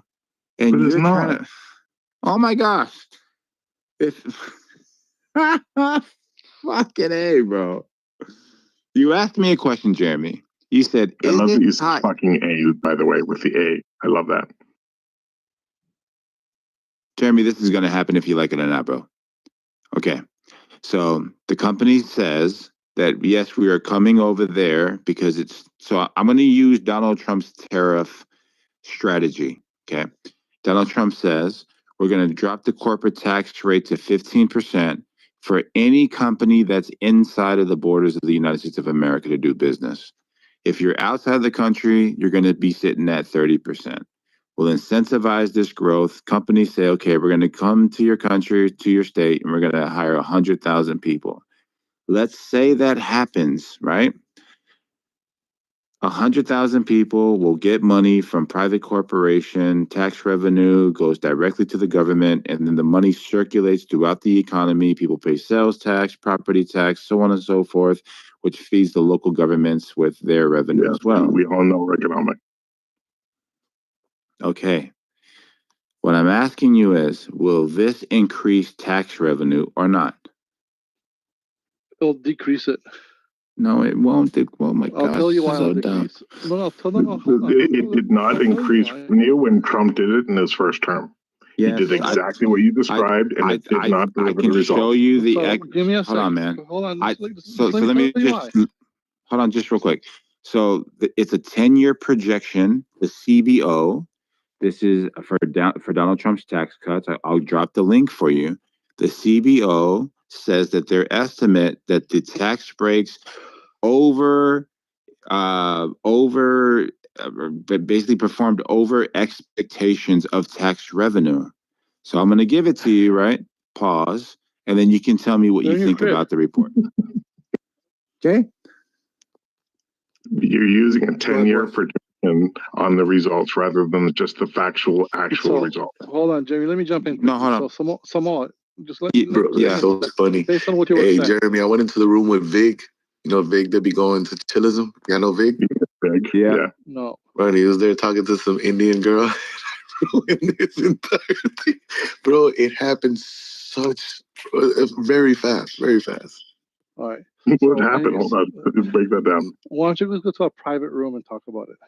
Yeah, no, it was him and some girl talking. I went in there and I was like, damn, Vig, you're trying to bag another one? You know, like on some shit like that. I don't know. I forgot what I told him, but he was just like, no, chill. So, Mando's funny as fuck, man.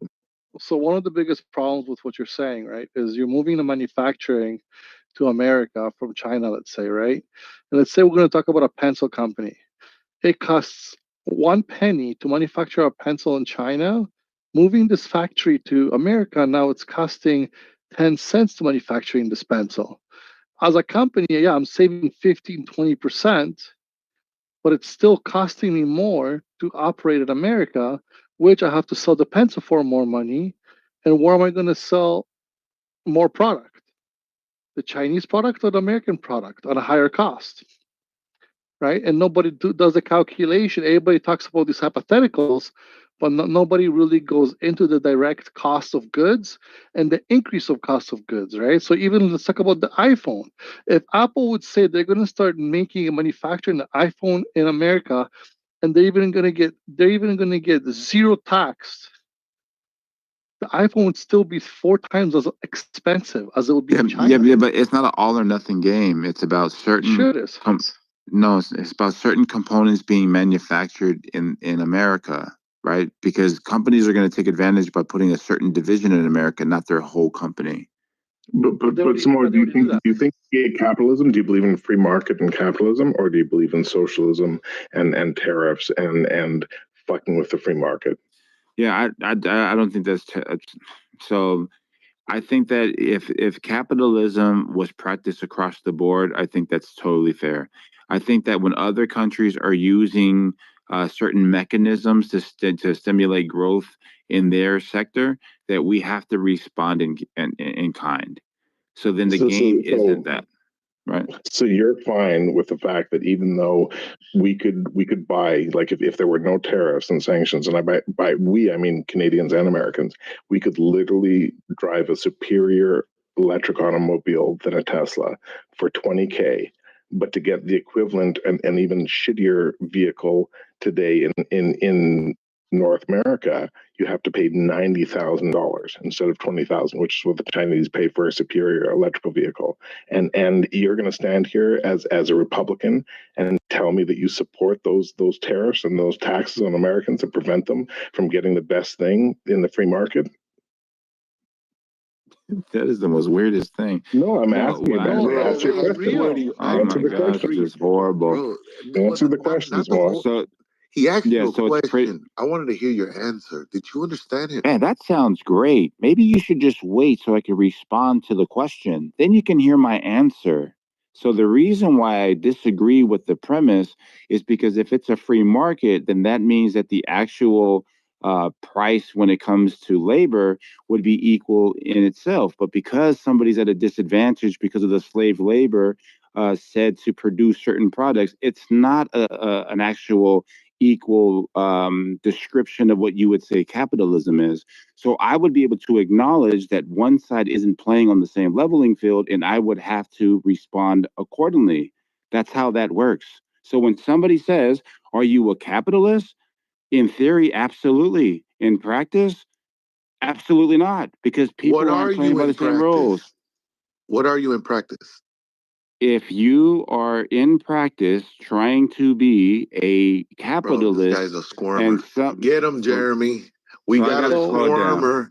So the thing is, no, let's make this shit, man. Just hold on real quick so we can clear this up, because I'm going to be very straight to the point. If you're a capitalist, hold on. If you're a capitalist, that implies that everybody's playing in this free market. Nobody's manipulating the system, right? So then, if I'm in theory, you believe as a capitalist, right? In theory, hold on, real quick. But then, if somebody's manipulating the market by utilizing slave labor, that's not capitalism. So because some economies can have a lower cost of labor, you consider that slave labor. Like the fact that I can pay a developer in Pakistan, and that developer can make more than doctors in Pakistan and like be a very wealthy person, but at the same time I pay him 1/10 of what I would pay a Western developer. Is that slave labor, or is that just me giving some dude in a third world country like an awesome opportunity? Yeah, that's you finding somebody to undercut those that are near you, right?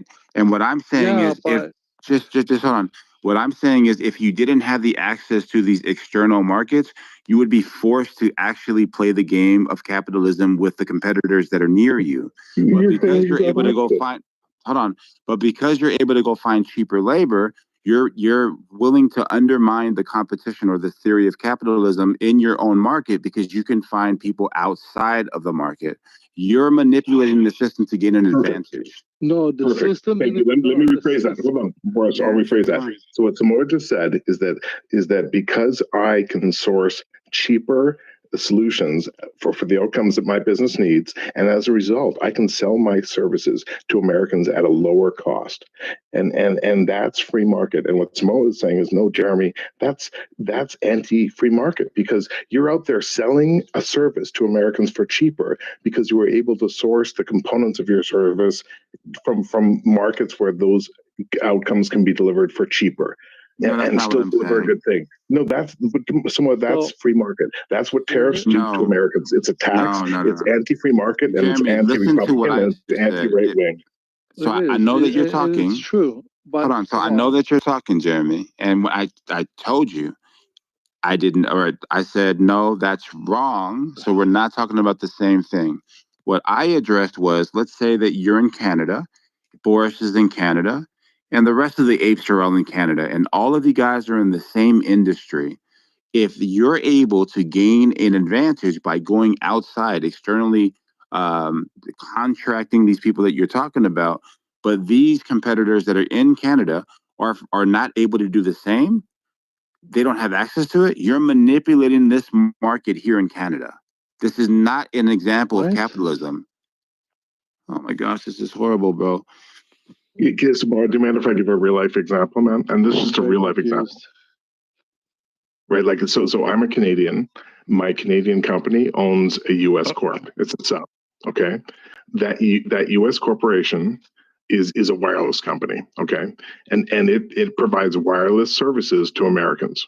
Okay, and the reason why I can provide Americans a lower cost wireless solution with my value prop is because I source services from countries with lower economies that allow me to pay a full stack developer $750 every 2 weeks instead of paying the same full stack developer in the US $7,500 every 2 weeks.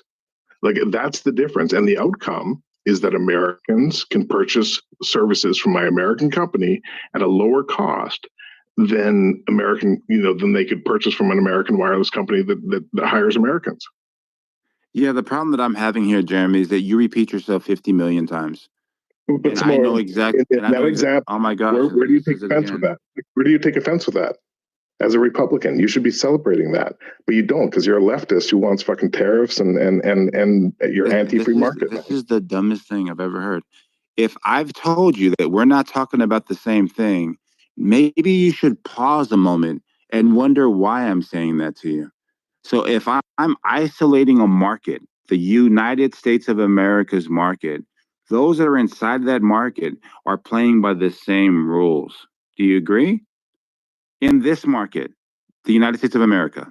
Yes, in the same way, Chinese market plays by the same rules. Come on, man. Like, you talk for like 5 minutes and then I'm quiet, and then I talk for 20 seconds and then you want to go back on. I answered and I went on mute. It's just a yes or no, just so we can get past this, right? So there's certain rules that all the corporations and companies in America are all playing by. May the best man win. You agree? That's a free market, right? Everybody's playing by the same. It's not. What's a free market, Jeremy? A free market is where, regardless of your country, regardless of your location, you pay for the outcome. You pay the lowest cost for the outcome that you want. That's a true free market. That you have the ability to go wait. and purchase. So are there any rules in the free market? In a completely capitalist free market? Yes. Yes, are there any rules? Are definitely rules. Yes, all right, absolutely. All right, hold on. Who sets said rules? Whoever wants to participate in the free market. All right, so I can just take 1 million slaves from Mexico, and you're cool with that, even though I'm undermining the market because of all the slave labor that I'm using, right? Nope, you wouldn't be able to participate in the free market. Why not? I thought it was free. Sorry, why are you not allowed to participate in the free market? Yeah, I thought it was free. If I have 1 million slaves or 1 billion slaves, why am I not allowed to participate in a free market if it's free? Oh, sorry. Actually, it's a good point. Sorry, you're right. You are allowed to participate 100%. Okay. So then you're right. No, you make a good point. I'll concede. You're right. No. Hold on. All right. So then you get people, because let's say I'm not going to address your specific company, but you get a person that has the influence and capital like Elon Musk, and he enters into the competition or into the same market as you.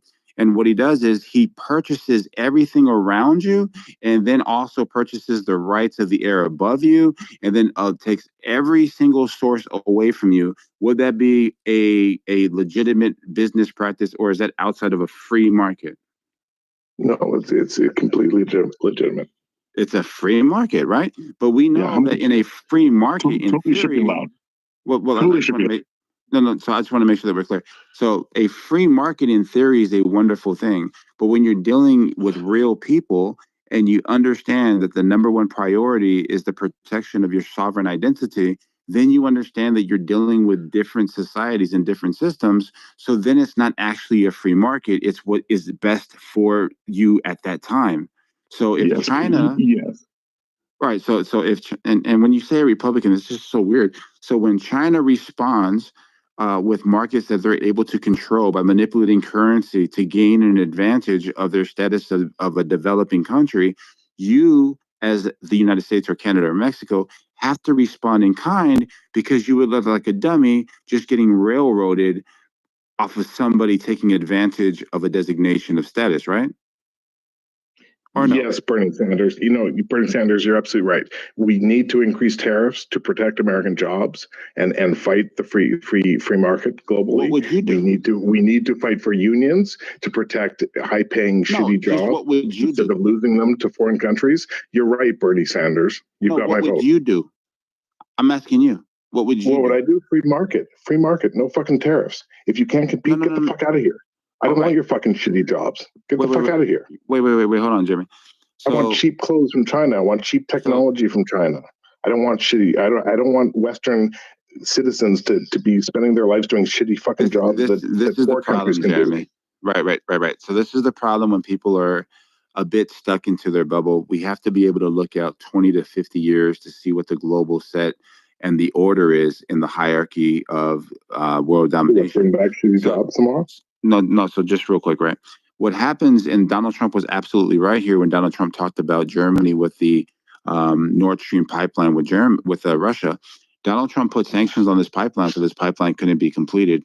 And his rationale behind it was, why the fuck are we protecting you guys from Russia when all you're doing is filling up their fucking coffers so that they can create these massive fucking bombs to bomb us? Why does that make any sense? Why wouldn't you just buy your energy from us instead of actually financing the fucking enemy that in 20 years is going to take over every aspect of we knowing of life? So when you're looking at their influence as far as China and Bill Gates with farmland, the agriculture, the Smith farms, the pork industry, the beef industry, and the pharmaceutical industry, you can see how we're indebted to China, because when shit hits the fan, we are at a clear disadvantage because they're holding on to the pharmaceutical companies and the development of essential and vital resources that we need to be able to access. We noticed this during COVID. And all of the pipelines, or what would you call that? Sorry, what's co-ed? COVID-19. Oh, you mean COVID? Yeah, COVID. Yes, COVID. Why COVID? I'm so confused. Yeah, COVID. Yes. COVID. Okay. All right. Anyways, but during COVID, we had supply chain issues, right? And when we were looking at hey, Samara, who's most oil to America? Say that again. Who's America's largest oil supplier? Canada. It would either be Canada. Hold on. So I would say Saudi Arabia, Canada, OPEC. I would say America. Canada. Yeah. So. Yeah, you're wrong, and Boris is right. What would it be? And so this is what I'm saying, Samoa, is that when you have America training I was giving you the answer, Samoa. I know. It doesn't fucking matter. Of course it does. So what I'm saying is that when you have America funding Osama bin Laden, when you have them training... No, hold on. Don't run away from what I just asked you. I'm talking about an adversarial country. By you bringing up Canada, that's a red herring. We don't have an adversarial relationship with Canada. I'll respond to what you're saying. Go ahead. I apologize. Yes. When I gave you the example of Russia and Germany, that's perceived as an adversarial country. That's Russia. China is perceived as being adversarial. So for you asking about oil, that's a red herring about Canada. What the fuck does that mean? Canada and Mexico. So I'm asking you, is it smart to outsource the most vital of items in which that we need to be able to survive to an adversarial country? Or feeding their coffers with our revenue? Is it smart? No, it's not. But it's a good question. So why do we do it? In the same way that it is not smart for Americans to radically overspend on military so that Canadians can have free healthcare and free higher education and underspend on our military spending. I think that's just as dumb.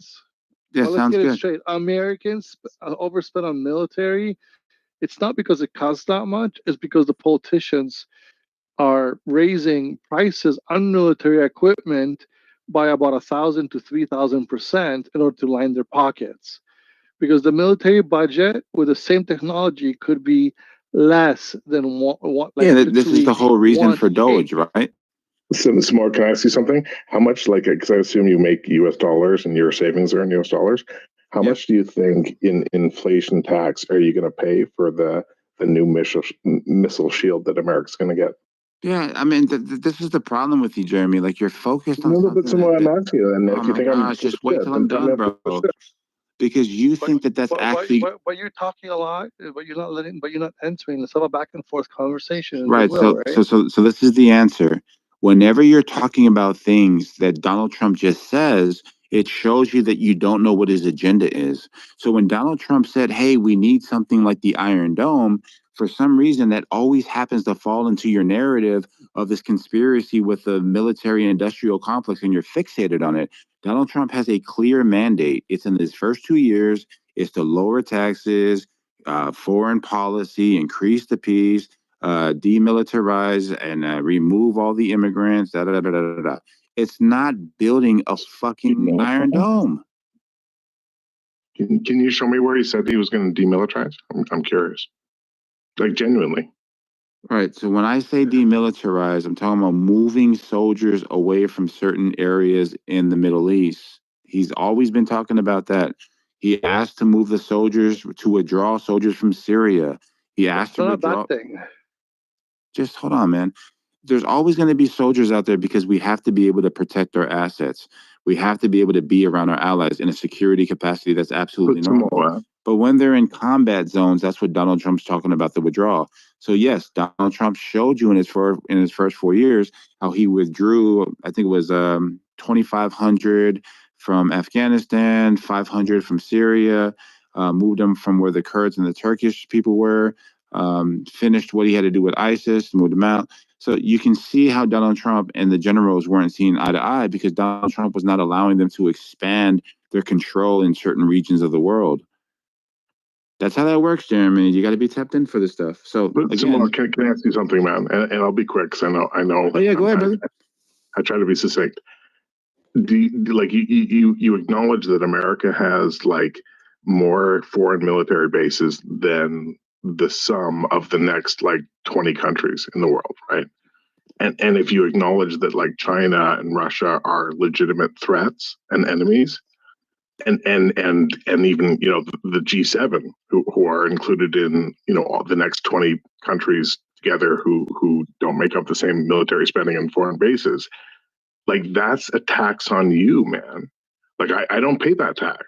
Why would you be in support of that tax? Why would you be in support of maintaining 300 foreign bases when the next closest country has 30?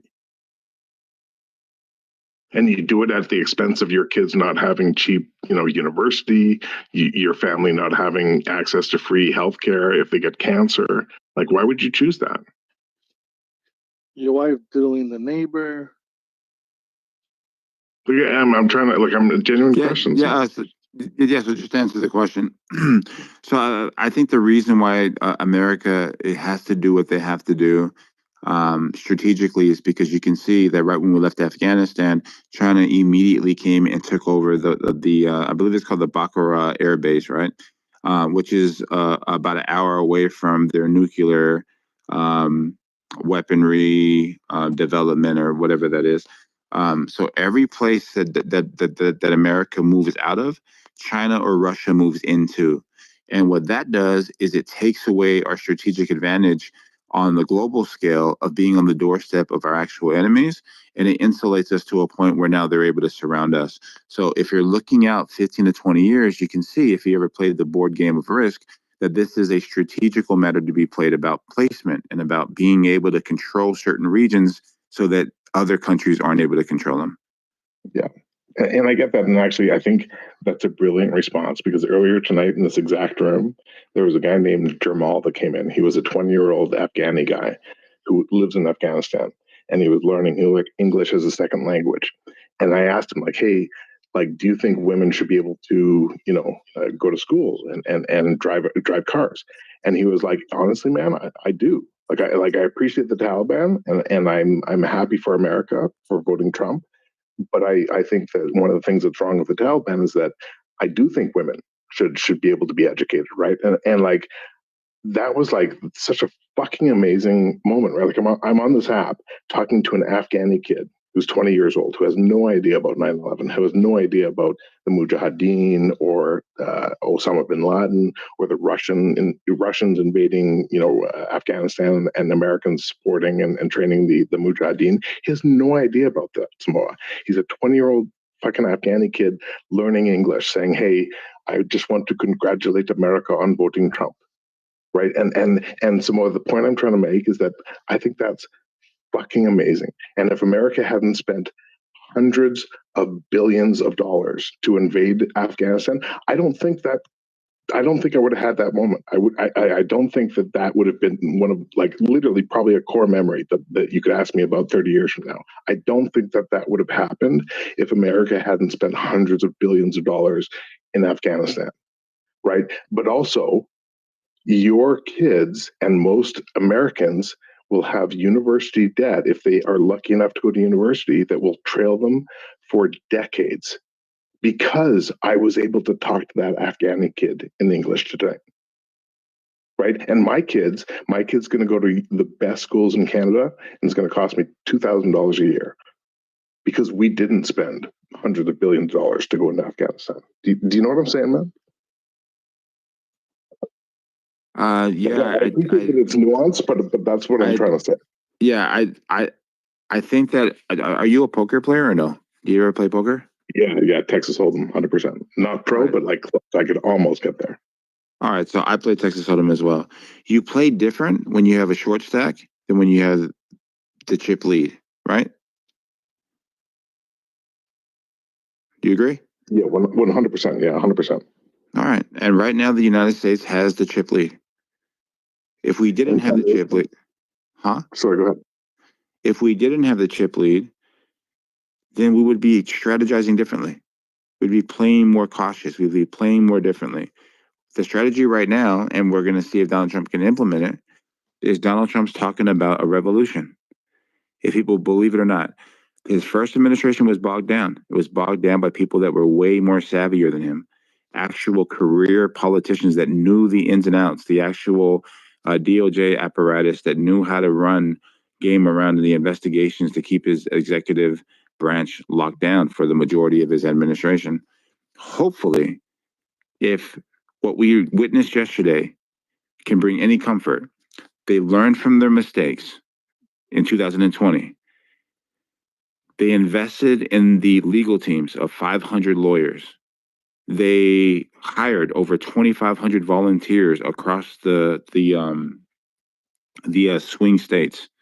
Every single time there was something wrong, there was a motion filed with the courts immediately. It was adjudicated, and it was responded to, and then they adjusted every single line throughout the whole day. And you've seen a significant outcome. And now people are asking, what happened to the 15 million votes from 2020? What I'm saying is we can use the exact same formula. If Donald Trump and the people that he's insulating himself with right now, or surrounding himself with right now, understood where they made the mistakes in 2020, and they're able to execute their actual plan now without all of the bogged down adversarial Congress. They have all three. This is the first 2 years that Joe Biden had all three. His first 2 years, he ran through three major pieces of his policy, which unfortunately led to hyperinflation, and then their unfortunate immigration policy with the influx of immigrants. If Donald Trump's taking the first 2 years, this is what he's going to be able to do. All we can do is take him at his word. But the point I'm making is that his vision of it isn't just to create a larger imprint of the military-industrial complex. And yeah, Megan. Yeah, go ahead. And if China responds, we have to respond accordingly. Tariffs are to protect our country, just like surface-to-air missile batteries. And I guess I'm maybe just a bit more macro, right? Which is that if I think of examples, and again, like Jeremy, what's the best political system that humans have come up with so far? I would say a benevolent dictator, but I think it's very rare. And so funny. Matt said the same thing. Where do you guys get? It's not replicable. and there's but hold on, Samoa. There I can think of 3 examples. But I can think of so many more examples of what you just described, right? Like a benevolent dictatorship for me, Kingdom of Bhutan, Bolivia, when they have that president that drove the bug and lived in a shithole and donated most of his salary, and Marcus Aurelius is probably another good example, right? But if you ask me, Jeremy, give me some examples of what you just described, Samoa. I would describe Kim Jong Un or Kim Jong Il when his dad took over, right, and killed everyone, or Saddam when he killed everyone, or China when Mao took over, or Cuba when Fidel took over, right? Which is what you're saying is that, hey, when you get rid of those side rails, when you get rid of those people who prevent someone who is not a benevolent dictator, someone who wants their own interest rather than the interest of the people. When you let those people not have guardrails, you end up with dictatorships. You end up with communism. You end up with Ho Chi Minh. Thank you, Peg. You end up with these people who can do horrible things. And so the guardrails are important. I agree that they were there in the first term. I don't think they'll be there in the second. And I think that's more concerning than like, I don't think he's a benevolent dictator. I don't think that you can take him for his word because of so many examples of him, lying and not speaking truth. So, and I don't say that. I don't say that. Yeah, I could say the same about Kamala, by the way. So, no, so I know there's a difference between. Hold on, but there's a difference between safeguards and then sabotage, right? So a safeguard is when a leader is doing something that's perceived as being illegal, treasonous, certain things like that, right? I would say sabotage is when you have people that are on your supposed side that are sabotaging your agenda with like frivolous lawsuits. Can I ask you something? Like I genuinely I think everything you say you believe. Like I've never heard you say something that I don't think you truly believe, and which is why I love asking questions. Do you think that could you ever see a scenario where Trump would give up his power or his family's wealth or his own wealth or privilege in exchange for America's benefit or Americans' benefit? He's doing it right now. Like, why does he have to give up his wealth when he's giving up his time? Because he doesn't want to go to jail. See, this is the problem. A lot of people actually thought that there was credence to the actual charges that were there. If you guys look into it, you'll see that it's all gas. 34 felonies, gas. Reason why is because it was unconstitutional for a jury to say that he's guilty on the statute of limitation, beyond the statute of limitation misdemeanors that were elevated to felonies on an actual like in commission of a underlying crime without having to come to a unanimous decision on underlying crime. Okay, and without going to the validity of the charges, just correct me if I'm wrong. You're saying that Jeremy, everything he's doing is benevolent. It's not in his own self-interest. Is that what you're saying? No, what I'm saying is that what happened was, and if you just look at it objectively, this administration that's in our present Joe Biden's administration, they went after him for it was political lawfare. And a lot of people thought that it's legitimate. So you can either look at what they were doing as it being a legitimate reasoning, or you can believe that it's all political. If it's all political, then what are we really persecuting them over? So what I would say is that I think everything that Biden's son has been charged with is legitimate. I think most of what Trump has been charged with that has made it to actual courts and through the American justice system is probably legitimate. And I don't think there are equal examples on Biden or Kamala or any of the other leaders on the other side of the political party. That is what I would say. So the reason why I'm saying this is because if you look at Donald Trump's first administration, they ran something called the Crossfire Hurricane. The IG report came out. This was the Russia collusion that they always talk about. That was all a lie. Yeah, of course it was. Of course. All right. So they sabotaged his whole agenda for the first 3 years. The first impeachment, it was a lie. It was political. And also some more, and I can do this on either side. If you were a Democrat, I'd do it on the Republican side. But we can also say that the Republicans prevented Obama from voting in a Supreme Court justice that he should have been able to vote in. No. So you can do it on either side, man. Neither side has solved any of America's problems. Wait. Hold on. Jeremy, the reason why this is not an apples to apples comparison is that doing something that is of like in the Senate or the House as representatives, right? Doing something there that's of like cloture or some sort of like a rule or something like that to outmaneuver your counterpart. Like that's just seen as a political gamesmanship, right? But once you bring in a law enforcement agency and criminalize the other side, you're bringing in a third party into this apparatus, into this political apparatus. So that's manipulating the actual politic of it. So you can't say that the Republicans holding the Senate for confirmation because they're the ones who have to confirm all of the appointments. And if you go back, it actually tracks. He asked, so Obama wanted to appoint him in the last term or whatever it was. I think it was like the last. Oh, it was during the election season. It was a year and a half before the end of his term. Right. So yeah. So then it was like right when it started or something like that. And then he said the reason why we're not going to do it is this. So that's fair because the high road and it cost him, and Trump didn't. No. What I'm saying is that the Senate, because you are you are the majority leader of the Senate, it's up to you, right? So that's totally fair. Now people say you had both houses in his first term. Wait. All I'm saying is that it doesn't matter. Wait. I want to make sure that we're clear. Let me ask this. Let me ask you this. Like, quick question. Are you confident that Trump will not do the same shit the Democrats did when they were in power? No. So now you're moving it again, bro. I want to make sure that we're clear. Because you're shitting on the Democrats for doing that. And I'm just saying, do you really believe that Trump's not going to do the same thing? Running, bro. Come on, man. I'm going to make sure that you acknowledge that was an apples to oranges comparison. It was not an apples to apples comparison. If the majority or if the leader of the Senate decides, because it's up to his discretion, that he doesn't want to take something up, he doesn't have to take something up. He's not manipulating this reality by bringing in law enforcement to get Barack Obama arrested. So what they did was they ran an investigation for 3 years on Donald Trump, and they made it up.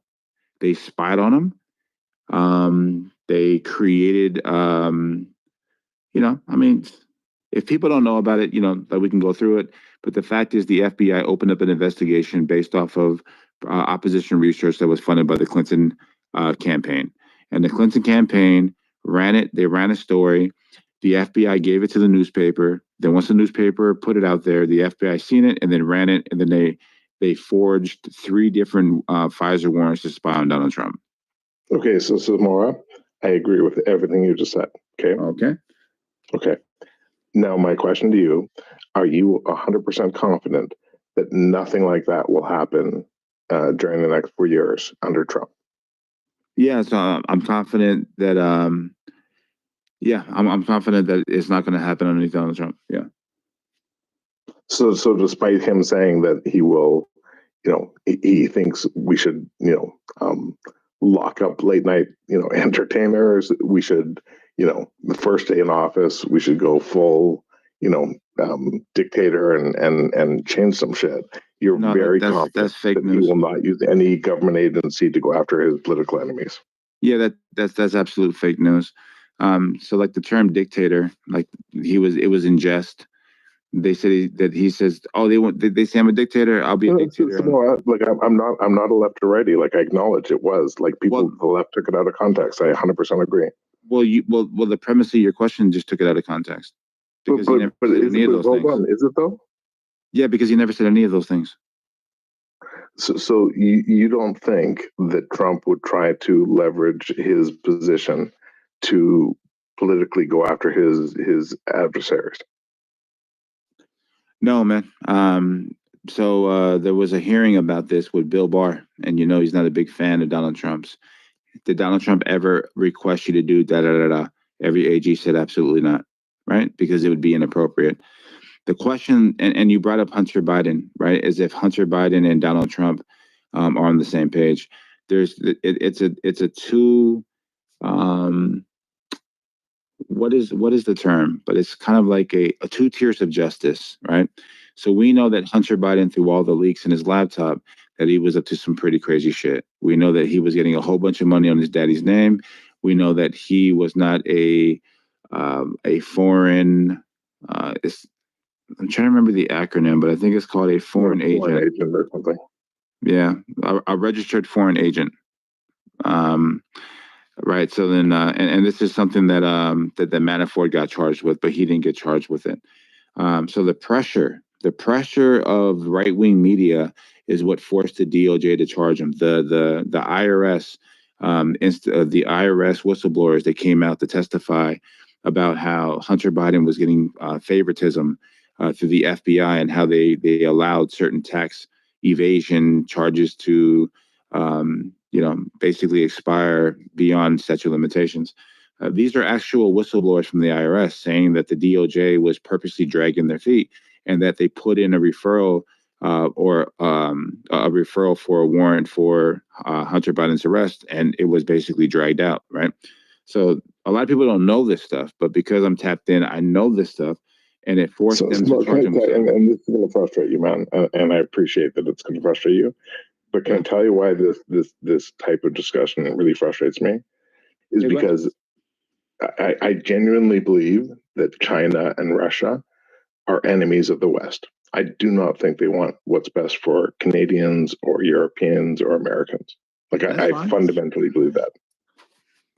Yeah, but they don't have to be allies of ours or want our best interests. Of course not. But do you agree with me? Cooperators, right? Do you agree with me? Yeah, so I agree with you to a point where you don't have to wish our best interest to, it's not one of those things. Hold on, don't wordsmith it. I'm saying I think there are enemies. Do you agree? No. You don't think China are you don't think China is looking out for them and will do that over the best interests of the West? Yeah, I think China and Russia, they're trying to jock for a better position on the world stage.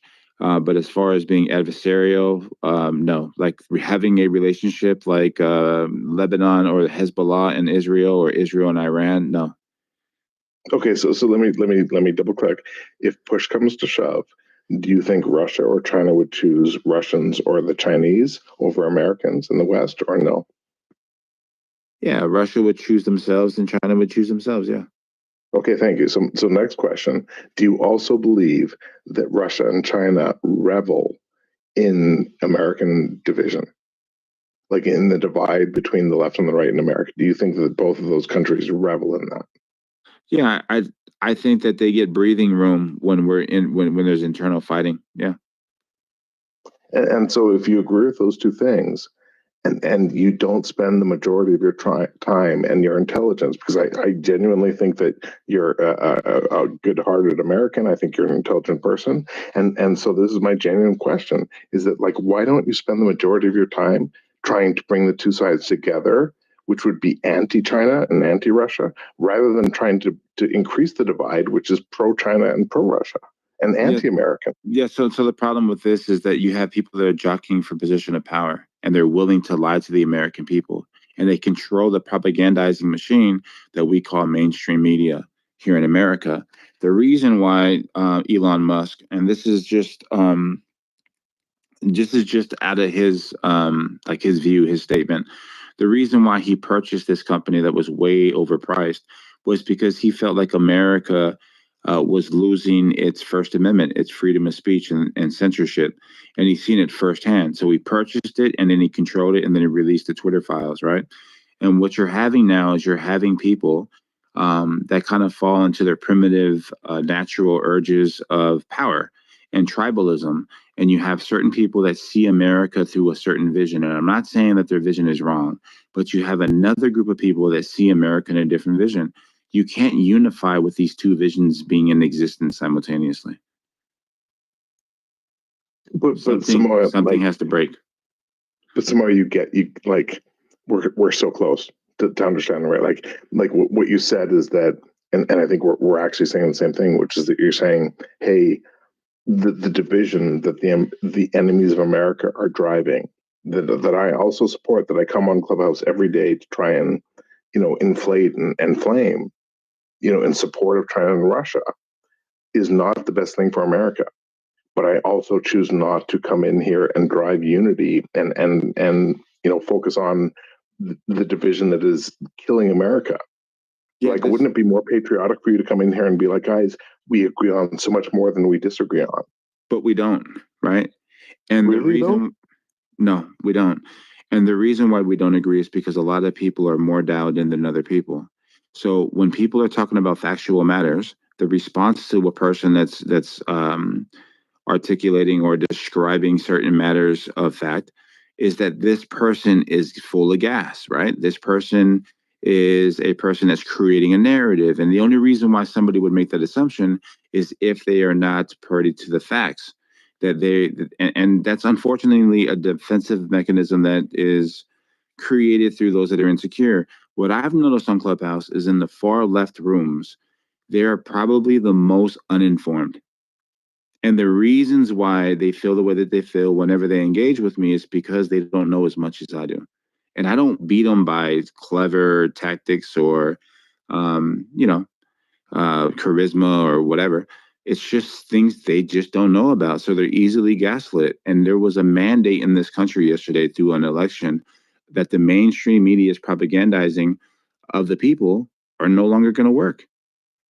Right? And I guess some more to what I would say is that my experience in Clubhouse is that extremes on either side of any topic are typically uninformed. Like whether it's devout theist versus devout atheist, whether it's devout leftist versus rightist, the extremists tend to be the most uninformed. And so if you come on here and we're talking and you say, Jeremy, I agree that America's enemies are rejoicing in division. I agree with that. I also agree that it's very hard and unlikely that we'll be unified. And I also agree that there is nothing more terrifying to the rest of the world than a unified America. If you can agree with all those things, and then your actions based on those agreements is to increase the divide, to push one side or the other, rather than saying we need to be unified, we need to find our common understanding. Doesn't that make you an enemy of America versus an American? No. So willing to engage in actual debate or a discussion of persuading is the American way. It's not about silencing people because you don't like what they're saying. It's about offering a convincing argument with respect and a genuine interest of information to be passed on to another person that you can be so convincing that they'll come over to your side or that they'll be able to see it for itself. The mandate in this last election was for half of the country to reflect on where they're getting their information from and why they feel the way that they feel. And it is a clear point in time where they can look at all of these algorithms and all of these media pundits and wonder why they feel the way that they feel, because they've been lied to for the past year, right? They've been lied to about the economy. They've been lied to about immigration. They've been lied to about crime. And what the Democrats did, and this is the Overton window, right? Is that what we know, what the Democrats were 20 years ago, they're no longer that. The Republicans are now the party of the people right now, the working people. But if you're looking at it objectively right now, you can clearly say that there are people that believe that identity is the most valuable thing. And there's a party who magnifies that actual view. That being a woman, a man, black, white, whatever, is more important than food for your children, affordable groceries, energy prices, so on and so forth, right? So I think I guess if I was a Chinese communist and I heard you talking Samoa, what I would say is that, like, first of all, never since the Civil War in the U.S. has so many Americans said the biggest threat to America were fellow Americans. Literally, not since the Civil War has the majority of Americans, like right before World War II, most Americans wouldn't say, hey, our biggest threat is Americans, right? You know, like not since the Civil War has the majority of Americans said the biggest threat to America are fellow Americans, right? And so when I'm here saying that what's best for America is unification, admitting that China and Russia are more of a threat than Democrats or Republicans, when I'm here saying that, and you're here spitting the same propaganda that China and Russia spend billions of dollars to promote, you're absolutely wrong. Who's more American, Samoa, you or me?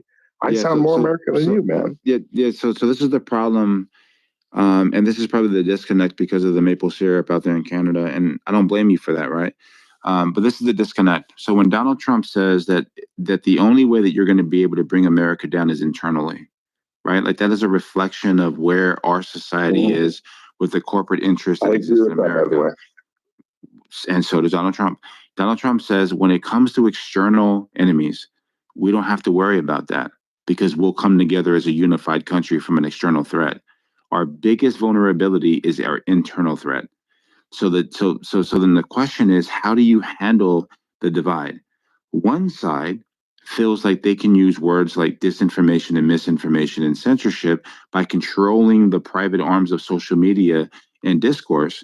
The other side believes that we should be able to be free to exercise whatever it is that we're saying, regardless if we like it or not, and that if we have a bad idea, we can actually flush that out. We're going to have a battle for that internally, right? But that's in-house.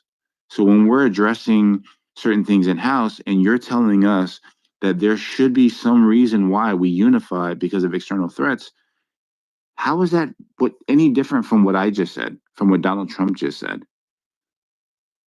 So you said Donald Trump, I just want to understand, you said Donald Trump said the biggest threat is division within the American country, right? Country, yeah. You said that's what he says is the biggest threat.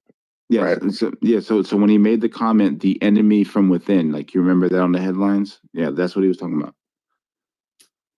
And so just so I understand, he's saying that Russia, not biggest threat, China, not biggest threat. The biggest threat is Americans. Yeah, so he's saying that the biggest threat that we have for our country is the division inside of it. He said when it comes to external threats outside of the country, we're not worried about that. We can handle them easily because we will unify from an external threat, right? So can I ask you something, Samoa? Outside of the Civil War, can you give me one other example of where America felt that way? Like they went to war, they unified because of the threat of Americans outside of the Civil War and right now. No. All right. So Donald Trump says from external threats like the Revolutionary War, the French Indian War, Vietnam, so on and so forth, the country unifies for external threats. Our biggest vulnerability is our divide internally. And he's pointing out wokeism. Like this is Donald Trump's talking points. Yeah, so Trump is saying Russia's not a biggest threat. Iran, socialism, communism, North Korea, none of those things are the biggest threat. The biggest threat are fellow American citizens. Yeah, it is though. Yeah, that's our biggest vulnerability. Yeah. Do you really believe that, Samo? Do you really believe that your fellow American citizens are a bigger threat than like illegal immigrants or North Korea or Russia or China? Hold on, wait. No, so we're talking about So we're talking about the political apparatuses and the corporate interests, the leaders, not the regular people. No, right? I'm asking what the biggest threat. You just said the biggest threat to America was its fellow the divide in American America, citizens. right? The vulnerability in America. So remember what I'm saying. So when he says that when it comes to external threats, we don't have to worry about that because our military, like our military capabilities, so on and so forth, beyond match. And if there is an external issue, that would be a unifying factor internally for our country. So has the threat of Russia or China or North Korea unified America? Yeah, I mean, obviously that's how they. In what way? You have the most divided America since the Civil War. How has North Korea, Russia, and China unified America? Wait. All right. So then when Donald Trump was president, right, you had Donald Trump walking over there across the DMZ. You had Donald Trump meeting with Vladimir Putin, so on and so forth, right? Donald Trump attributes these diplomatic instances to his foreign policy and the successes of the Abrahamic Accord and cooperation across the world with no new wars. All right, that's his strategy, right? The next administration comes in. They immediately declare war on Russia by withdrawing from Afghanistan and then firing off this proxy war that taxpayers are paying heavily for. But in both of these instances, both political parties have convinced the people that this is something America has to do. So I'll ask again. How is a unified Russia, a unified China, and a unified North Korea? How are those threats to America more, lesser than the threat of the opinion of fellow American citizens? Because that's what you're saying. You're saying, Jeremy, the threat of fellow American citizens is greater than the threat of a unified North Korea, a unified China, and a unified Russia. Because the external threat will cause a chain reaction of unification internally in America. And because why hasn't it happened? So just real quick. And because of our unified. And because of our, my God, this is crazy. I just gave you 2 examples where we were unified. What, passing fucking unbalanced budgets? You guys aren't unified in my gosh, you guys are the most divided fucking nation in the world. Come on, man. This is so fucking dumb. This is so fucking dumb, bro. I clearly gave you the strategy from both political parties and showed you how they were able to persuade the people to be united in moving forward with these set policies. And you act like you can't hear it, bro. Okay, so Samoa, tell me, sorry, I don't want to be ignorant. So you're saying that both parties put forward unifying policies that Americans all got behind, both sides. Can you give me an example? Yes, the majority of the United States people are supporting this war in Ukraine with over $200 and something billion for this 3-year war, right? They sold the goods to the people of America that Russia, this invading force, is going to invade all of NATO, and that it is our moral responsibility to stand by our allies and whatever the fuck, bro. They were convincing, people supported it. You've seen it in the polls, and they passed over $220 billion of assistance. Okay, and then we have Donald Trump 4 years before that. Donald Trump fled through what was it? It was strength, peace through strength, right? Peace through strength was his whole motto. So he led by meeting with Russia and North Korea. He got North Korea to stop firing missiles. He got Russia to stop moving in towards Ukraine. He got the Abrahamic Accords and peace in the Middle East. He got Saudi Arabia moving more oil, whatever the fuck, bro. The point that I'm making is both political parties are able to unify over foreign policy, just like Iraq, just like Kuwait. Come on, man. Just like World War II. So when you say that, like most Americans were able to unify behind supporting Ukraine, where more than half of Republicans disagree with funding Ukraine war, and you come in here and at the same time that China and Russia spend millions of dollars to increase the divide between the left and right, you come in here and you do the same thing that Enemies of America does. No, whoa, which is whoa, whoa, support. whoa, whoa, Hold on, no, no, Samoa. hold on. Let me finish. But you're wrong Brother, about what you just said about the Republicans. Brother, I gave you I've been very succinct, I think, in my talking points. Let me just finish and I'll go on mute. You come in here supporting the same and driving the same division that the Enemies of America spend billions of dollars to do, right? And you come in here and you support these Enemies of America and Samoa. I would believe that you are a good-hearted, full-fledged fucking American that wants America to succeed, when every time you come into a room, the things that come out of your mouth are driving unity, driving, decreasing the divide between the left and right.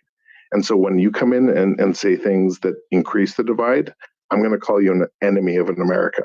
And when I hear you come in and say things that decrease the divide, that try to bring unity between the two sides, I will call you an American. I will call you a freedom fighter. And I stand by that, man.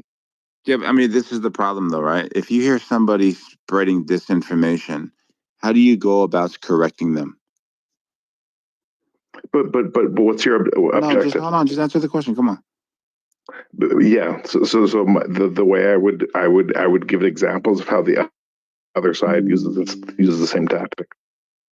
No, I'm just asking. So I'm in here. When I hear MSNBC, talking shit, I say, hey, that's bullshit. In the same way that Fox talks shit, it's the same. Wait, hold on. But if I come in the room and you hear me saying some disinformation that I genuinely believe is good information, and you come in here and say, hey, that's bullshit, you're being divisive. I'm going to leave talking apes and believe that you're a bully, and now I'm going to go into my echo chamber and say Jeremy is anti-American. Yeah. And so let me answer that somewhere. Here's the answer I would get: is that you can come into a discussion about Christianity and Islam, right? And your comment can be, hey, Allah or Muhammad was a pedophile because he had a 12-year-old wife, right? That can be your comment, and that will drive division between Christians and Muslims. Or your comment can be, hey, Islam and Muslims, advanced mathematics and astrology tremendously, and so let's not shit on Islam. Let's put the focus on what they did good for humanity, like how they benefited humanity.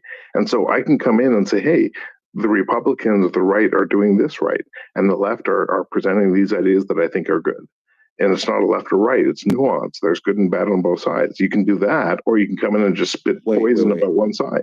Wait, how is there good and bad on both sides if you only want to address the good? The point I'm making about your Muslim example is, if the conversation is about Islam, there is a way of asking questions about Islam that isn't as seen as being offensive. It's seen as building, to where somebody is educating you. And once you walk them through the Socratic method and you're walking them down to the facts of Muhammad marrying Aisha, which was 9 years old, not 12 years old, they would either say, oh, this is the reason why, which tells you that they already know about it, or they would say, oh, I don't know who Aisha is. Let me investigate that. And then they'll find it for themselves. But the way that they perceive you is not as an adversarial engager, but as a genuine interlocutor. That is offering a convincing way of somebody moving off of something that they believed was right, but now coming to the acknowledgement that maybe it wasn't, right? What do you think? And so I agree. And so my question to you is this: is it in that scenario that you gave, what do you think is most likely to result in two people learning something and creating a connection? The person who says Muhammad was a pedophile, or the person that says, hey, the reason why most of our stars have Arabic names is because of the contribution of the Muslim faith to astronomy? Which of those two conversations are going to be more productive? All right, so just real quick, depending on the setting of the stage, if I'm a person that is a member of Islam, like let's say that I'm a Muslim, and I know every weakness that is perceived of my belief system, and you come in the room and you say, hey, Muhammad's a pedophile. First thing I'm going to do is invite you to have a seat. Let's talk about it. Let's see what you really know. And then we're going to flesh it out. And then you're going to have to come to the realization that you didn't know what you were talking about. And all you're doing is regurgitating certain talking points that are anti-Islamic. That's what I would do. You're thinking that when you come in the room and say, Muhammad's a pedophile, that I'm going to respond emotionally and I'm going to attack you. And then you're going to get gooed. And then you're going to get removed from the stage. Right? No, wrong, actually. Like fundamentally wrong. Where's the division? Because here's the difference, Samar, is that when I engage with that conversation with that Muslim, devout Muslim, I'm not going to start, like if I'm going to learn from him, if I respect him as a subject matter expert, I'm not going to learn from him by opening up with, hey, the thing that I understand you respect is a pedophile. Like that's not a way for me to learn. That's going to be a way for me to, set the stage for a W. But I don't give a shit about it. No, I don't respect anyone on this app. Why do you think it's an automatic W? It's not an automatic W. I'm saying like if you're engaging to learn versus engaging for the W, your approach is going to be different. Do you agree? Wait, hold on. If a person is making a claim that somebody is a pedophile, you better freaking know. So I'll reiterate the approach, the way you engage with someone. If you're looking for a W versus if you're looking for to learn, is going to be different. Do you agree or disagree? Right. So I disagree. You disagree. So if you're having a conversation with someone and you're going for a W versus like I'm going to talk to someone who I admit is a subject matter expert who I respect, you're saying that's going to be the same conversation. Oh no, hold on, no. So that's not the same because you're at an inferior position here because you're not the expert. So in the engagement of debate where somebody makes a claim of something being a pedophile, they would have to substantiate one's claim. So I would believe that they would be the expert here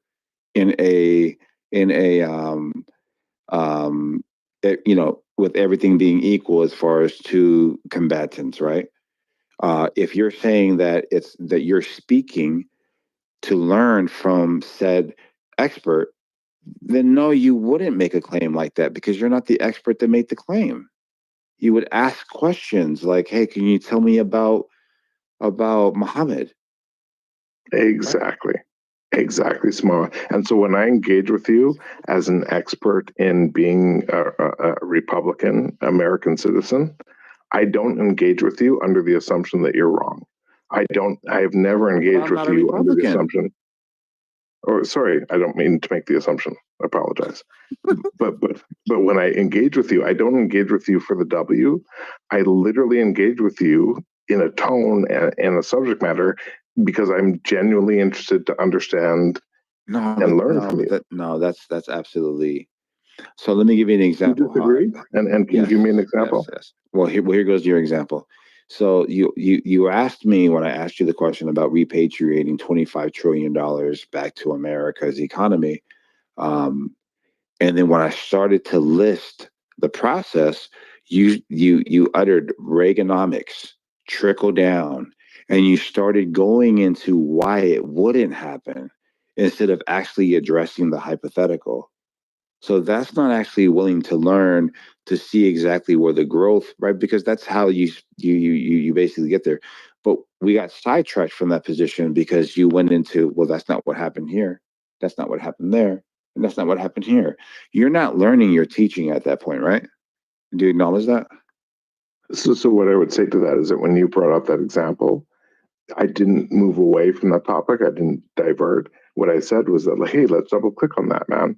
What you're saying is that you think it's beneficial for companies to bring USD from foreign banks where they hold capital reserves as USD in foreign banks. You're making a claim that by bringing those USD dollars back to American banks, but not, with any conditions of making a requirement for that move of capital to U.S. banks to be tied to job creation, but instead just incentivizing that move through tax incentives. What you were suggesting was that was somehow a free market. And my response to that, if I remember correctly, was saying that, hey, unless you have a real, regulatory tie to making that shift of capital USD into America that will result in job creation, then it's pointless. They'll just buy back their stock, which has been proven historically. And so Samora, what I'm saying is that when I talk to you, I engage with you, I respond to what you say. And if you say that my response was not genuine, I would argue that I disagree. So this is what I would do. I would have you just look at the actual Jobs Act that Donald Trump signed in 2017. And then when you're reading the Jobs Act, you're going to be able to see the controls that they were able to put in there as far as a safeguard, as far as corporations outsourcing or being able to move certain products to certain areas, and then being, to circumvent the actual process. They put all these safeguards against it. And that's the point that I'm making, is that 2017 isn't back in 1980, right?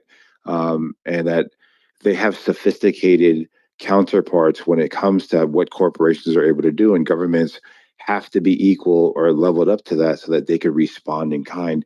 The point I was making was just pretty clear. If you're following Donald Trump's line, he's saying, I'm going to protect the American business owner from companies abroad, right? You respond by saying, but I thought you were a capitalist, which I think that's a red herring.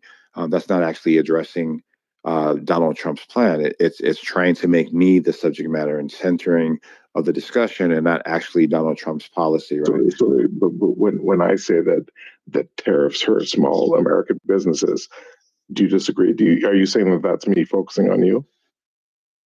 Well, this comment made me think you were focusing on me. No, but what I'm saying is that increasing tariffs hurts American small businesses. Do you disagree? Well, I want to make sure that we're clear. You're asking me my opinion when I'm describing Donald Trump's policy. So by you saying that I'm a socialist or Bernie Sanders, you're not making it a part of Trump's policy. You're making it a part of me being this perceived Republican capitalist. And I think that was a bit unfair. So I started laughing, and, just underneath. Samora. Yeah. Samora, I've literally said I come on this app to talk to subject matter experts.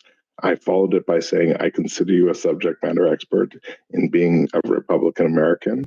Right. And I enjoy our conversations because I come. Hold on, let me finish, man.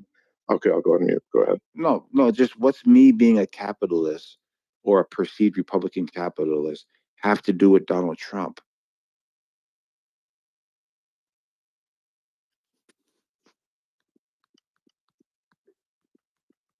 So I'll reiterate. I come on this app to learn from people who I don't get to interact with. I love learning from subject matter experts. And Samora, I think you're a genuine subject matter expert when it comes to being a Republican American. And if I'm wrong with that, I'm open to being corrected. And I also think that, like, the reason I engage with you and the reason why I think that it's important for America to be united, and I think that's more important than Americans coming on these apps and creating a bigger divide, is that America will be greater when people get together and think that the people outside of America is a bigger threat to America than American citizens. Dubai doesn't think that the biggest threat to Dubai is Dubai citizens. China doesn't think the biggest threat to China is Chinese citizens. Russia doesn't think the biggest threat to Russia is Russian citizens. But America thinks the biggest threat to America is American citizens. Like, if you don't think that's broken, please tell me why it's not broken. Is what broken? The reality that most Americans think the biggest threat to America is fellow Americans. But China doesn't think that. Russia doesn't think that. North Korea doesn't think that. No. So all right. So when somebody says, so when you're surveying your property and you're looking for a weakness of security in your property, you could just acknowledge it for what it is and then you address it, right? What Donald Trump is saying is the only way because of our military advancements and our military capabilities when it comes to our positioning in Hawaii, Guam, on the border of Russia, so on and so forth, South Korea, whatever, right? Donald Trump says we're good there. And if there's ever an external conflict that would unify the country to eliminate posed threat, okay? But Donald Trump's observation or his analysis or his assessment is the most vulnerable part that America has is the internal ideologies that exist that can lead to catastrophic realities of poverty if the wrong people are in charge and sell our country out from inside out. That's all he's saying. Right? There's people in our country that see the world totally different. He's not saying that, he's not saying the external threat. He's saying that the external threat with our military isn't as bad as what we have inside because there's a lot of whatever. But my point, though, is that Donald Trump isn't an ideologue. So when you keep using this term Republican, that's not what he is. He's a populist, right? And to be honest with you, I'm not an ideologue either. Who the fuck cares about a free market? I care about my children. I care about our country, and I want our country to win. So if it's a mixed bag of socialism or fill the burn, it doesn't really fucking matter to me, bro, to be honest with you. And I don't think that you should try to use that against Donald Trump either, because he's not what you would call a capitalist either, because you have to adjust to the global, just the environment for what it is. When they make a move, you make a move. When they make a move, you make a move.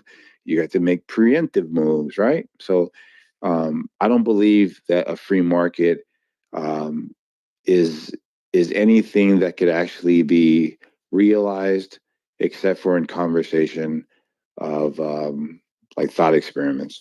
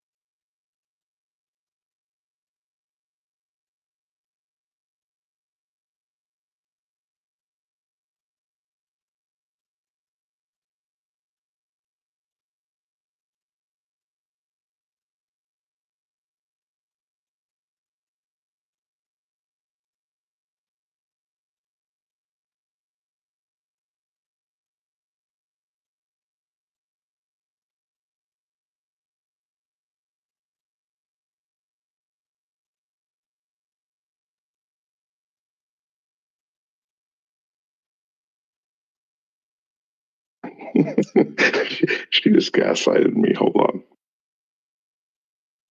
Sandra, you're the worst. No, my bad. I'm at a studio, so I was stepping out. Yeah, so I was stepping out so I could come up and talk. I thought you totally said, okay, fine. When I went up and you went to the audience, I thought, yeah, you gaslighted me there. No. I wouldn't do that.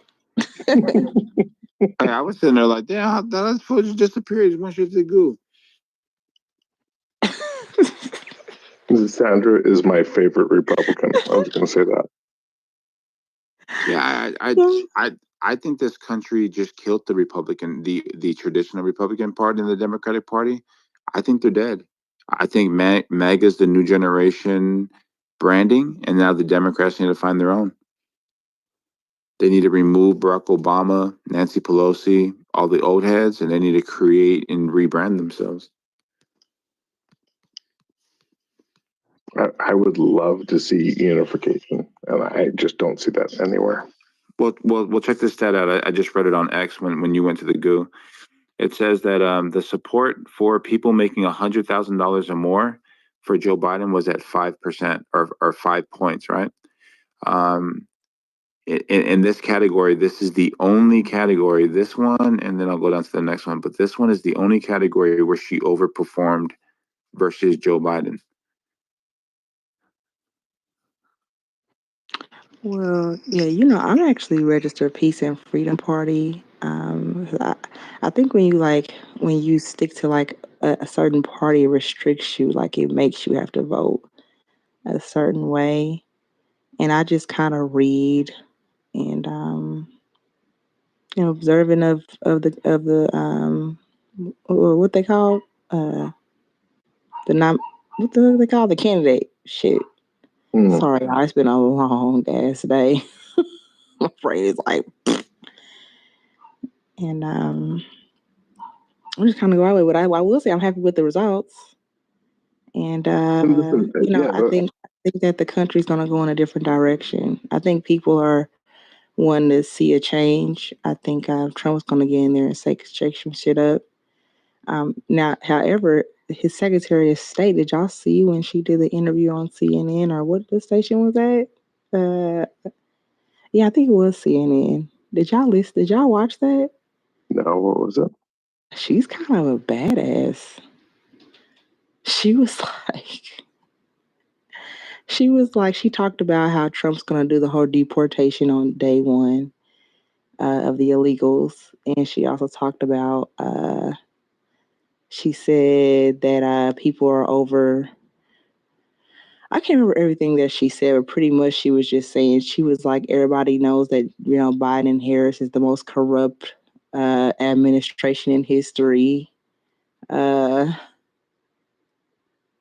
else? I'm sorry to interrupt, Samara or Boris. Make Sandra a mod. You guys are trained to be good mods. Go ahead. I have to pull this. Thank you, Jeremy. I'm gonna have to pull this clip. I ain't even fucking notice. Yeah, but this is the thing. Yeah, I would love, again, there are a lot of things that I'm excited about with the Trump presidency. There is, and that's why you can't put baby in a corner. You can't put Jeremy in a corner. I think there's some great things that Harris would have done. I think there's good things that Trump could do. I'm excited about what they both could do, but I'm pessimistic that either are gonna do any of those things. Yeah. I'm gonna put this link in the chat so y'all can watch it. Cause I remember my ears are banging. I've been in the studio, sometimes I come out here to the studio and so I was taking work, so my brain is super fried. So if I talk, it might sound like I'm out of it. Wait, what studio you been in?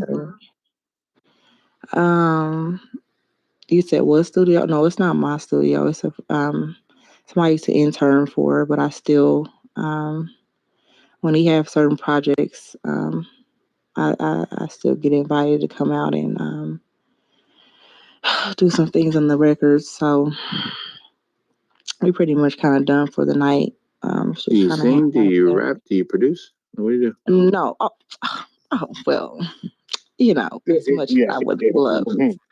Yes, in case you don't know, Sandra is 40% of what makes Talking Apes amazing. Samara. I'm just laying the groundwork. Go ahead, Damn, that's crazy. She's 40%. Look at Jeremy trying to be so conservative with his value to talking apes. No, I don't, but I do help to when it comes to mixing, mastering. I kind of listen for things that need to be changed in the records. I thought you were a mental health expert, Sandra. I am. I do that too. Multifaceted fucking. God damn it! This is why Talking Apes fucking rules. Listen, I live in fucking Irvine, California. Okay, I have to wear a lot of fucking hats. Look, I have my skincare company. I do life insurance policies. I gotta fucking survive here. That's why we need to get these fucking the Democrats out of here. Look at me. I feel I got energized, like I got a fucking battery up my ass. Yep, I hear you. Everyone's bitching about pronouns. Sandra's out there fucking killing it, making money, fucking waking up every morning, not fucking bitching about the woke people. Don't get me wrong, I might do my share of bitching, but you know. Sasha, dude, I fucking love you and Cora. Like your shit back and forth is fucking magical. I just gotta say it. It's magical. It's everything America should be. It's like contempt and love and everything in between. And you know, like the rest of the world would be terrified if there was a Sandra Cora president ticket. I'm just gonna say that. Fuck. Man. Samara, are you stoked? I mean, like it was funny because I was in Chillism and Lion was like, Jeremy, get that leftist up here. Let's hear what he has to say. And I was like, guys, I'm not gonna bitch. Like I hundreds of thousands of dollars of net wealth increase based on one night of Trump being elected. Am I gonna get up there and cry? They was talking about that at the studio tonight. They were saying how the Bitcoin and shit, how everything like fucking's going up. Yeah, because everybody understands. Like there was a lot of gaslighting, like with Goldman Sachs, but you know the media, they really covered it up. Like when Kamala would make certain claims about Donald Trump's plan leading to economic ruin, and then her plan, and then you would have people like Goldman Sachs or people from certain economic institutions or whatever come out afterwards and say, no, that's not what we said. Nobody ever heard nobody ever heard that. You know what I mean? And it's just amazing. But there's a lot of optimism going around right now, especially because they know Donald Trump's agenda. If it's going to work or if it's not going to work is not the conversation. But he doesn't have any impediments. If Kamala Harris would have won, she would have been a lame duck president for the first 2 years. Can I ask you something small, like just based on historical fact? And my opinion is based on historical fact. So my question to you is this: like, do you genuinely believe that the next term will result in lessening the amount of U.S. debt and the amount of printing money, or an increase? Just based on historical facts. Yeah, I think what Trump's going to try to do is he's going to try to spend as much money to invest in actual growth. Now, if that's going to come to fruition within 4 years, I don't know, but we'll find out. I know that we're going to get immediate we're going to get an immediate relief when it comes to just us here with the extended individual tax extensions and tax incentives that us just as regular people here in America are going to get. So we'll feel it immediately. Now, is he going to be able to saturate the market with energy like he's saying? I don't know. So what I asked was, do you think that Trump will accelerate U.S. debt or decelerate it? And you answered in a very convoluted way, but I think what you said was that he will increase it for the benefit of Americans. Would you agree with that? Yeah, so I don't know about the actual debt part. Like, so he's going to do a couple of things. Don't you think that's like fundamentally important, Simone? Come on, man, just get crazy. Well, come on, man. You play this role. I'm just I'm asking you. All right. If you want to line it up, let's line it up. Donald Trump is going to try to incentivize growth. All right, cool. Donald Trump's going to try to incentivize growth. Okay. By printing more money. No, he's going to incentivize companies to come and invest more money. Okay. If you get people by lowering taxes? No, just by the promising of incentivizing. Like, for example, by how? What's the incentive? What's the incentive? Lower taxes? Okay. So the corporate tax rate's dropping down to 15%, lowering taxes. Thank you. Okay. How do you do that? Do you print more money, or how do you do that? No, so lowering taxes means that you just give them a waiver, right? Like instead of paying 20%, you're going to pay 15%. So this is tax revenue. Okay. So what you're hoping for, and this so is how do you offset that revenue? Well, it's getting kind of crazy. So then you would lower this, and then you would have them come in and hire your people, right? So this is going to be drop taxes, incentivize job growth. What it's going to do is it's going to give optimism into the market for private corporations to let money release into the economy. So then people are actually working and paying more taxes, while simultaneously you're offering corporate tax breaks for countries to come in from abroad. So this is how this works. Hold on. You can't offer tax breaks for countries to come in from abroad and increase tariffs. Those are totally opposite things. No, that's exactly what you do. So if a company is importing goods here in America and you put 1,000% tariff, but they want to access the United States marketplace, right? The only other way that they can get around that 1,000% tariff is by coming to America and creating their own manufacturing arm here in America. I totally understand. Are you okay with a $10,000 iPhone? No, because that's how much an iPhone's going to cost if you're going to build in America.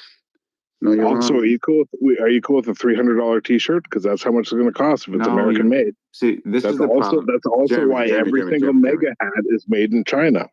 Jeremy, do you want to bring those hat manufacturing jobs back to America, Samoa? Jeremy, this is the problem, is that I've already had this discussion with you. You just don't know it yet. So if you look at Apple specifically, Apple has actually applied for a tariff waiver because it would offset the competition directly with Samsung, which is stationed in South Korea. Are you saying Apple's against tariffs? Are they anti-Trump? Hold on real quick, bro. So what they did was they put a waiver in, right? So the waiver covers 7% of what's actually created to create the actual iPhone, so it doesn't upset the market between Apple and Samsung. Because they waived the tariff that Trump wanted to put in. So Donald Trump puts tariffs on. Are you against Trump tariffs? Hold on. You're such a Bernie. This is so funny. Man. You're such a Bernie. Is there any Republicans in here, Sandra? Do you want to come up and be a real Republican? Because I'm sick of hearing these fucking socialist, you know what's crazy, free market, fucking, bring shitty jobs back to America. Hey, Jeremy, hold on real quick, bro. Hold on real quick. So when Sandra first came up here, I clearly said, the problem with you is that you think that we're ideologues. Donald Trump is not an ideologue. He's not a Republican. I just clearly said the Republican Party is dead. It's been rebranded through populism. So you'll have a mixed bag, just like we have a mixed economy. I agree. He's a communist. He's a socialist. No. It's a mixed economy.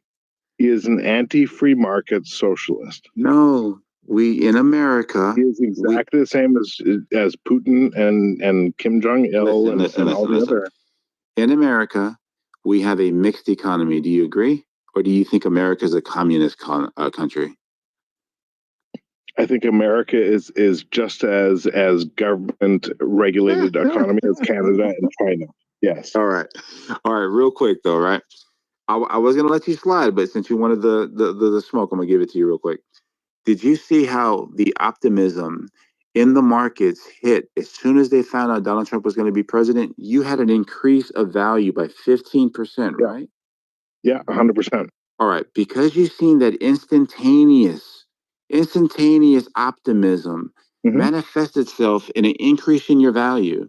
This would create an incentive for you to invest this capital because of the optimism that exists in the market, right? No. Oh, what do you do with that money, Jeremy? Really simple. You buy your shares back and increase your shareholder value. You do not create jobs. Why would you create jobs, which is decreasing efficiency, rather than just buy back shares and increase shareholder value? It's literally the fiscal, the legal responsibility of C-level employees in a corporation to increase the shareholder value of their shareholders. They would literally, you can go to jail if you do not do that. And so if you hire more people, if you go full, hold on, Samoa, I'm answering you. If you go full Castro and communist and hire more people rather than increasing efficiency and increasing shareholder value, you are literally promoting communism. So when you say, hey, we should create jobs by forcing people to pay more for products and create shitty jobs that Americans can have, you're Castro. That's not what I said. You're fucking Castro, Samoa. Yeah, that's not what I said.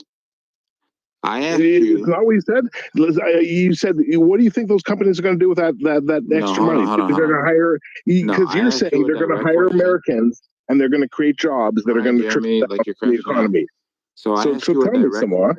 All right, so I asked you a direct question about your 15% increase in value over one night of finding out that Donald Trump was the president-elect. I said, the reason why you had this bump was because there was optimism in the market of what's going to happen in the future. Now, because everybody had this bump, there's going to be people who are going to want to spend money. When you get more money, you spend more money. Do you believe that? No. Okay.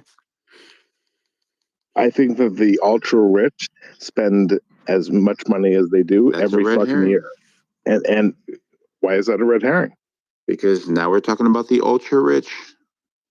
Okay, so Samoa, let me ask you something. Did your increase in wealth dramatically change in the last 8 years, where 4 years were Trump and 4 years were Biden? Can you tell me if your capital, like your net wealth, did it dramatically change more in one term, 4-year term, than the other? Yeah, it was more valuable during Trump's.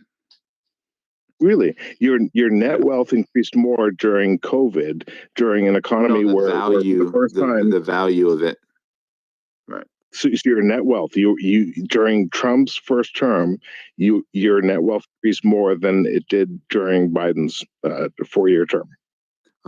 So I said it twice. I said, or even say you can even say like, hey, it wasn't material. They were both about the same. No. And the reason why we're factoring this in is because if I made 1,000, just to keep it simple, if I made 1,000 in 4 years of Trump, but my cost of living was $300, I net $700.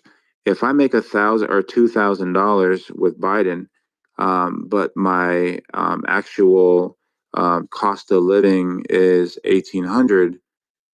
You can see why my net is more during Trump than Biden, right? Just saying. Just math, right? So we've got two positions here, right? Jeremy is saying it doesn't matter left or right. The outcome is going to be the same. You're going to be a loser because both sides are going to keep agreeing on printing more money and taxing Americans without their permission. That's Jeremy's position. Samoa's position is no. One of the two sides is more right than the other. No, that's not what I'm saying. So you don't think that Republicans have or Trump is better than Harris? Yeah, so I think Donald Trump is a populist. No, yes or no? Come on, Samoa, yes or no? Yeah, is Trump better than Harris? Oh my gosh. The problem is that you're trying I asked you a question. Yeah, so Donald Trump is a populist, and yes, he's better than Harris. Thank you. What does that mean? No, I just made a statement. Jeremy's saying it doesn't matter left or right. Both are going to pass unbalanced budgets and tax Americans without their permission. And Samoa is saying Jeremy's wrong. One side's better than the other. No, we can clearly see during Trump's administration, interest rates were basically at zero, Inflation was at 1.4. During Joe Biden and Kamala's stint, our inflation went up to 9.8. Interest rates went up to 5.50. Wages negative 3.5%. Can I ask you something? How many times during Trump's administration and Biden's administration did both sides agree to pass unbalanced budgets that were taxes on all Americans? Can you tell me how many times both administrations did that? Yeah, you said both sides? Both sides. How many times did they pass unbalanced budgets to tax all Americans? Both sides. See, so I wouldn't even do that. What I would point at Simona, why isn't that an important question to you? Because it's not an important question to me. Do you earn your salary in USD? Yes. But what and you're some more. Hold on, Ben, because I think you're intelligent. Hold on, I think you're intelligent. So you earn your salary in USD. Both sides of your government agree to pass an unbalanced budget that is a tax on your salary and your savings multiple times a year, and you're telling me that you're gonna, instead of saying both sides are fucking assholes for hurting your family, your kids, your grandkids, your hold on, Samoa. Instead of doing that, you're gonna choose one side or the other? Yeah, what I'm gonna point out is two things. Donald Trump I'm gonna listen to this because this is so important. Man. All right, Donald Trump signed a tax cut, right? And in this tax cut of 2017, they give us the individual tax rate, they increased the child tax rate. So this affects our families immediately, right? So when you look at tax liability, it's quite different. In 2021, they came across with this thing called the American Rescue Act, which was $1.9 trillion as well. And what it did was just hand money out. It just handed money out to every single person, so on and so forth. This is the bill that and the reason why I bring up these two is because it was done through reconciliation. It wasn't bipartisan. So this is a better comparison of left and right, which you like to do a lot of, right? Okay. And the point that I'm making is that people are going to make decisions based on what is happening real time, not what's going to happen 3 years ago or not what's going to happen in the next 4 years. But the point I'm making is when you get a bump in your net value or in your net worth, is I think that's the wording you used, by 15% over one day, that shows optimism in the market. Somebody just gave you a whole bunch of more value for some reason, and you're saying that you're not going to spend it. And I'm just wondering, how does that make any sense? That money just increased in value and you didn't have to do nothing for it? You're not going to ride the momentum? Nope. My monthly spend last month will be no different than my monthly spend the next month. So how do you expand? Despite the fact that my net worth increased by 15% yesterday. All right. So my question is, if it would have increased by 30%, would you expand?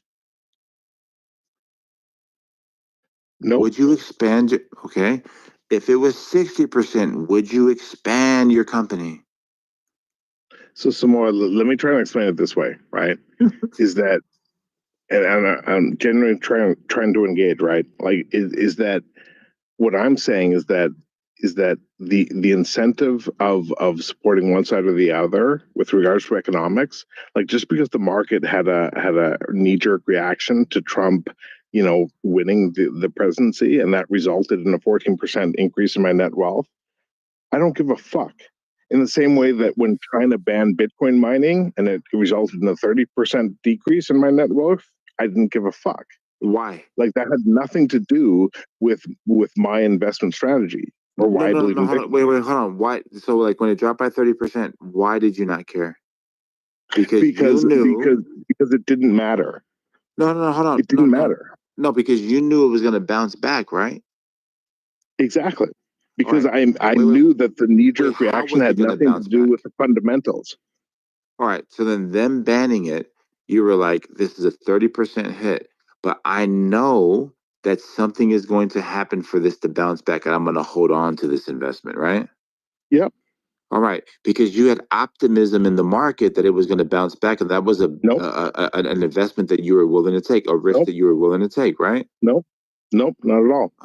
Because I knew that because technologically, based on just facts and what makes up fiat and money and what that is and 10 years of research and investigation, I understand that fundamentally Bitcoin is like IP protocol or the internet.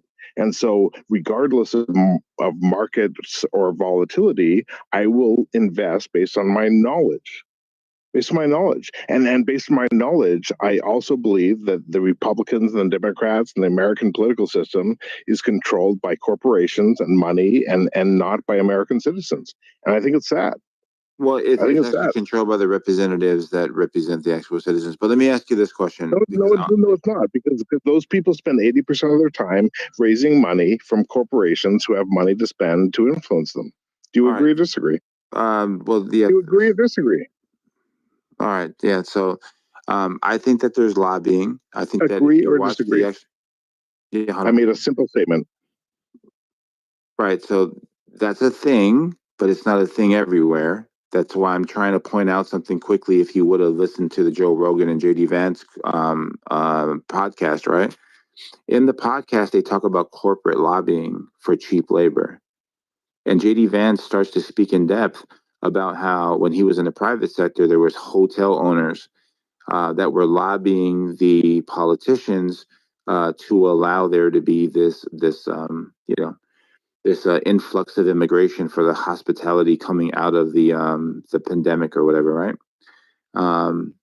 And he goes at length about this, and it's how they're lobbying so that factories are able to get. How much time do you think American politicians spend raising money for their campaigns? No, but wait. Question. I'm asking a simple question.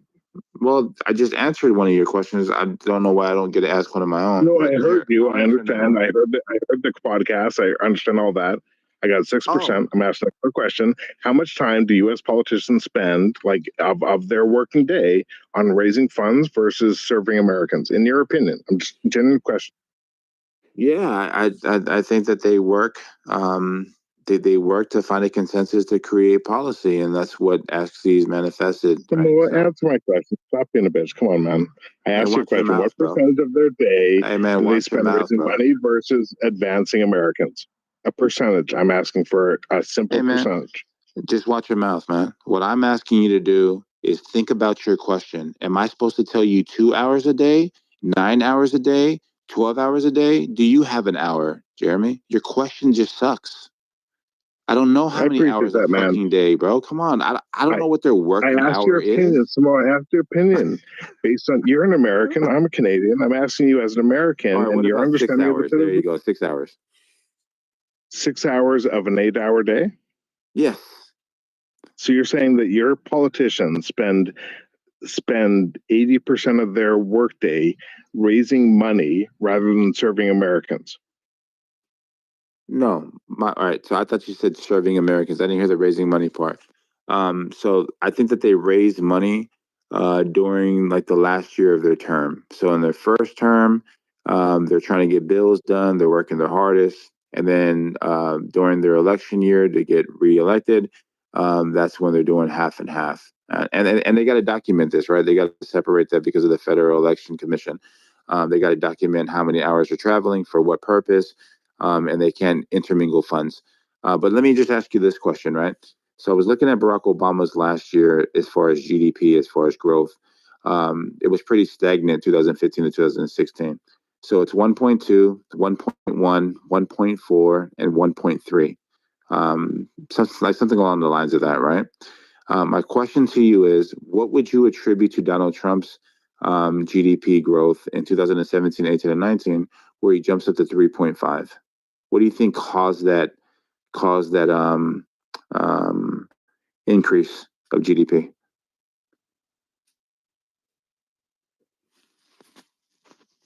Okay, so thank you for not answering my question. Appreciate that. I did. That's okay. Wait, hold on. So your question was, how many hours do you think that they spend raising money in a day, right? Okay, raising money. I said, I think in the first, I said, I think in the first year, I they know. spent most Okay, of it. I appreciate that. So, Samoa, I'll answer your question. And while I answer your question, I want you to do one thing. Just Google what percentage of American senator or choose whatever house, what percentage of their day is spent raising money versus working for policy on Americans. So while I answer your question, I just ask that you Google that, and then what I'd ask is when I'm done answering your question, just tell us the answer. And so to answer your question, which I think, and correct me if I'm wrong, your question was it's so late. God damn it, ADD. So what was your question real quick? So Barack Obama's last year was stagnant in GDP. Yeah, thank you. So GDP is so less important than how much debt you have added to your country and your citizens. And so I would say, hey, maybe Trump had greater GDP growth than Obama. But my question to you is that, like, is that important? Right? Like, if you look at the increase of GDP for nations across the world last year versus the increase of debt that nations have put on their citizens, and you look at the last 5 presidential terms in the U.S., which side has added more debt? And I know you agree with me that when I say added debt and pass an unbalanced budget, you agree with me that's a tax on Americans, right? And there is not one thing that both sides of the American politics have agreed on other than passing unbalanced budgets and taxing Americans. I would challenge anyone to give me an example of something that both sides have agreed on more than taxing Americans and passing unbalanced budgets and making corporations rich. All right, so thank you very much for not answering my question. What do you attribute to the GDP growing 3.5%, which is 2.5% higher than Barack Obama's stagnant last year in term? You responded by saying, well, the GDP is not important. No, so let me answer because I think it's a good question. It's an important question. The answer is this: corporations and shareholder profits are more important in American democracy than American citizens' wishes or intentions or quality of life. That's the answer, Samoa. That's why. And if you're a fucking American citizen that takes offense with that, God bless you, man.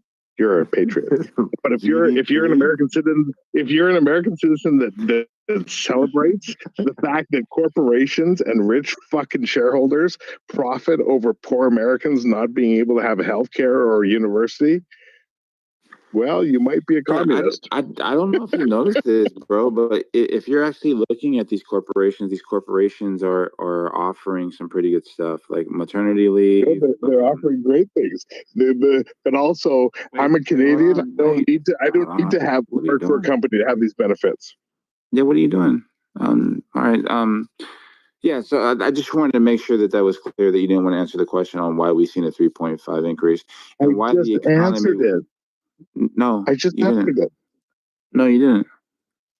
He said there were certain companies that did something, but sorry. Let me answer. The reason why is because GDP is determined on the profitability of the corporations within a certain nation. Do you agree or disagree? Hold on. So what gave them? So why didn't they do that during Barack's last year? Hold on. I asked you a question. You asked me a question, and I answered it. And so I'm saying the reason why is because the corporations were more profitable, and that resulted. Yeah, exactly. Thank you. All right. So yeah. So to my answer, corporations will benefit more than Americans. Right. That's been the problem for the last 50 years, man, since 1971. So the problem that I'm having here is that the reason why Donald Trump was able to hit these historic numbers of unemployment, of 9% wage growth, outpacing Biden. Yes. So Donald Trump had wage growth up to 8.9%, and Biden had 1% wage growth. 10% above Biden's. or just 1% from where Trump started? Sorry, 1% above Trump's or 1% above where Trump started? 8%. So Donald Trump was 8% from where he started, and then Joe Biden's 1% from where he started. So Biden accomplished 10% and Trump accomplished 9%. Yeah. No. Trump accomplished 9%. It was 8 point something percent wage growth. And here, I'm just going off of memory, but I'm pretty sure Joe Biden's administration, I think it was either 1 or -3, but I think it was 1. I'll just give him 1. It was 1% growth, wage growth, but it didn't outpace. Oh, yeah. So it was 1% wage growth, but it didn't outpace inflation. It was -3%. It was 3 points. It was 3% underneath inflation, or 3 percentage points underneath inflation. Donald Trump performed 8 point something percent above inflation as far as wage growth. But anyways, the point I was making was corporations would not feel like what you just described unless the government incentivizes them to bring their money into our country to employ our people. But that's the whole point. And here's what I'm trying to say, right? Is I believe in free market, like global free market, right? I think the people who can profitably deliver the goods at the lowest cost, regardless of nation, geography, whatever, should be the leaders of providing that outcome. But I also believe that I don't think that corporations or free markets should have any influence or impact on politics. I think individuals, citizens, people of the nation should have 100,000 times more influence on political outcomes than companies and corporations and what's good, for the economy. That's my position, man. And what I'm saying is that my position, and I'll be quick. My position is that I think today corporations and rich fucking assholes who don't have American citizens' best interests in heart have more influence than American citizens, and I think that's concerning. That's my position, man. All right, and this is my position.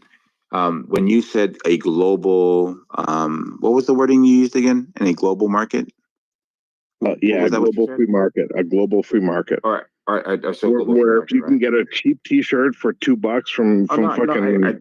No, I totally understand. I totally understand. But the point I'm making here is that the way that I view free market is everybody playing by the same rules, and then may the best man win, and let the market decide who has the superior product, and let the consumer decide that. Be the dictator. So let me ask you something. Yeah, go ahead. Do you think that like a $5 T-shirt that was made in Vietnam is any different than a $20,000 electric vehicle that is superior to a Tesla? I don't understand the correlation here. Like, do I think a $5 T-shirt? Here's the difference. And Vig, go ahead because we're killing this room. Here's the difference. I can go and buy a $15 cheap T-shirt that was made in Vietnam. I can buy that in Canada. I cannot go and buy a $2,000 electric SUV from China that is better than a Cybertruck that would cost me $100,000.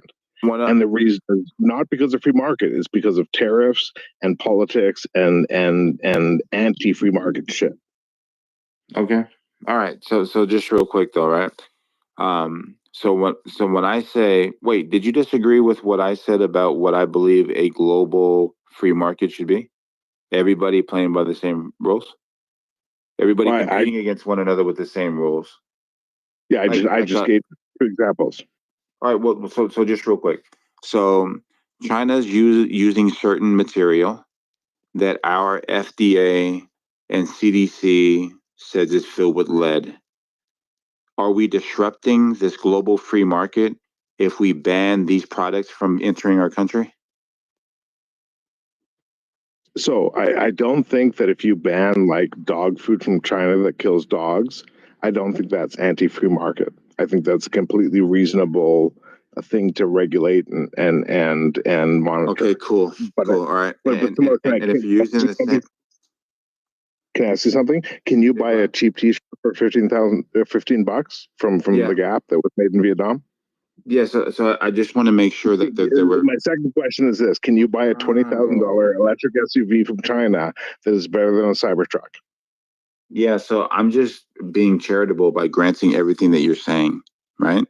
And what I'm asking you is this: if you're okay for there to be certain regulation for the safety of our citizens in our country or your country, why are you not okay with regulations like tariffs being used against predatory corporations that are taking advantage of the same people you are protecting or the same dogs that you're protecting of the food? Because the reason why I don't buy dog chews from China for my dog, and I only buy dog chews from Canada, is not because of tariffs. It's because I don't trust those Chinese guys to make, healthy, non-dog killing dog chews. Right? That's free market. Right? No, but hold on, Samoa. No, but if I could buy it, Samoa, let me finish. Let me finish. If I was given, and I could go to the dollar store and I could buy a Chinese dog chew that would kill my dog. I could do that, free market. But I don't, free market. But right, because you don't know that. But hold on, Samoa. Let me finish. You and I both. You're an American. I'm Canadian. Both of us cannot go and buy a $20,000 Superior electric SUV because we're in the West and tariffs and anti-free market. And the reason why Chinese people can is because free market. Yeah, you're not addressing. Yes or no? No, hold on. Yes or no? Yes or no?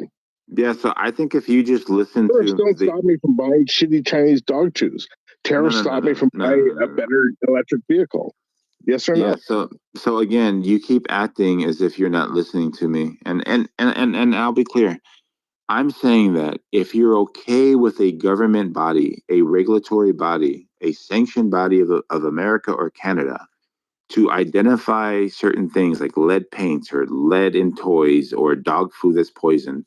Can you buy a Chinese dog chew as an American? Can you buy that today? Yes or no? No, like let's say that you cannot go to a store in your city and buy a Chinese-made dog chew. Yeah, you're not listening. You're saying no. I gave you a hypothetical.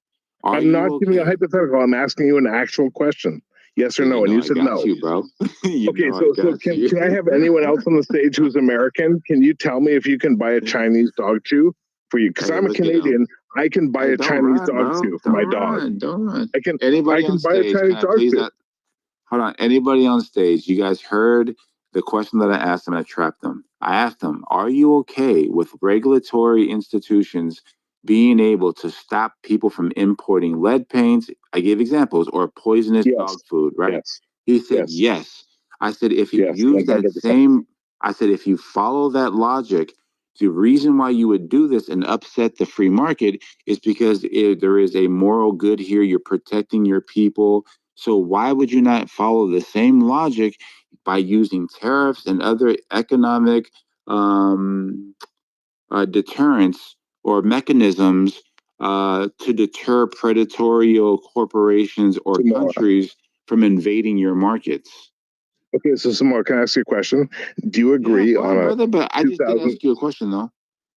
Yeah, and I agree with you. I said yes. And so my response is, do you also agree that we should put a 2,000% tariff on coal so we can have more Americans coal mining in coal mines doing shitty work? If it makes sense. Do you agree with that? Yeah, if it makes sense. So you want to bring shitty jobs back to America? No. I want to make sure. Oh, but wait, hold on. Okay. You literally said you want to add a 3,000% tariff to coal so that more Americans can get black lung and work in coal mines. That's literally what you're saying, man. No, that's not what I'm saying. I said if it makes sense. It is literally what you're saying. No, that's not what I'm saying. I said if it makes sense. So I want to make sure that we're clear here, right? So you and I have two different visions of what a global free market is. My global free market is that we are all playing by the same rules. So if one country is banning lead, all countries should ban lead and let the corporations do what they do, right? And then in competition, us as the consumer, we're able to weave through all of these products and we will identify which one is the most superior, which we will pick up the actual purchasing of said product. But when certain rules apply here and certain rules apply there, I can't say that's a global free market. I think that that's something that you have to adjust to real time because that's just the climate that you're in. Certain corporations cut corners. You have to have regulatory institutions or the referees, right? If I were to use an analogy, we need referees. If all of us countries or corporations are athletes and we're all competing on a field, I just want us to be competing at the same rules and then they're being referees. You're saying the referees are actually a impediment to free market. No, I guess what I'm saying is that no, you don't. So if we look at our current reality, we have a market, right? Like in 2024, we have an economic reality in our global markets. And let me give you 3 examples. We have China, and India, who are like, we would love to have your shitty jobs. So we would literally like come in our pants to have your shitty jobs, right? Fuck? Hold on, you agree, right? And then hold on, and then you've got America. Hold on. You've got then you've got America, right? Which is like, no, you can't take our shitty jobs. We're a wealthy nation. How dare you try and come in here and take our shitty jobs, or take our shitty jobs to your shitty countries, right? And then you've got Dubai and Saudi Arabia, who are like, everyone gets a free wedding, everyone gets free education, free house, no taxes, like free Mercedes when you have your first period. And also, we'll bring in a whole bunch of third world nation people to take shitty jobs that, like, God forbid a Dubai citizen should have to wash a dish. Are you fucking kidding? We're not Americans. We're from Dubai, right? Like, if those are your 3 options, and you take offense with the Dubai people, right? Like, you see where I'm going with this, Sabah? No, this is what I would say, right? I would say after COVID, like, this has been fun, the bantering and all that stuff. But in all seriousness, I would say that me personally, right? I'm not going to talk about Donald Trump's policy or whatever, but in an ideal world for me, after COVID-19 and the supply chain experiences that we had with the dependency that we had on so many foreign countries, I would break it down in 3 different. I would break it down in 3 different phases. The things that are so, what is the word? Like, I would prioritize them. Right? God damn it! You're gonna level up and make this an interesting conversation. How dare you? How dare you, sir? No, but I agree. Like, superconductors, vaccines, medicine, energy production, 100%. Right. But I would clothing, prioritize technology, those, and then keep the coal miners over there. Yes, exactly. And that's why the biggest companies in the world are not fucking a clothing company. It's not a fucking, like, somewhere, you know this, man. And that's what Donald Trump is saying. He's saying he's saying exactly what you're saying. He's saying that what we're gonna do is we're gonna bring, like, the automobile industry. That's something that we can literally compete in, right? And then the pharmaceuticals. Nigga, no, hold on, wait. Automobile. Nigga, Ford sucks. You gotta chill, bro. Ford sucks. Japan is leading with automobile. Come on, Samoa. Come on, dog. Gotta be real, bro. Hold on. Don't say Japan is leading. Hey, there's dude. like 18. Hey, man, did somebody ID this dude, Vig? Is he allowed to be up this late? This is crazy. Are we gonna include what? Are we gonna include what? Germany? Past his curfew. What's going on? We're gonna include Germany? Like, bro, America is not good. Where I'm confused is we have existing tariffs. Like, we have a tariff attached to American lobster going to the EU. We have tariffs from Ecuador and wheat. I think they actually got theirs eliminated. We have tariffs from American vehicles already to China. And we have the American Trade Act. It's 1965. So this has never been a free market. I'm highly confused at what you guys are talking about. All right, so we have different visions of what a global free market is, and Jeremy and I were just going back and forth on how our visions were so far apart. He thinks that the referee should go to sleep. I think that the referee should be live and only blow the whistle when it benefits me. That's what I'm saying. Wait. Benefit you? Hold on, Samoa. Come on, bro. Hold on. Oh, so wait, Samoa, you're a realist? No, I'm. Nigga, you a realist? Well, I am real. That is true. No. What I'm talking about in terms of foreign relations, the referees that you're referring to, as in when it benefits you, you're talking about like Western countries, the U.S. You know, the ones that No. Like you know how we have you know how we have institutions like the FDA, you know, like Department of Department of Agriculture. So they're able to, like, if you look at the ingredients, RFK is talking about this right now, about making America healthy again, right?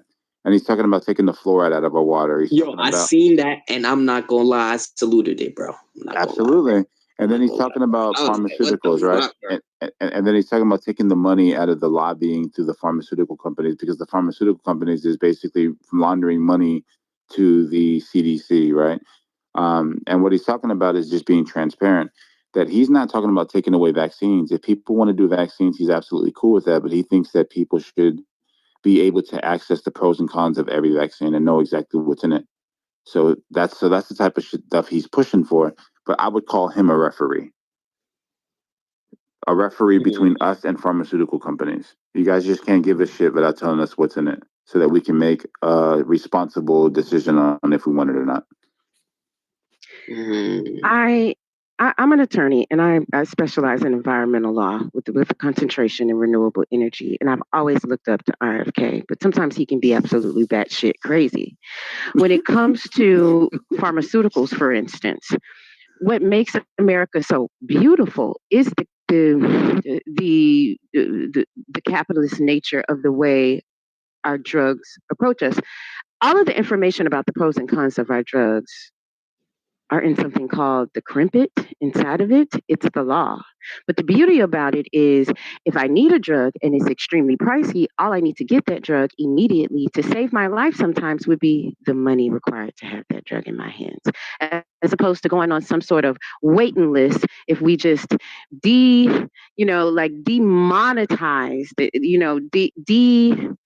divested all of these beautiful pharmaceutical companies, whom of which also provide drugs for socialist nations like, Canada and the UK, right? Like if we did that, then we'd be worse than them. If I needed something like a broad spectrum antibiotic and it was on a 9-month hold, there's no amount of money that I could do to get that immediately. My mouth would be rotted out. Fluoride in the water is necessary. We already have dumbass American children. Dental health facilitates all of those learning disabilities. The last thing we need is to have mouths like fucking Europe and brains like fucking, I don't know, somewhere in the middle of Kenya. I mean, I don't think we're being realistic here. We need some sort of every nation that is thriving has essentially a federal regulator of how they trade. And if we take that away, assuming that is the referee in this metaphor, if we take that away, I don't see the difference between the two. If every nation has the equivalent of like a federal commission associated and dedicated to how we import and export, then if we took ours away and they still had theirs, then how would that be a referee that only worked for us? You see what I'm saying? Like, I think we're just not being realistic, or maybe we're not world traveled, or maybe we don't see how poorly these things actually demonstrate themselves in other nations. But part of what makes America so great is the capitalism of it all. Why don't we just continue to build on the economic apparatus that we have? That's crazy. She said capitalism is beautiful. That's crazy. But look, the only people who don't think capitalism is beautiful are people who don't succeed at it. Oh shit. Just go to Cuba. Oh shit. Go to Cuba. Oh. Ew, But if you have these referees, then that, I mean, I get what you're saying. What you're saying is true for the interests of these nations or states or countries. What you're saying is true, but then that goes to the point, or is that an actual free market then? Like, is it actually free? It's never been free. It hasn't been free since 1962. But I didn't make that point. Samoa did. Okay. I was just making sure. I don't want it to be free. I don't want it to be free. I want it to be exactly like it is, where we have a big dog and a medium-sized dog and a little dog. We don't need a bunch of big dogs. Why not? It's just not how capitalism works. It's a triangle. It's not a circle. Well, I mean, why does it? I mean, okay, so wait, why is it a triangle? I didn't say because there's a top. I did. I said it's a triangle, not a circle, because there's a top and there's a bottom, and that's what makes it capitalism. If it was a circle, then it wouldn't be a capitalist. There would be no elite. Because the top wouldn't exist without the bottom. Like when I'm in my BMW at the red light and there's a homeless guy next to me, I am in my BMW because he's next to me begging for money. These things are directly connected. Wow, this woman is. Yeah, absolutely not. Am I lying? Yes. Peg, man, Peg, hold on. You're absolutely lying. Absolutely. Wait. Peg, are you black? Duh. What the hell? Chill, Samoa, chill. I don't want. Oh no. The darkness of the black. Samoa, you hear how she's talking about the beautifulness of capitalism while saying she got a BMW and a poor dude? What I'm saying is that you cannot have the elite. Damn, hold on. She's saying that the elite only are elite because of the demise of those that are impoverished. She believes in capitalism.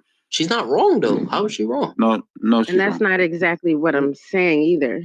Well, even if you are saying that, she's not wrong. No, hold on. You said there was a direct line connecting you and the BMW to the homeless guy sitting on the side of the road. That is what I said. But what I'm saying is, you said the demise of the people that are poor, and I wouldn't use that verbiage ever. I don't think it's the demise. In fact, what is it?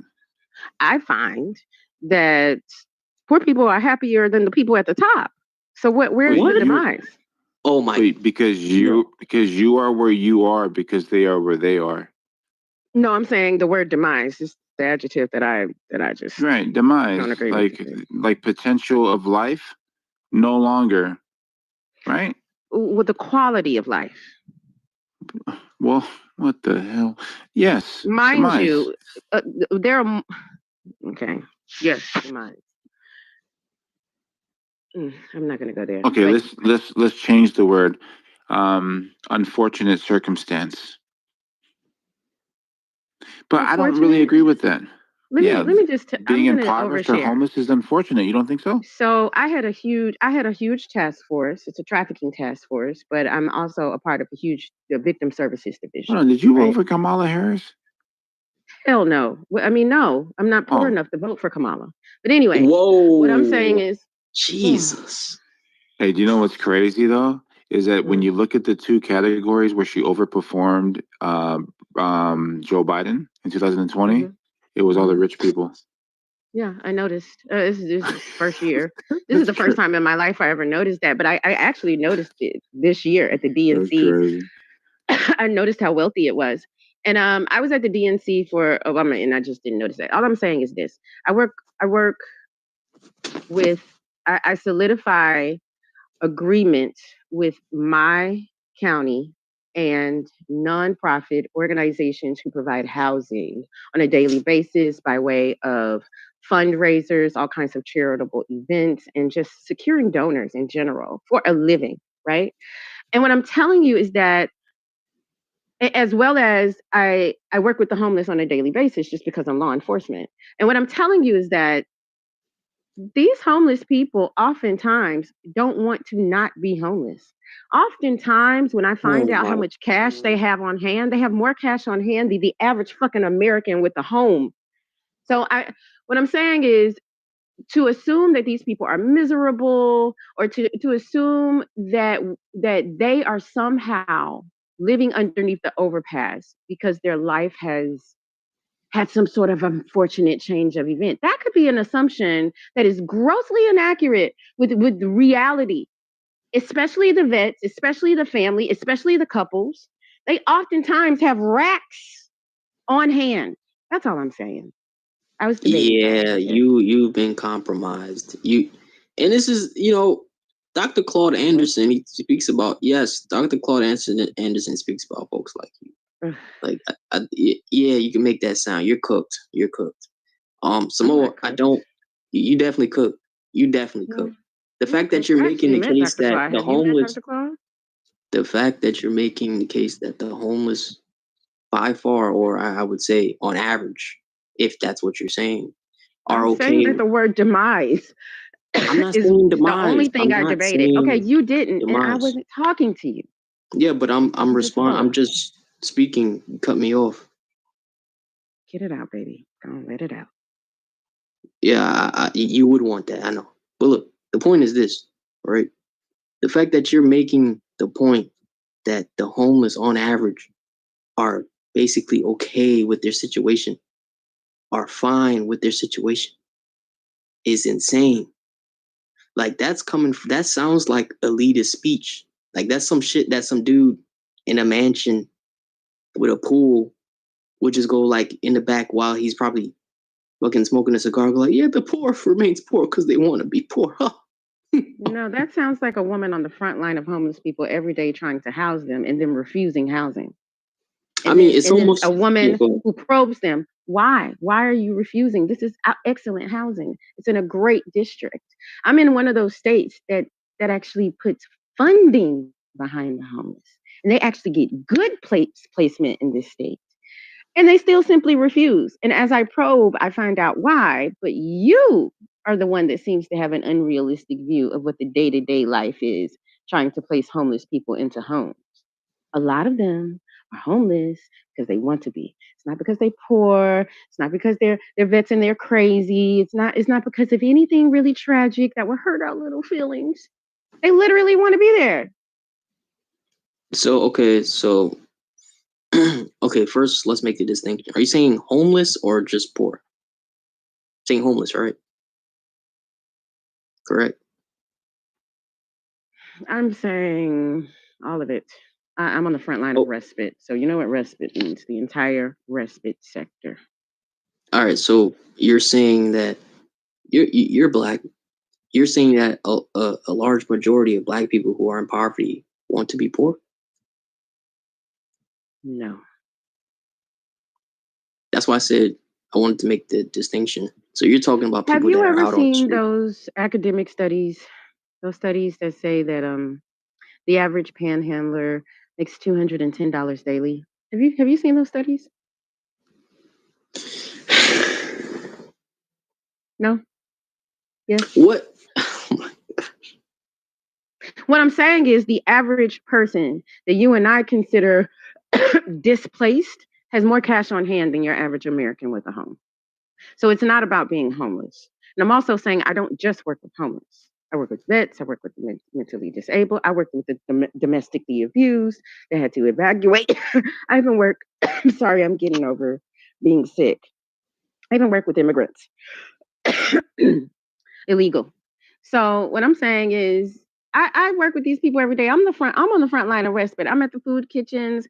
I'm at the domestic violence shelters. I'm every fucking where. I'm at the book bag drives for the kids. I'm at everything possible in my city. It's a very large city.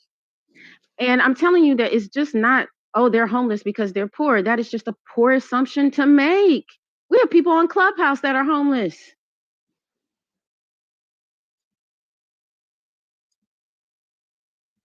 To equate being to equate being displaced with being poor is just poor, because Sandra.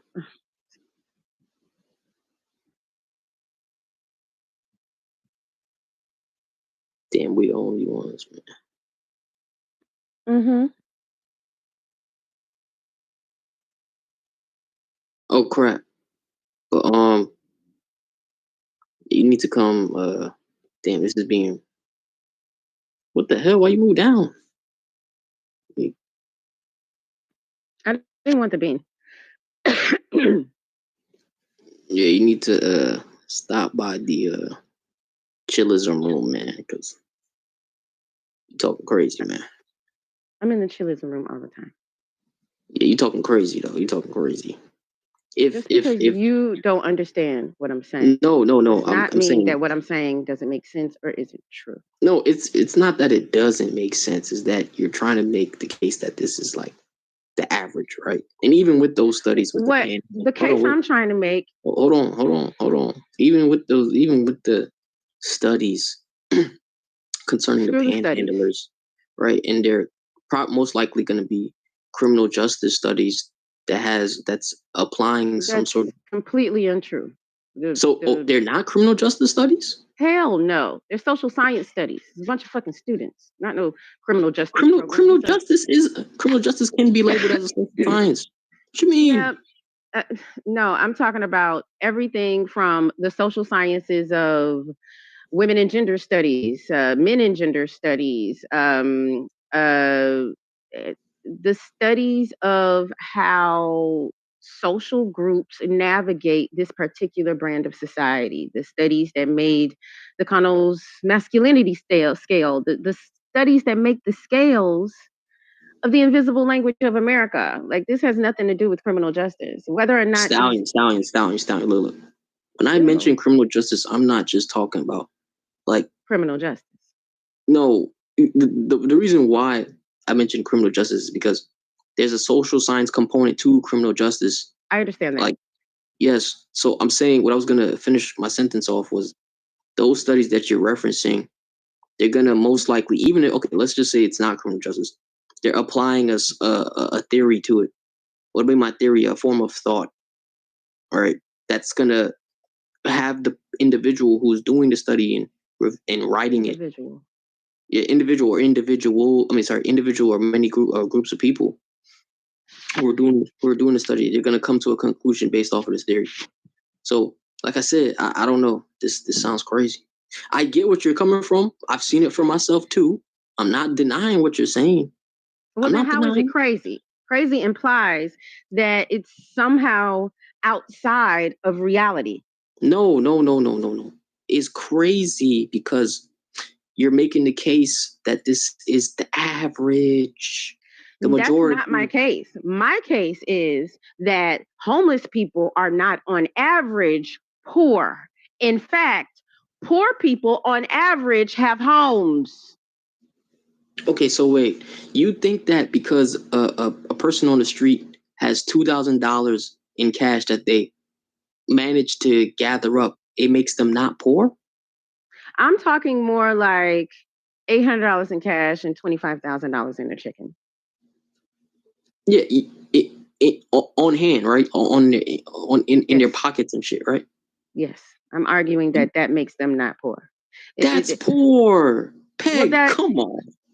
That is the poverty line, but there are people who make less than that who have whole homes. What I'm saying is to equate being so poor you can't afford a home to being homeless is a gross mischaracterization of the entire respite sector.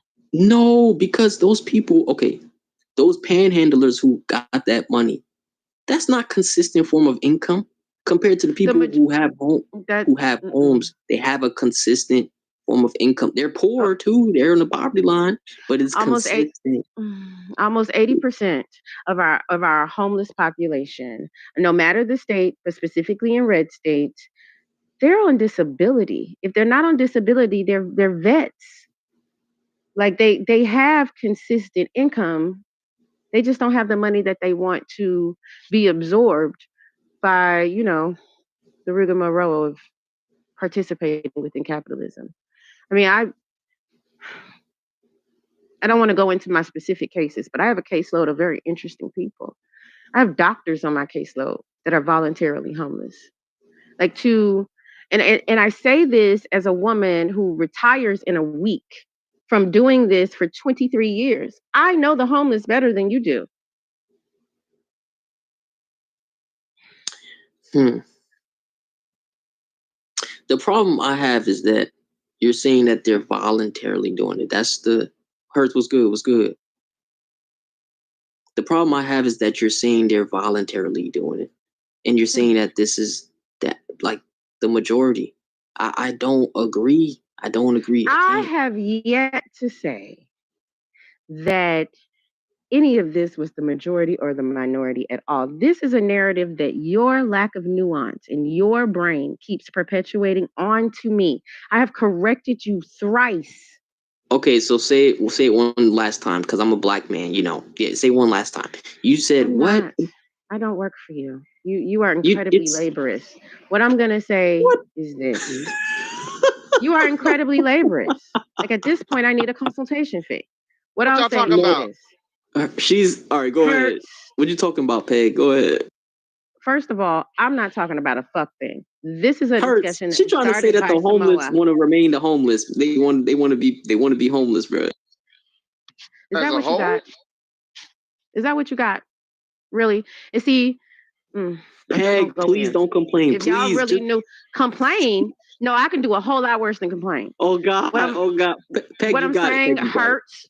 Well, then hush. That's not what I said hurt. Yeah. What I explained to this young man is that I'm on the front line of all forms of respite.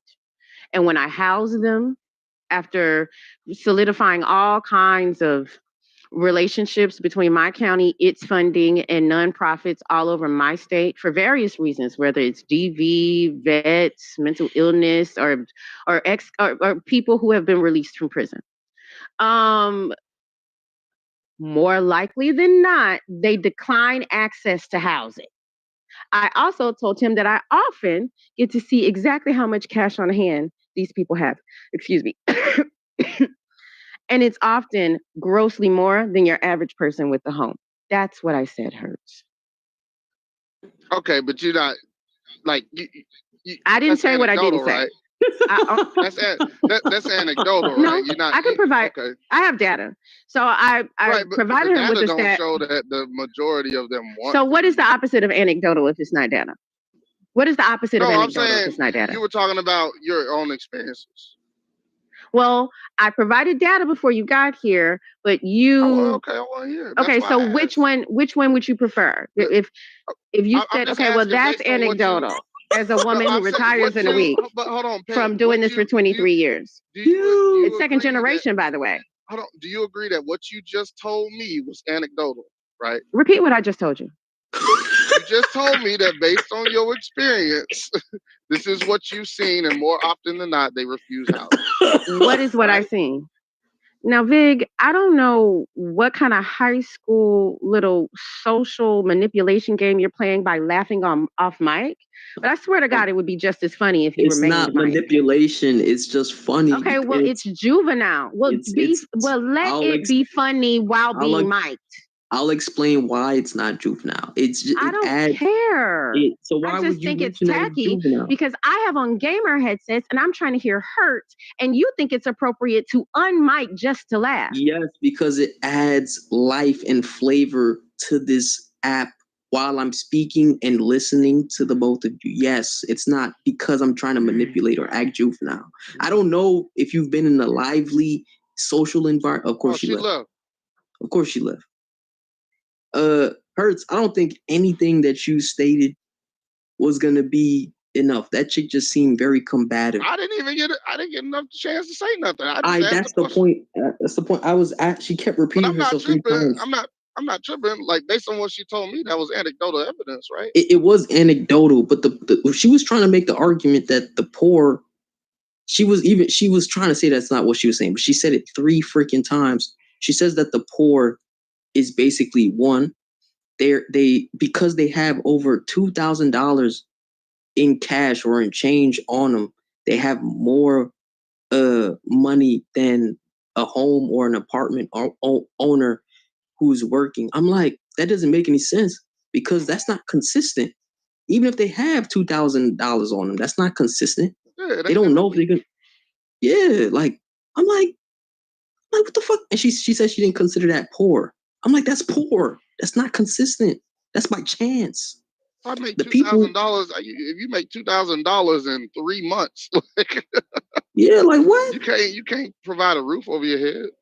Yeah, that's what I was trying to, bro. And she was trying to make the case that the poor basically they have this mind frame that they want to remain poor. She kept referencing. It's multiple reasons. You can't just. I don't think the majority of them want to be poor. That's what I said, bro. That's what I was telling her. It's like abundance of reasons. It can be drugs, mental health.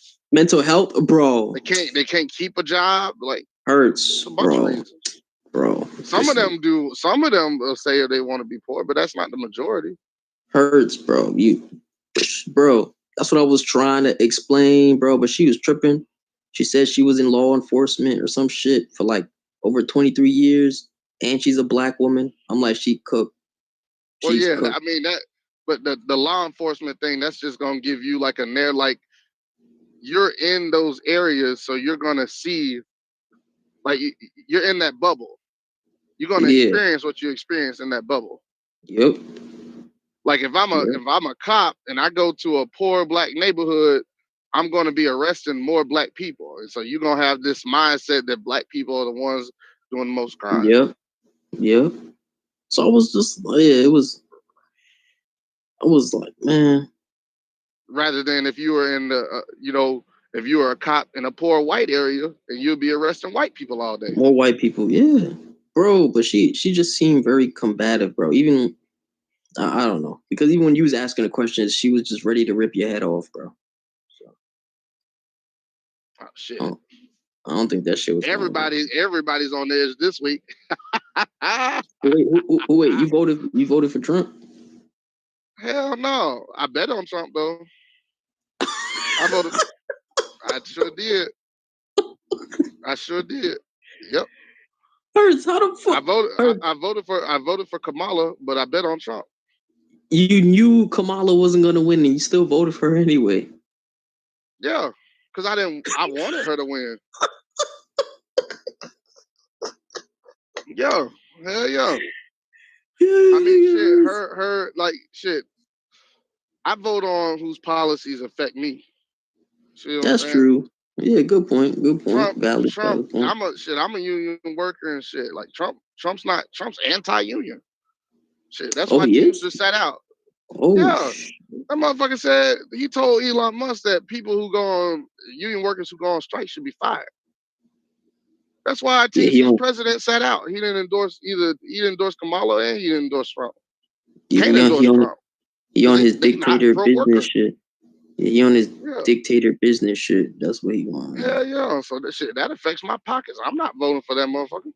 Not only that, you talking about a motherfucker who tried to overturn the results of the election, tried to install fake electors. Like, I don't forget shit like that. Some other niggas might, but it was either I'm voting for Kamala or not voting. See what I'm saying? So, but I didn't think Kamala was gonna win. If they did, my thing was they didn't let a white woman win. I know damn well they ain't finna let no black woman win. I think she messed up too, man. She messed up with the way she. Bro, Democrats can be very incompetent. Very incompetent. That's why I don't affiliate with any party. I vote on whoever has the best policies that affect me and my household. Yeah, affect me and my household. I don't care about Democrat. I don't care about Republican. What's the policy? Bro, Smooth, don't start it, bro. I have a question for you guys, bro. Go ahead. No. Go ahead. What policy? What you mean? I have a question. Can I, bro, it's an important question, bro. He was asking me a question. Bro, after I just got done answering to you, Vig, like what primarily affects my pockets. Yeah, I just got in the space. Go ahead, Vic. Yeah, so look, I was talking to this other lady on this older lady on this app, and she tripped out. Yeah, was she from India? So it was this what? This was the question, right? I was like, because it came down to the conversation started going into business, and I was like, I think I never said I know, but she was tripping anyway. But look, I said I think if I was to open up a business in New York or California, where I know if I do well in these states with my business, and if I do well in these states, I can expand it anywhere. Is this true or is this not true? New York and California, or California.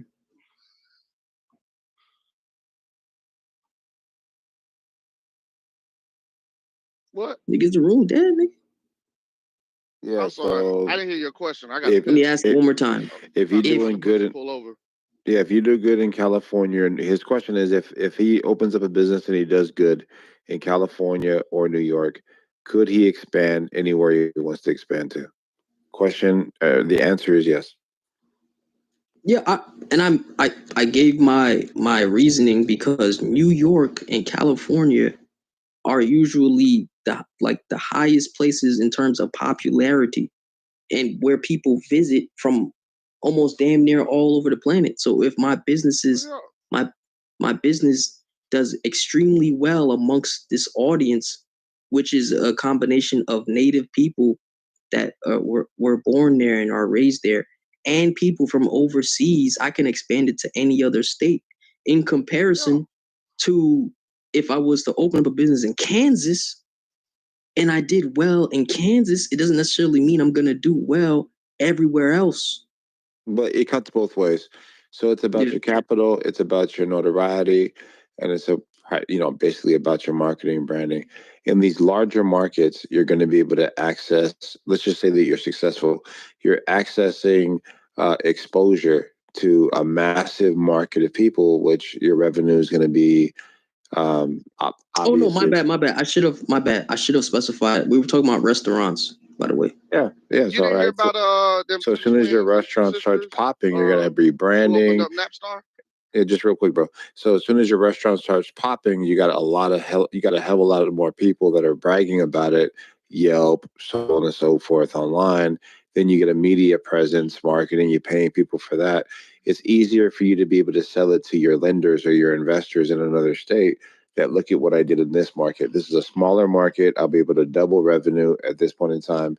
It's a lot easier to do that than going to Kansas, opening up the same exact business, having a quarter of the traffic, not making a quarter of the revenue, and still. Oh, so you do agree with my point? The guy said yes from the beginning, and then you stopped me and said, "Nigga, wait." No, because she tripped out. She hit me with the. I think you should stop talking about stuff that you don't know about. I was like, what the fuck? I was like, the fuck? It was crazy, bro. I was like, what the fuck? You ain't hear about them twin sisters that you opened have up a whole Napstar? restaurant with nothing but microwaves. It's just crazy. No, what, Napstar. Them two twin sisters who opened up Napstar, started in New York. Yeah, they getting famous as shit right now. Wait, what's Napstar? It's a lot. Napstar Hair. I'm looking at it. Yeah, it's a loctician place. Shit, there was a website we used to burn music called Napster. They just opened up. They just opened up like during COVID, not too long ago in New York, and they're making headways right now. Just opened up a new. That's where I get my locks done. They just opened up a new one in Metro Atlanta, and I think they moving up to Carolina. Yeah, it makes sense. Like Hulk Hogan. They like 20. They like that's crazy. They like 20. They like 20 years old and shit. It makes sense if you open it up in a place that's known for international networking and movement. Then you're gonna win, bro. You gonna fucking win, especially if you do good. You gonna win, bro. You gonna win. They just opened that up. They just opened that shit up in like 2018, 2020. Yeah, you gonna win. Still in their 20s. Yeah, I gotta stop talking to Indians, man. Chick was tripping, man. I thought she wasn't from India. No, she was the girl that I was talking to, she was Punjabi. She was tripping, bro. Yeah, man. So I don't know, man. Like Trump's administration is gonna be dope, man. We got 4 years of growth. That's what I want to talk to you about. Samoa. Good morning. Good day. Samoa. Yo. Tariffs, in a sense, are kind of like a non. May I have my green bean, please? Is this person supposed to get They ended up hurting the worker. Is she supposed to get a green bean? I don't believe so. I'm not familiar with the space. She trolling. So look, The thing is with the tariffs, I don't know. The tariff